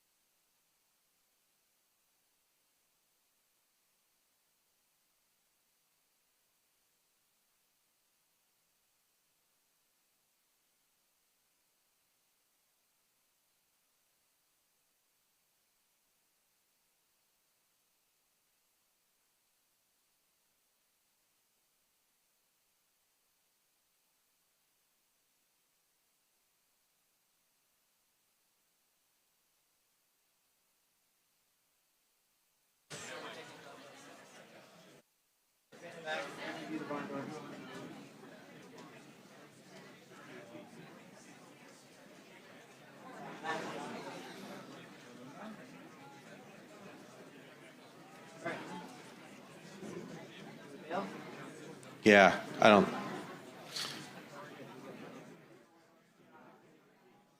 Looks good to you guys. Okay. I believe so.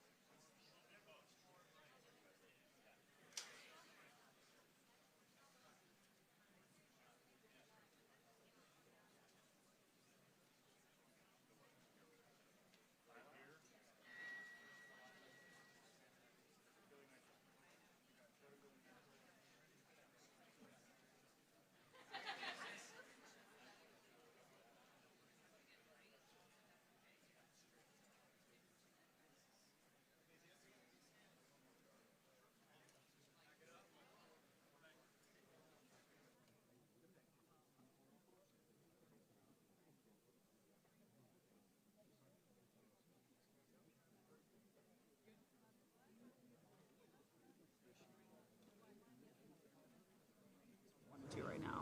There's nothing on channel 1.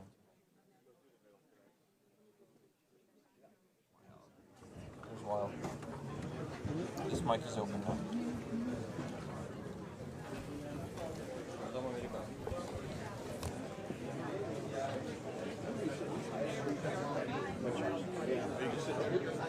Can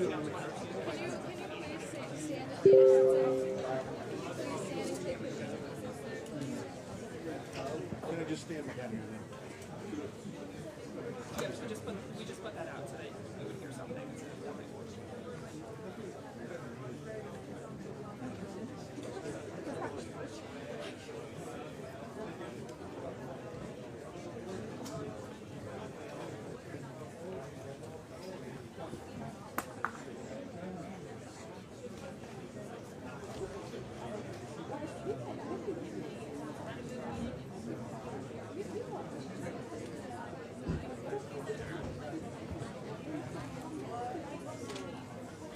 Dave.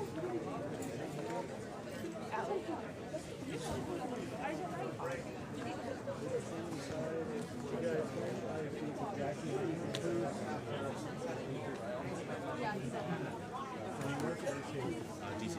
I'm sorry, DC. You're out of DC, right? Thank you. This is at DC, I think. Okay, this is your transmission people again. I've asked. Ben, cut in. Sorry.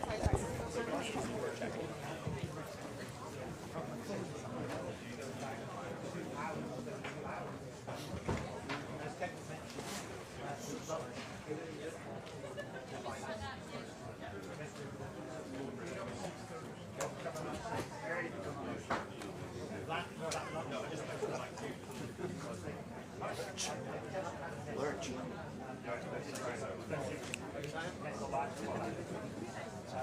Just warning you.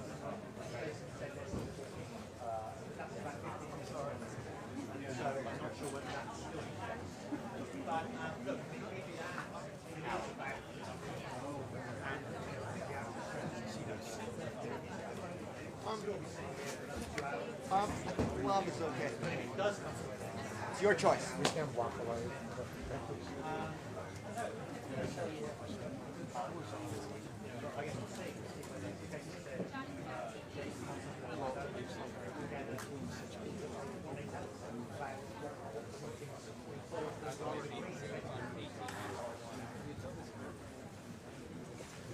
Sorry, sir, just to make you aware. Oh, thank you.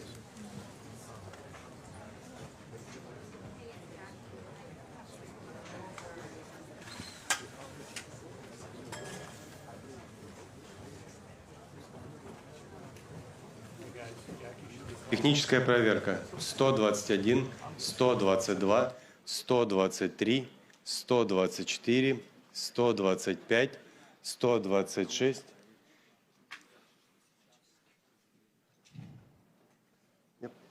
Good day. Just double checking our last minute translation booths, making sure everyone is getting everything is needed. Again, you should be having English in your English only modes. The floor will get both everything at the same time. On your headsets, it should be 00 floor, 01 should be English, and 02 should be Russian on your headsets. So again, just doing a couple last minute checks, making sure everything is going through as it should. Thank you. Кремлевский пул, у вас все хорошо, все нормально? Камеры, покажите, пожалуйста, большой палец, что все нормально. Все, спасибо большое.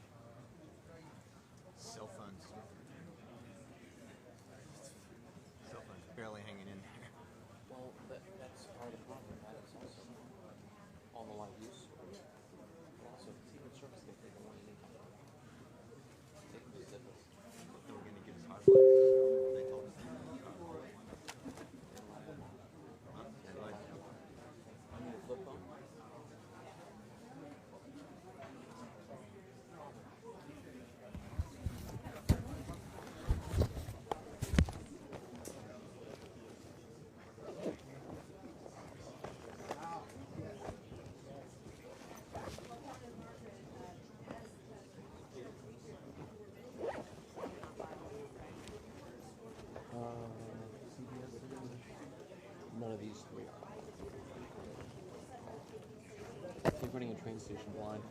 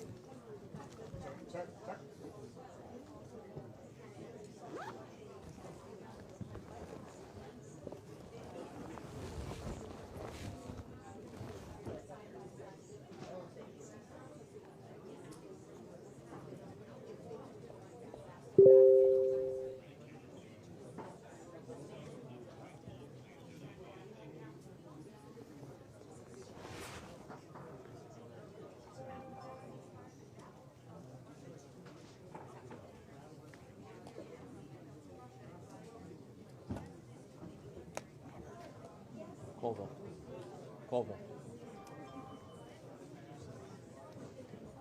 It's a 3G, 4G phone. It'll work better. You don't have the adapter? Can't break it now. Oh. I'm Bluetoothing into my thing, but thanks. No worries.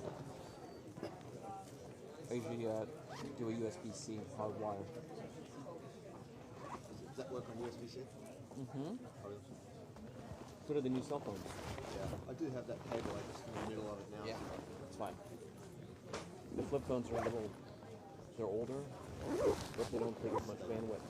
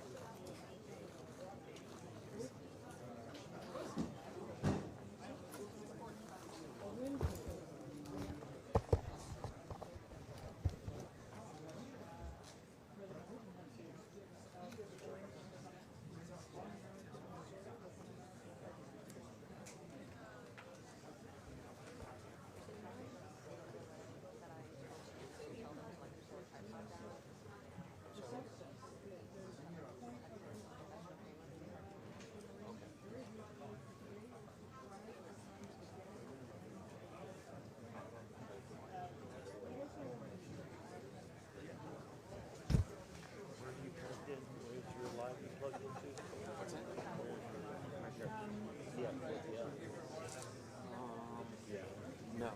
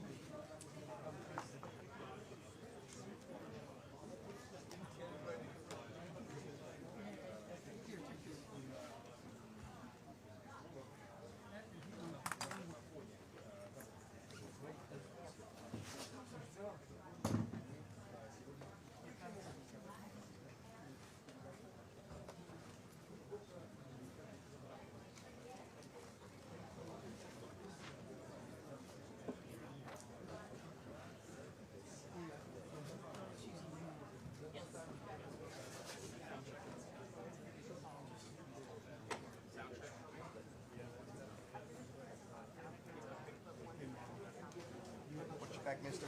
Sir. Huh?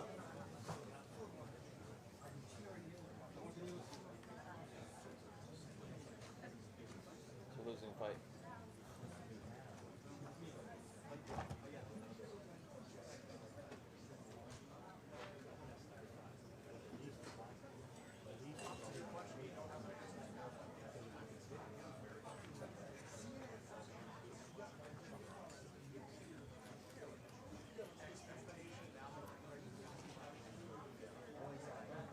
Robert, over here. Mark, how do you Bluetooth into the mixer? Adapter 3? Yeah, yeah. They're very good.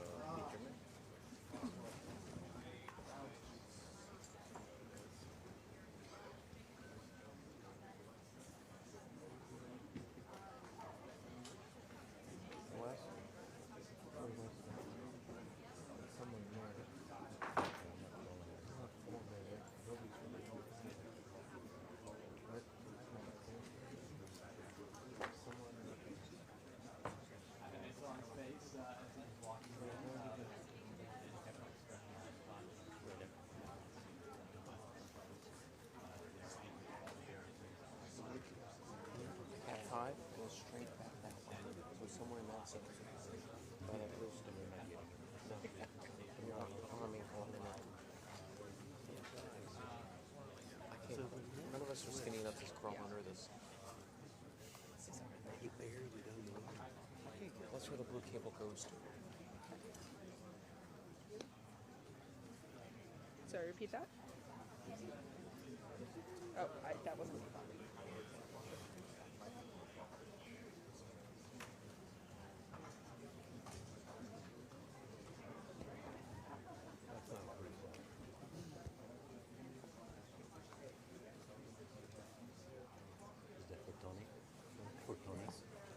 Okay, well then.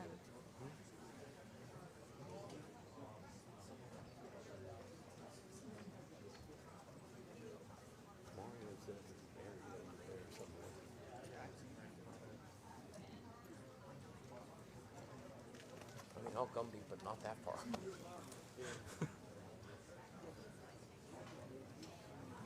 Rachel dropped.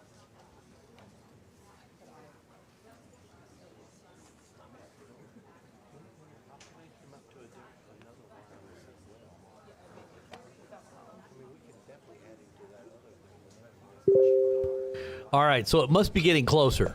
Nothing has happened yet, huh? Oh, man. Okay, so I am somewhat back here, I guess.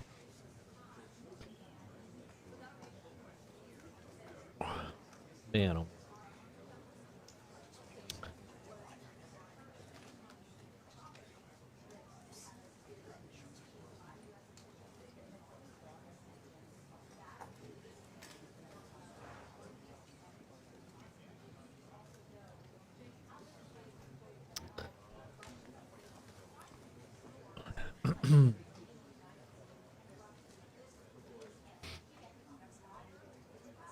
What's going on? What's going on, everybody? I guess I can post this about everybody that should be getting ready to watch what's going on here.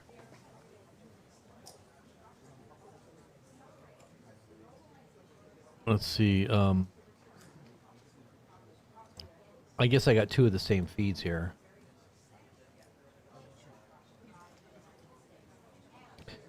Associated Press and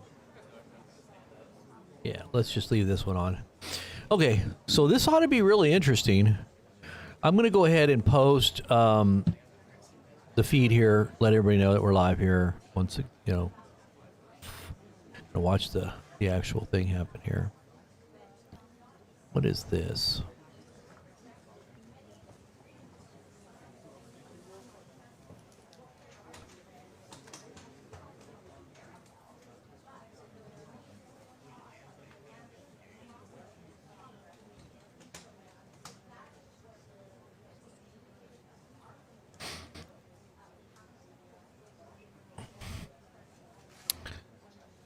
Okay, so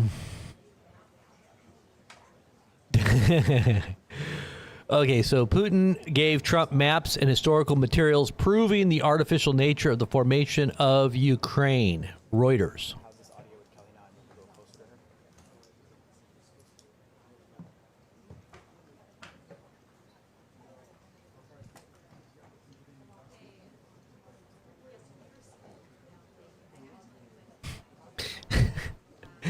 Oh, Lord. Okay. Now I'm hungry. So they had on the menu was green salad with champagne vinaigrette dressing, sourdough bread with rosemary lemon butter, filet mignon with brandy peppercorn sauce, or halibut Olympia. The sides were buttery whipped potatoes, roasted asparagus, dessert creme brulee with ice cream.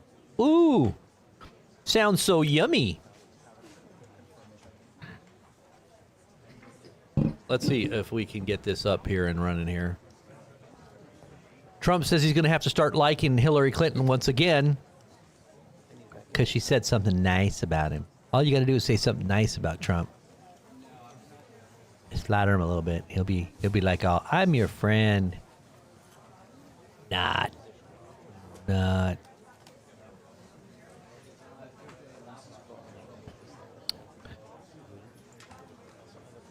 Is this it here? Oops. Is this my feed? Yeah. Okay. Central plane. Let's get it going here.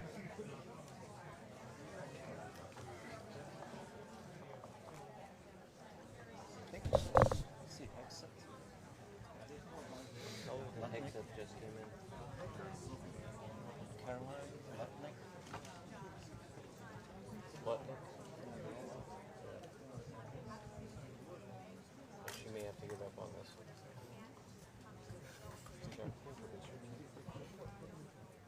Let's see you live.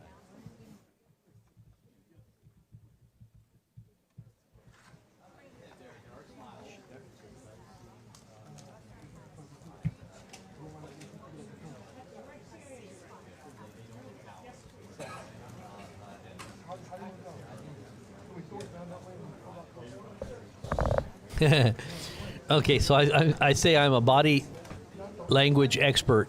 I will be giving my analysis, play by play, of all the cues, subliminal messages. It looks like it's getting ready to happen here any second here. Everybody seems to be taking their places. There is someone behind the green screen, and Toto is going to expose them. Professor Toto. Does anybody know who that guy is? That guy is so weird. Does anybody know who Professor Toto is? Tell me you don't. Tell me you don't know that guy. Professor Toto?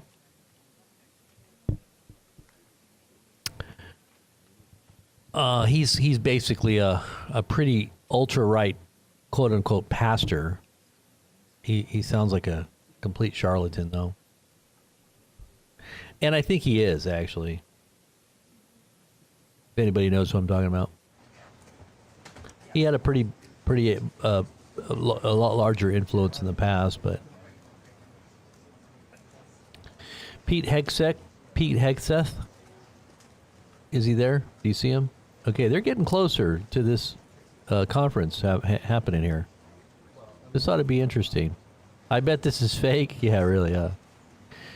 Fake. Ladies and gentlemen, the President of the United States of America and the President of the Russian Federation. Are they going to play the Russian Federation music? Come on now. Are they going to love each other? They're going to show affection for each other? Mr. President, ladies and gentlemen.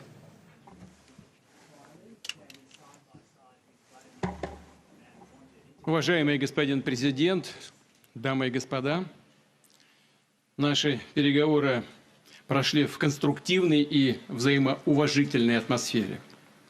Были весьма обстоятельными и полезными. Хотел бы еще раз поблагодарить моего американского коллегу за предложение приехать на Аляску. Вполне логично встретиться именно здесь, ведь наши страны, хоть нас разделяют океаны, на самом деле близкие соседи. И я, когда мы встретились, вот, вышли из самолетов, я так сказал: добрый день, дорогой сосед, очень приятно видеть вас в добром здравии и живым. И по-соседски это очень звучит, по-моему, по-доброму. Нас разделяет только Берингов пролив, да и то, там два острова, между российским и американским островом всего 4 километра. Мы близкие соседи, это факт. Важно также, что с Аляской связана значительная часть общей истории России и США. Многие позитивные события. Так здесь и по сей день сохраняется огромное культурное наследие эпохи Русской Америки. Православные храмы, множество, более 700 географических названий, имеющих русское происхождение. В ходе Второй мировой войны именно на Аляске начиналась легендарная авиамагистраль для поставок боевых самолетов и другой техники по договору Ленд-Лиза.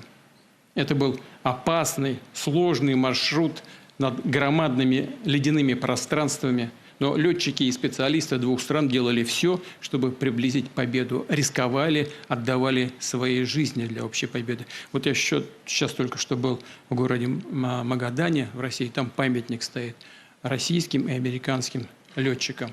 И флаг на памятнике российский и американский. И я знаю, что и здесь тоже есть такой же памятник. На военном кладбище всего несколько. All right, I'm not sure exactly what is being said here. Let's see if there's an interpretation on another channel, because this is U.S., but they're not providing any kind of interpretation. Мы всегда будем помнить другие исторические примеры, когда наши страны вместе громили общих врагов в духе боевого товарищества и союзничества. Будет нам помогать восстанавливать, выстраивать взаимовыгодные, равноправные связи уже на новом этапе, даже в самых непростых условиях. Как известно, российско-американские встречи в верхах не проводились более 4 лет. Это большой срок. Минувший период был очень непростым для двухсторонних отношений. И, скажем прямо, они скатились до самой низкой точки со времен Холодной войны. All right, we're gonna the Cold War. I think that's not benefiting our countries and the world as a Очевидно, whole. что рано или поздно было. I think what we're going to do is just scroll back, because I wanted to hear this. Just scroll back. We're going to scroll back just a minute. Just 1 minute. Okay, here we go. Some kind words that we can say to each other.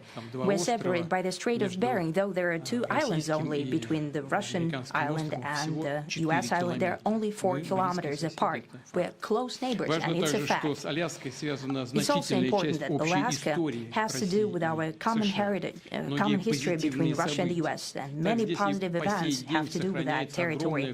Still, there is tremendous cultural heritage back from the Russian America. For example, Orthodox churches and a lot of more than 700 geographical names of Russian origin. During the Second World War, it was here in Alaska that was the origin of the legendary air bridge for the supply of military aircraft and other equipment under the Lend-Lease program. It was a dangerous and treacherous route over the vast emptiness of ice. However, the pilots of both countries did everything to bring closer the victory. They risked their lives and they gave it all for the common victory. I was just in the city of Magadan in Russia, and there is a memorial there dedicated to the Russian and the U.S. pilots. And there are 2 flags, the U.S. flag and the Russian flag. And I know that here as well there is such a memorial. There is a military burial place several kilometers away from here. The Soviet pilots that buried there who died during that dangerous mission. We're thankful to the citizens and the government of the U.S. for carefully taking care of their memory. I think that's very worthy and noble. We'll always remember other historical examples when our countries defeated common enemies together in the spirit of battle camaraderie and allyship that supported each other and facilitated each other. I'm sure that this heritage will help us rebuild and foster mutually beneficial and equal ties at this new stage, even during the hardest conditions. It is known that there have been no summits between Russia and the U.S. for 4 years, and that's a long time. This time was very hard for bilateral relations, and let's be frank, they've fallen to the lowest point since the Cold War. I think that's not benefiting our countries and the world as a whole. It is apparent that sooner or later, we had to amend the situation to move on from the confrontation to dialogue. And in this case, a personal meeting between the heads of state has been long overdue. Naturally, under the condition of serious and painstaking work, this work has been done in general. Me and President Trump have very good direct contact.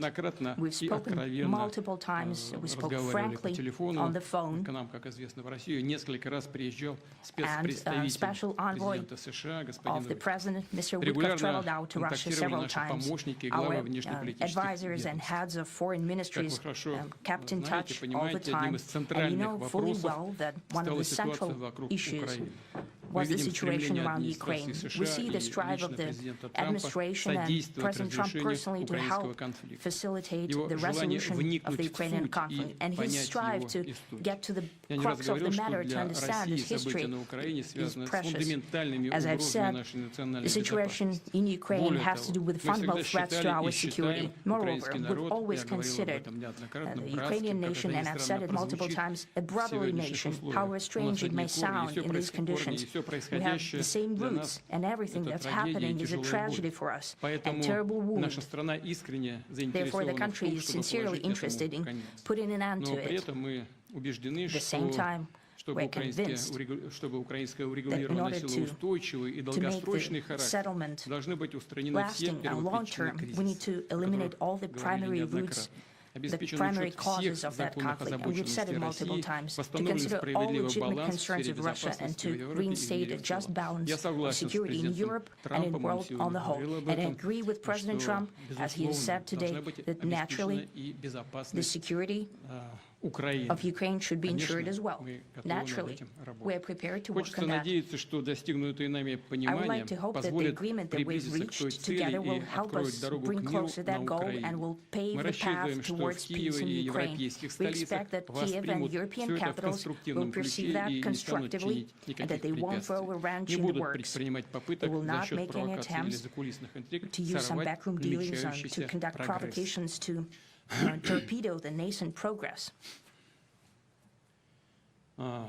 Incidentally, when the new administration came to power, bilateral trade started to grow.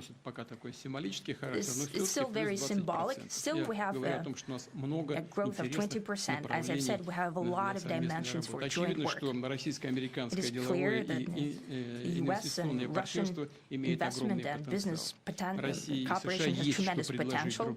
Russia and the U.S. can offer each other so much in trade, digital, high-tech, and in space exploration. We see that Arctic cooperation is also very possible. And our international context, for example, between the Far East of Russia and the West Coast of the U.S. Overall, it's very important for our countries to turn the page, to go back to cooperation. It is symbolic that not far away from here, the border between Russia and the U.S., there is a so-called international date line. I think you can step over, literally, from yesterday into tomorrow. And I hope that we'll succeed in that. In political sphere, I would like to thank President Trump for our joint work, for the well-wishing and trustworthy tone of our conversation. It's important that both sides are result-oriented, and we see that the President of the U.S. has a very clear idea of what he would like to achieve. He sincerely cares about the prosperity of his nation. Still, he understands that Russia has its own national interests. I expect that today's agreements will be the starting point, not only for the solution of the Ukrainian issue, but also will help us bring back business-like and pragmatic relations between Russia and the U.S. And in the end, I would like to add one more thing. I'd like to remind you that in 2022, during the last contact with the previous administration, I tried to convince my previous American colleague that the situation should not be brought to the point of no return when it would come to hostilities. And I said it quite directly back then that it's a big mistake. Today, when President Trump is saying that if he was the president back then, there will be no war. And I'm quite sure that it would indeed be so. I can confirm that. I think that overall, me and President Trump have built a very good, business-like and trustworthy contact. And I have every reason to believe that moving down this path, we can come, and the sooner the better, to the end of the conflict in Ukraine. Thank you. Thank you. Well, thank you very much, Mr. President. That was very profound, and I will say that I believe we had a very productive meeting. There were many, many points that we agreed on, most of them, I would say, a couple of big ones that we haven't quite gotten there, but we've made some headway. So there's no deal until there's a deal. I will call up NATO in a little while. I will call up the various people that I think are appropriate, and I'll, of course, call up President Zelensky and tell him about today's meeting. It's ultimately up to them. They're going to have to agree with what Marco and Steve and some of the great people from the Trump administration who've come here, Scott and John Ratcliffe, thank you very much. But we have some of our really great leaders. They've been doing a phenomenal job. We also have some tremendous Russian business representatives here, and I think, you know, everybody wants to deal with us. We've become the hottest country anywhere in the world in a very short period of time, and we look forward to that. We look forward to dealing. We're going to try and get this over with. We really made some great progress today. I've always had a fantastic relationship with President Putin, with Vladimir. We had many tough meetings, good meetings. We were interfered with by the Russia hoax. That made it a little bit tougher to deal with, but he understood it. I think he's probably seen things like that during the course of his career. He's seen it all, but we had to put up with the Russia hoax. He knew it was a hoax, and I knew it was a hoax, but what was done was very criminal. But it made it harder for us to deal as a country in terms of the business and all of the things that we'd like to have dealt with. But we'll have a good chance when this is over. So just to put it very quickly, I'm going to start making a few phone calls and tell them what happened. But we had an extremely productive meeting, and many points were agreed to. There are just a very few that are left. Some are not that significant. One is probably the most significant, but we have a very good chance of getting there. We didn't get there, but we have a very good chance of getting there. I would like to thank President Putin and his entire team, who I know in many cases, other than that, whose faces I get to see all the time in the newspapers. You're almost as famous as the boss, but especially this one right over here. But we had some good meetings over the years, right? Good, productive meetings over the years, and we hope to have that in the future. But let's do the most productive one right now. We're going to stop really 5, 6, 7,000, thousands of people a week from being killed, and President Putin wants to see that as much as I do. So, again, Mr. President, I'd like to thank you very much, and we'll speak to you very soon and probably see you again very soon. Thank you very much, Vladimir.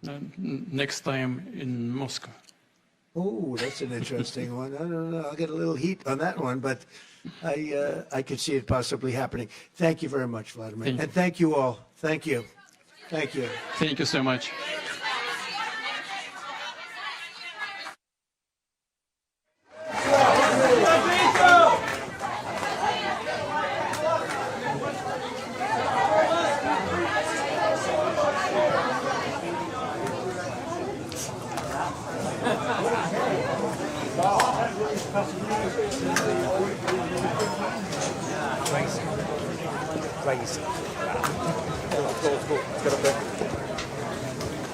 Well, what did you guys think? What were your thoughts, guys? Down, please, sir, down. Down. You're in my way. You're in the way of the camera. Wait just a second here.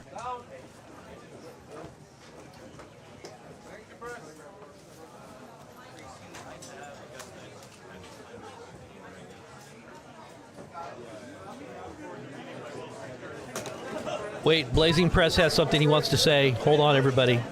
Everybody, calm down. Settle down. Peace. Peace is possible, but only through Jesus. Everybody down, sit down. Down now. Peace is possible, but it only comes through Jesus. And it is eternal. It isn't just temporal here. This may not be exactly what we all expect, but Jesus will make it all right. Amen. How many of you out there you can say amen? Amen. How'd that happen? How'd I get up on the podium? Well, guys, so what was your thoughts on all this? I've got the feed on in the background in case something else happens. I don't think anything else is going to come of any other news out of Alaska, but I guess my thought was it was kind of it was hopeful, but it was subdued. It was Putin obviously seeming like he was. What is going on here? I'm seeing a blinking here. Where am I at?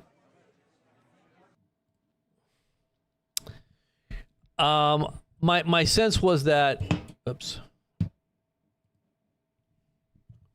is that Putin was being as open and as genuine sounding. Now, whether or not he really deep down in his own heart expects or understands where this will lead, because I don't think I don't think anybody really trusts anybody when it really comes down to the very core of what you actually do, unless there almost has to be a covenant that you make, a blood covenant. I mean, literally, you have to really test and prove and vet every little detail, and then you only give little tokens of trust at certain points to see how especially if you're in an adversarial relationship with another person or a country, to see how they manage the little bit that you did give them, that little trust. You don't want to put a big old chunk of trust out there, because that could be a very big chunk of betrayal that, decapitates you. And so I think that it's going to be little bits of whatever trust could, be afforded. But then again, that could be the long game in a setup as well. I mean, look at how things were set up for over years were set up with that pager thing for the Jews, and how they used that for the decapitation moment and the unprecedented surprise attack. That was prepared for many, many years in advance. So even still, you have to think about the possibility that even all of these, good outcomes. I mean, this is what happened in World War II, right before the war began. There was a flurry of activity, a flurry of negotiations and concessions and treaties. I mean, the Russians and the Germans had a treaty. But what happened? The Germans betrayed the treaty, and they attacked Russia. I don't know if I'm not a real student of history in that sense of knowing all the details, but I think from what I remember is they were surprised at the breaking of that treaty. Now, where we're at with all this, I know that there is political benefits to this meeting for both sides. And it was a lot of, pageantry and, a photo op type thing. It's going to give them a little bit of extra mileage, maybe. But is this going to stop the war? Is this going to cause there to be those who desire to throw a wrench in this to actually do it? And will we take the bait and go along with what is the outcome of a wrench being thrown into the midst of this? Or is it already expected that a wrench is going to be thrown? And maybe this is just a big ruse. Maybe there's so much that we don't know that goes on. I mean, just go look at the U.S. Army PSYOP trailer videos that they posted. Just go watch those PSYOP videos that comes from our intelligence community. And talking about the ghost in the machine and, what exactly we do to subvert nations and how we go about pushing our agenda all over the world through PSYOP. I mean, think about what it is that we're really all about here. I mean, even the fact that, Putin gets out of that car or out of the plane, and he's walking up to talk with Trump. And as he gets to Trump, and as he shakes hands with Trump, Trump has this armada of F-35s and B-1 bomber fly over the top. I mean, literally flies right over the top of them. What kind of message is that? You know, like, I mean, that's just like, I don't know. It's almost like an intimidation type thing. You know. And so is Russia just, biding its time because they know maybe they're getting closer to some other covert operation in collaboration with other nations that may in some way work together to come against the U.S. in some way to neutralize what we're doing? And it may not be conventional attacks. It may be, China's got those backdoor chips. They could shut things off. They could turn things off and affect critical infrastructure as well. And you have to wonder if that's why the reasons why they're not putting military, this might be contingency or continuity of government type things going on with this whole federalizing of, cities, law enforcement and their national guards all over the country. Why do you think that this is not going to stop at D.C. or Chicago? This is going to all the different cities that are large, major cities, probably in every state of the union. I think that's what's going to be the cover and excuse. And it also is a very big backlash to what's happened over the last 4 or 5 years, all planned, by the way. This was all part of the plan. In order to get everybody to comply, it's very similar to COVID. The fear that was promoted, it was almost like a massive psyop in order to get everybody to roll up their sleeves and not question, and to literally go along with an agenda that ultimately would harm them. And this is very similar to what's happening with this whole thing with these military troops being rolled out.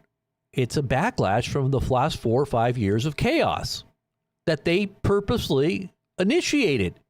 And that's what we call problem, reaction, solution. They cause the problem, they want your reaction, and then they use that reaction to bring about a new solution. It's called a reset. It's called chaos, order out of chaos. Okay? Order is brought after they cause chaos. But they were the ones that did it. So why would you accept their solution? It's called Hegelian dialectic. Go look it up. Understand what a psyop is. And it's a massive, probably AI generated on top of that, screw with the mind. They're literally screwing with people's brain perceptions and how they perceive reality and what's going on. Does this make sense to anybody out there? How many of you out there understand what I'm talking about? Type 1 if you know what I'm talking about. Type 2 if you're not really sure. Type 3 if you're totally and completely don't agree.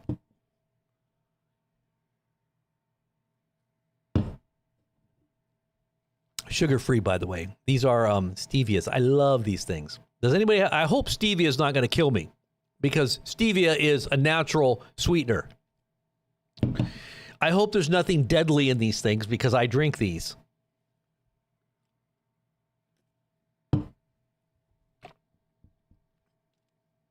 Number 1. Number 2, Ricky Meyer says, kinda don't understand.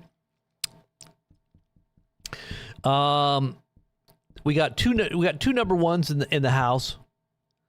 3 number 1s. It all makes sense, doesn't it? When you really think about what I just said, how many of you guys really understood what I just said?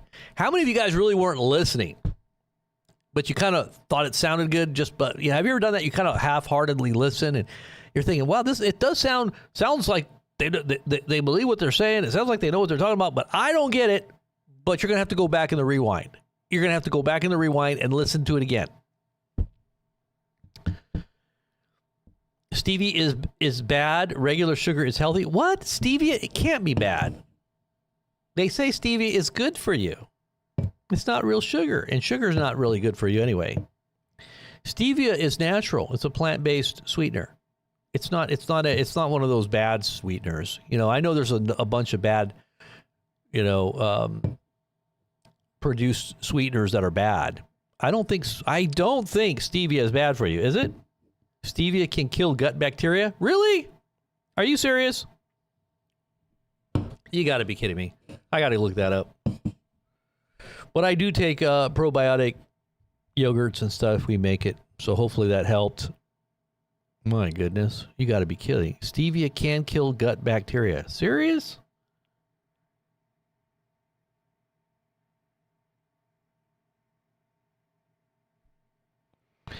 You have been using stevia sweetener for years?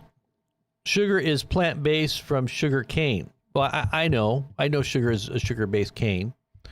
But so is stevia. Stevia is also a sugar-based. Now, if you use other kinds of sweeteners that kind of are similar to stevia, that are zero sugar, those are bad for you. They're like the there's other ones. Stevia is supposedly just naturally based. You know, plant sweetener, and it has no sugar in it. Sugar can be bad for you if you take, especially if you're really into sugar. Judah says, who are they, Robert? Because they also say, I don't know. I'm not sure what you're talking about there, Judah. I have no idea.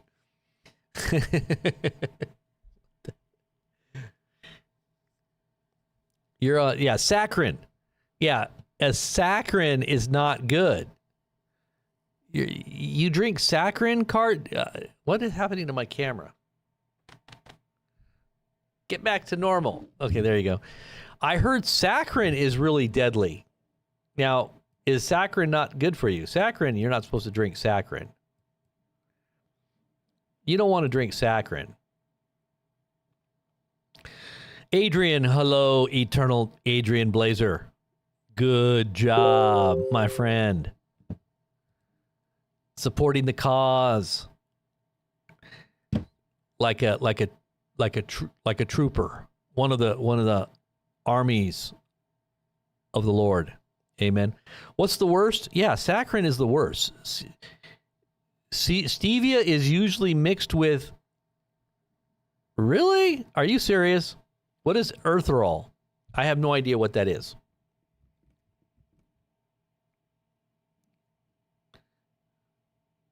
One Constitution said Trump's face said it all. What do you think? What do you think, One Constitution? What do you think his face said, just out of curiosity? What is the curiosity of...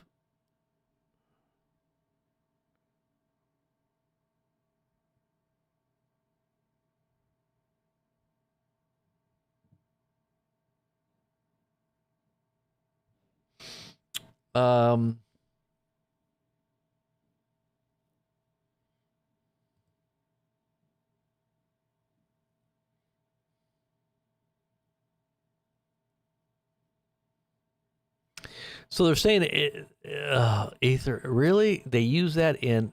You got to be kidding me. Let me see. Erythritol used in stevia. Let's see. Stevia is natural sweet derived from the stevia plant. Erythritol is a sugar alcohol that is also a natural sweetener.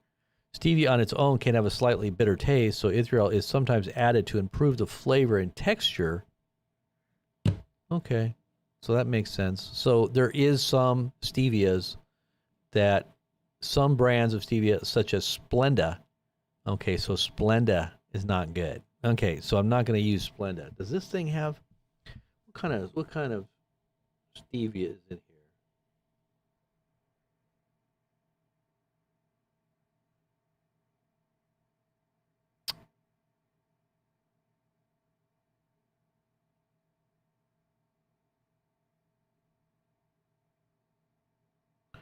Stevia leaf extract. It's just extract. It's not... It says natural flavors, but whenever they say natural flavors,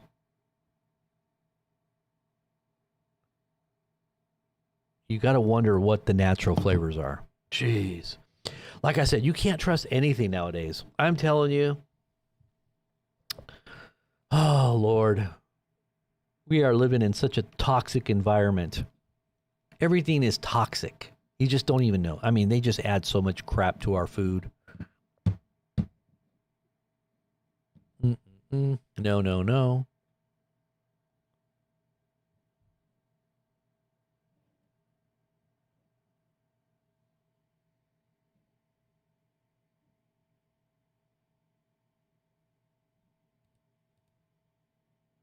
Okay, so if you're looking for a stevia product without erythritol,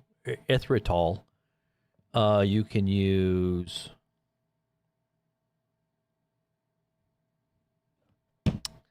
one second. It says you can choose a product that is labeled as pure stevia or stevia leaf extract. That's what this is. Stevia leaf extract. That's what this is. Hopefully it's good. I would rather use that than anything else at this point. Saccharin is poison. You don't want to have anything that has saccharin in it. You know, Diet Cokes, Diet Pepsi, anything that's diet, that stuff kills you. Do not eat or drink any of that.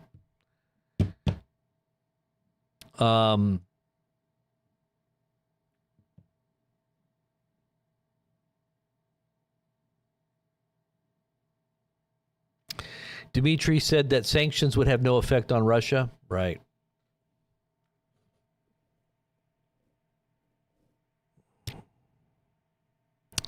I think you're right, Carson Katz. I absolutely do. That's why you got to go to all natural as much as possible. They also have bleach. Really? It's not naturally white?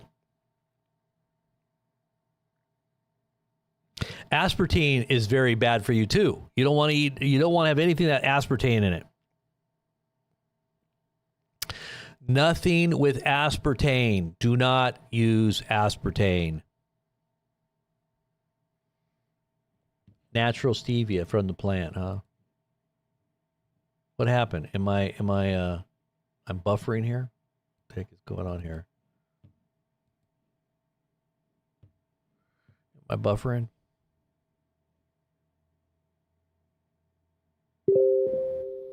Oh, I'm still here. Okay, yeah. Natural stevia.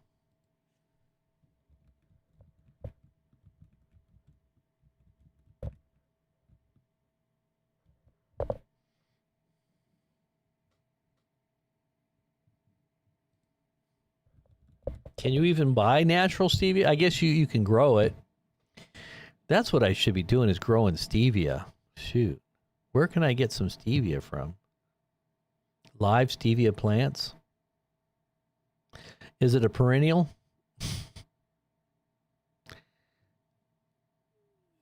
I was eating that stevia in the raw, but I'm not sure if that has that stuff in it. In the kids. Yeah, and white sugar, you got to be careful with sugar too. Sugar is a very addictive and, plant-based sweetener.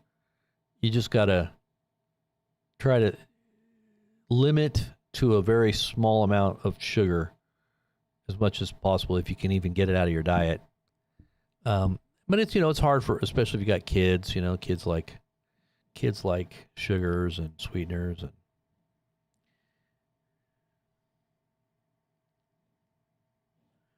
But anyways, what else you guys got? It can be perennial? What? I wonder if it can grow where I live.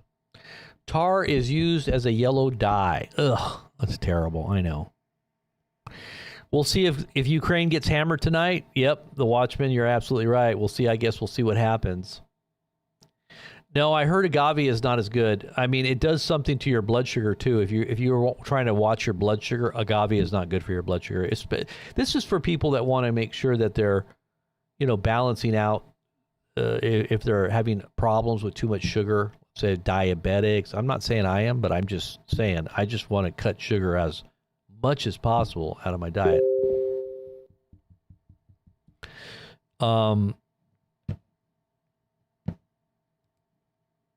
And not have my kids get so addicted to sugars. Because sugars, they say, is worse than drugs. I mean, you're talking about heroin. You can be more addicted to sugar, almost as bad as heroin, from what I understand, once you get hooked on sugar. How do you think it will turn out for us, and how do you think it will turn out for them? You're talking about Russia and the U.S.? Know what you're talking about? I don't even know. I have no idea what is going on below the surface. I mean, I can pray and ask God. You know, it's kind of weird because I've had dreams. Like I had a dream about Putin the other day. First time I've ever dreamt about Putin. I dreamt about Putin. I had a talk with Putin in my dream. And he was basically, well, he was talking to me about something that was, I mean, you know, symbolically, I think dreams mean things. Like you should pay attention to dreams because they do mean things. And maybe in the context of what's going on, I think it was kind of like an insight, maybe. Anyways, I won't go into all the details because it was kind of something that I needed for kind of a direction. I'm not saying Putin gave me direction. I'm just saying that there was a symbolic meaning in it. Oh, okay, hold on. So U.S. Secret Service to conduct routine threat exercise at White House while Trump is in Alaska. What? The Secret Service warned that residents could hear simulated gunfire coming from the White House and should not be alarmed. What? You've got to be kidding me.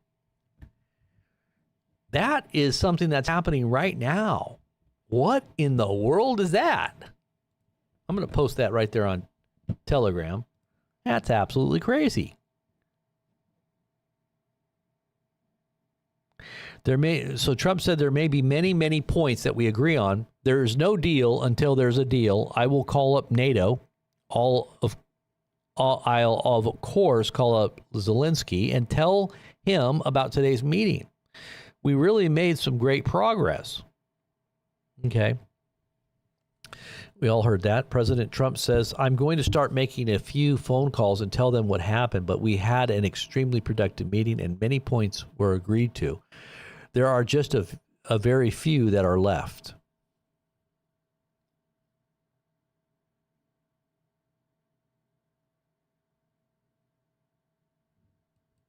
I'm going to look at that handshake again. Let's take a look at that handshake really quick. Before I go, I just want to get a visual of that handshake for you guys. Let's take a look and see. Here is the handshake of Putin and Trump at the end. Thank you so much.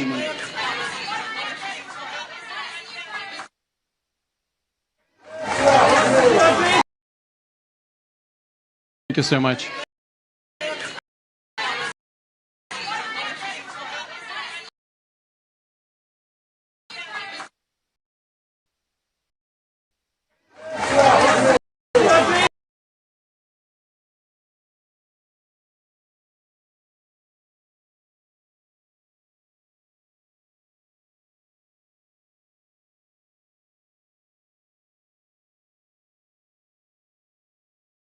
You know, Trump makes an effort to do his posture thing. Do you see that? Putin is always very postured. You know, sometimes Putin looks like he's kind of slugging along or, you know, kind of laid back. He's kind of got that laid back kind of feel to him. But he does have his posture here. Look at the way he comes out very stout. Trump bent over. Obviously looking like he's trying to gain confidence. Then he straightens up really, really strongly. Like, you know, you can see him try to straighten up. Watch. And then he tries to take control. He's trying to make himself seem like he's in control. Obviously, he's wearing the red tie. Got that red tie on. And then he points. He always likes to point. He always likes to point at the crowd. But that pat on his back, term of endearment. But is it legit? Is it real? Or is it deception? Who knows?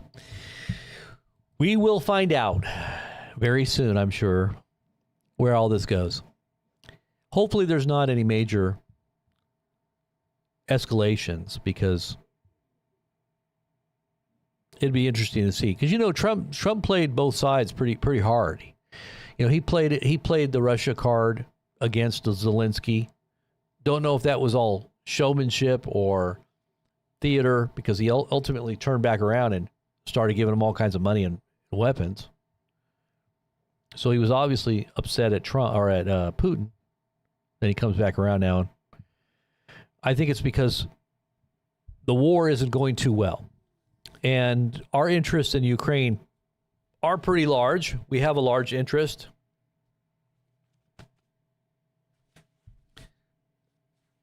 This green screen is affecting my shirt. My shirt is green, that's why. So our interests are being affected if Putin does continue to make his headway. But there should be some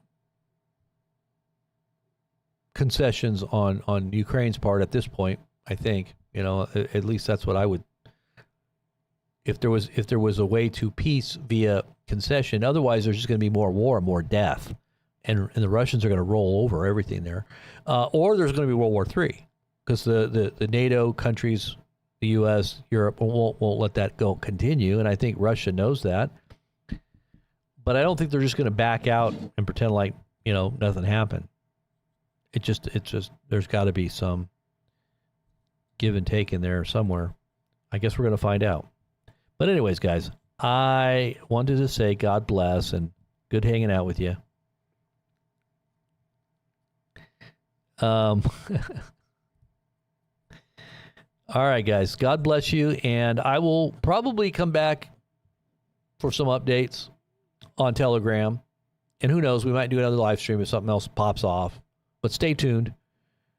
God bless, and keep your faith strong. That's one thing I keep encouraging all of you, is to keep your focus and make sure that you pray for wisdom, because everything that happens, we have to have a deeper insight. We have to have, our commentary has to be based in reality, you know, that really is touching the real issue of what is turning the tides of time and ultimately leading people into eternity. We have to be prepared to lead people. I mean, if you're the light of the world and the salt of the earth, as Jesus said, then you should be guiding people, right? You should be a beacon and regulating the environment in which we live, this environment that is filled with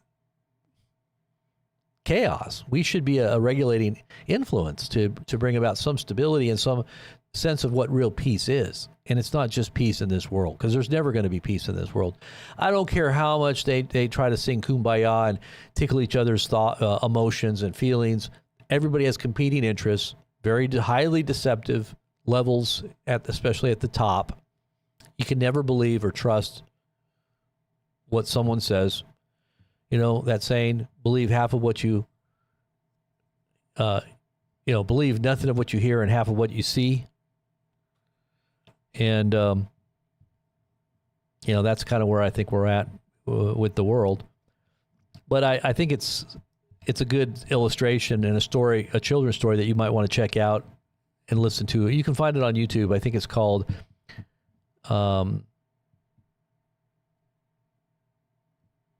Caterpillar Pillar, something about the flat. I think it's called, it basically illustrates what I'm talking about. When you get to the top, and these guys are all at the top. I mean, when you're president, you're at the top. When you're in government, you can say, I'm at the pinnacle of your, a career or whatever. You've kind of done it. You've done everything, and now you don't have anywhere else to go. You've conquered everything. Something, let's see. Flowers, caterpillar. It's called the caterpillar pillar. You ever heard of that? Caterpillar pillar. It's called, let me see. I've posted it before, but I think it's worthy of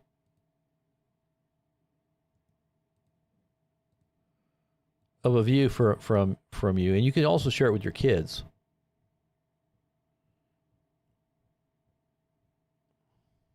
I think it's called Joy. I think that's it.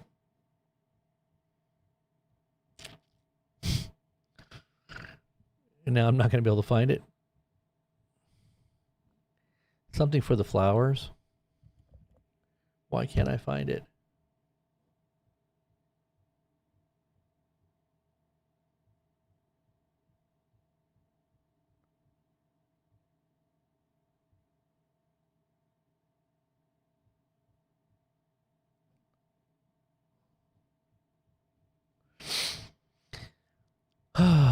You know, I had a hard time finding it before. It was so weird.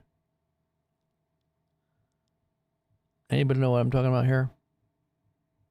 Anyway, it's about the caterpillars that get to the tippy top. And they find out when they get there that the only ones at the top are throwing everybody off over the edge, trying to stay at the top. Once you get to the top, you basically step on everybody getting up there. And you use people, you trick them, and the mindset of every caterpillar racing to the top is really interesting because it does explain the mindset and the motivations of so many people that are in business and politics and any endeavor to try to gain success.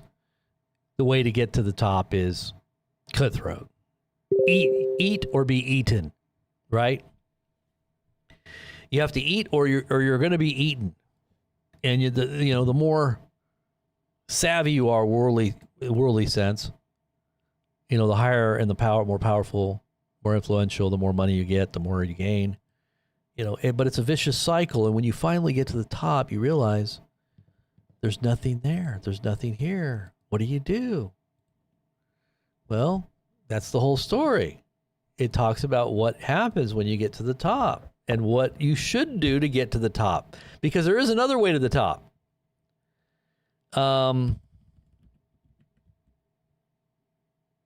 Oh, come on. Did I not put this on there?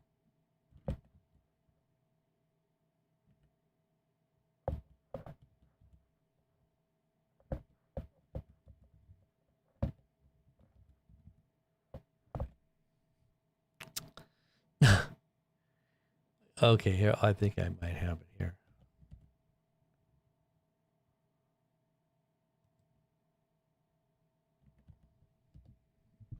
Okay, here it is. I found it. So it's called Hope for the Flowers. Okay. God, it's so weird that it doesn't pop up on a YouTube search. You know why it doesn't pop up on a YouTube search? It's probably because it's a good story and they don't want you to see it. Stuff like this, they don't really want you to listen to anyway. It's for a reason. They don't promote this in the algorithms.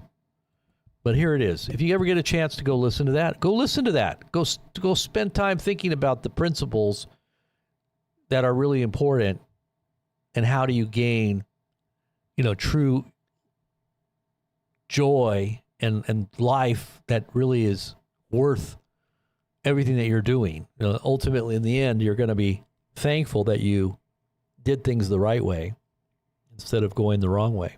I know too many people that think success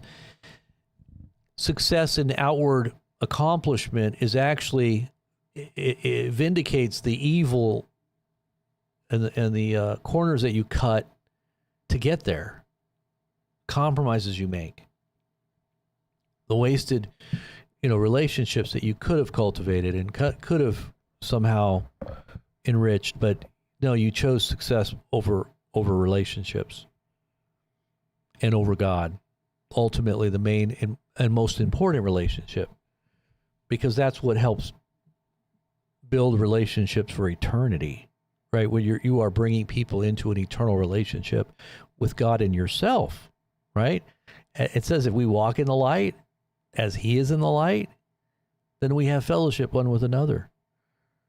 And the blood of Jesus Christ, his Son, cleanses us from all sin. So you're going to be set free from that death principle, and it's going to bring you in connection with both God and man, right? That's the two greatest commandments. Love the Lord your God with all your heart, mind, soul, and strength, and love your neighbor as yourself, right? So you want to have that connection, both vertical and horizontal, on a eternal level. And then you don't have anything else to worry about.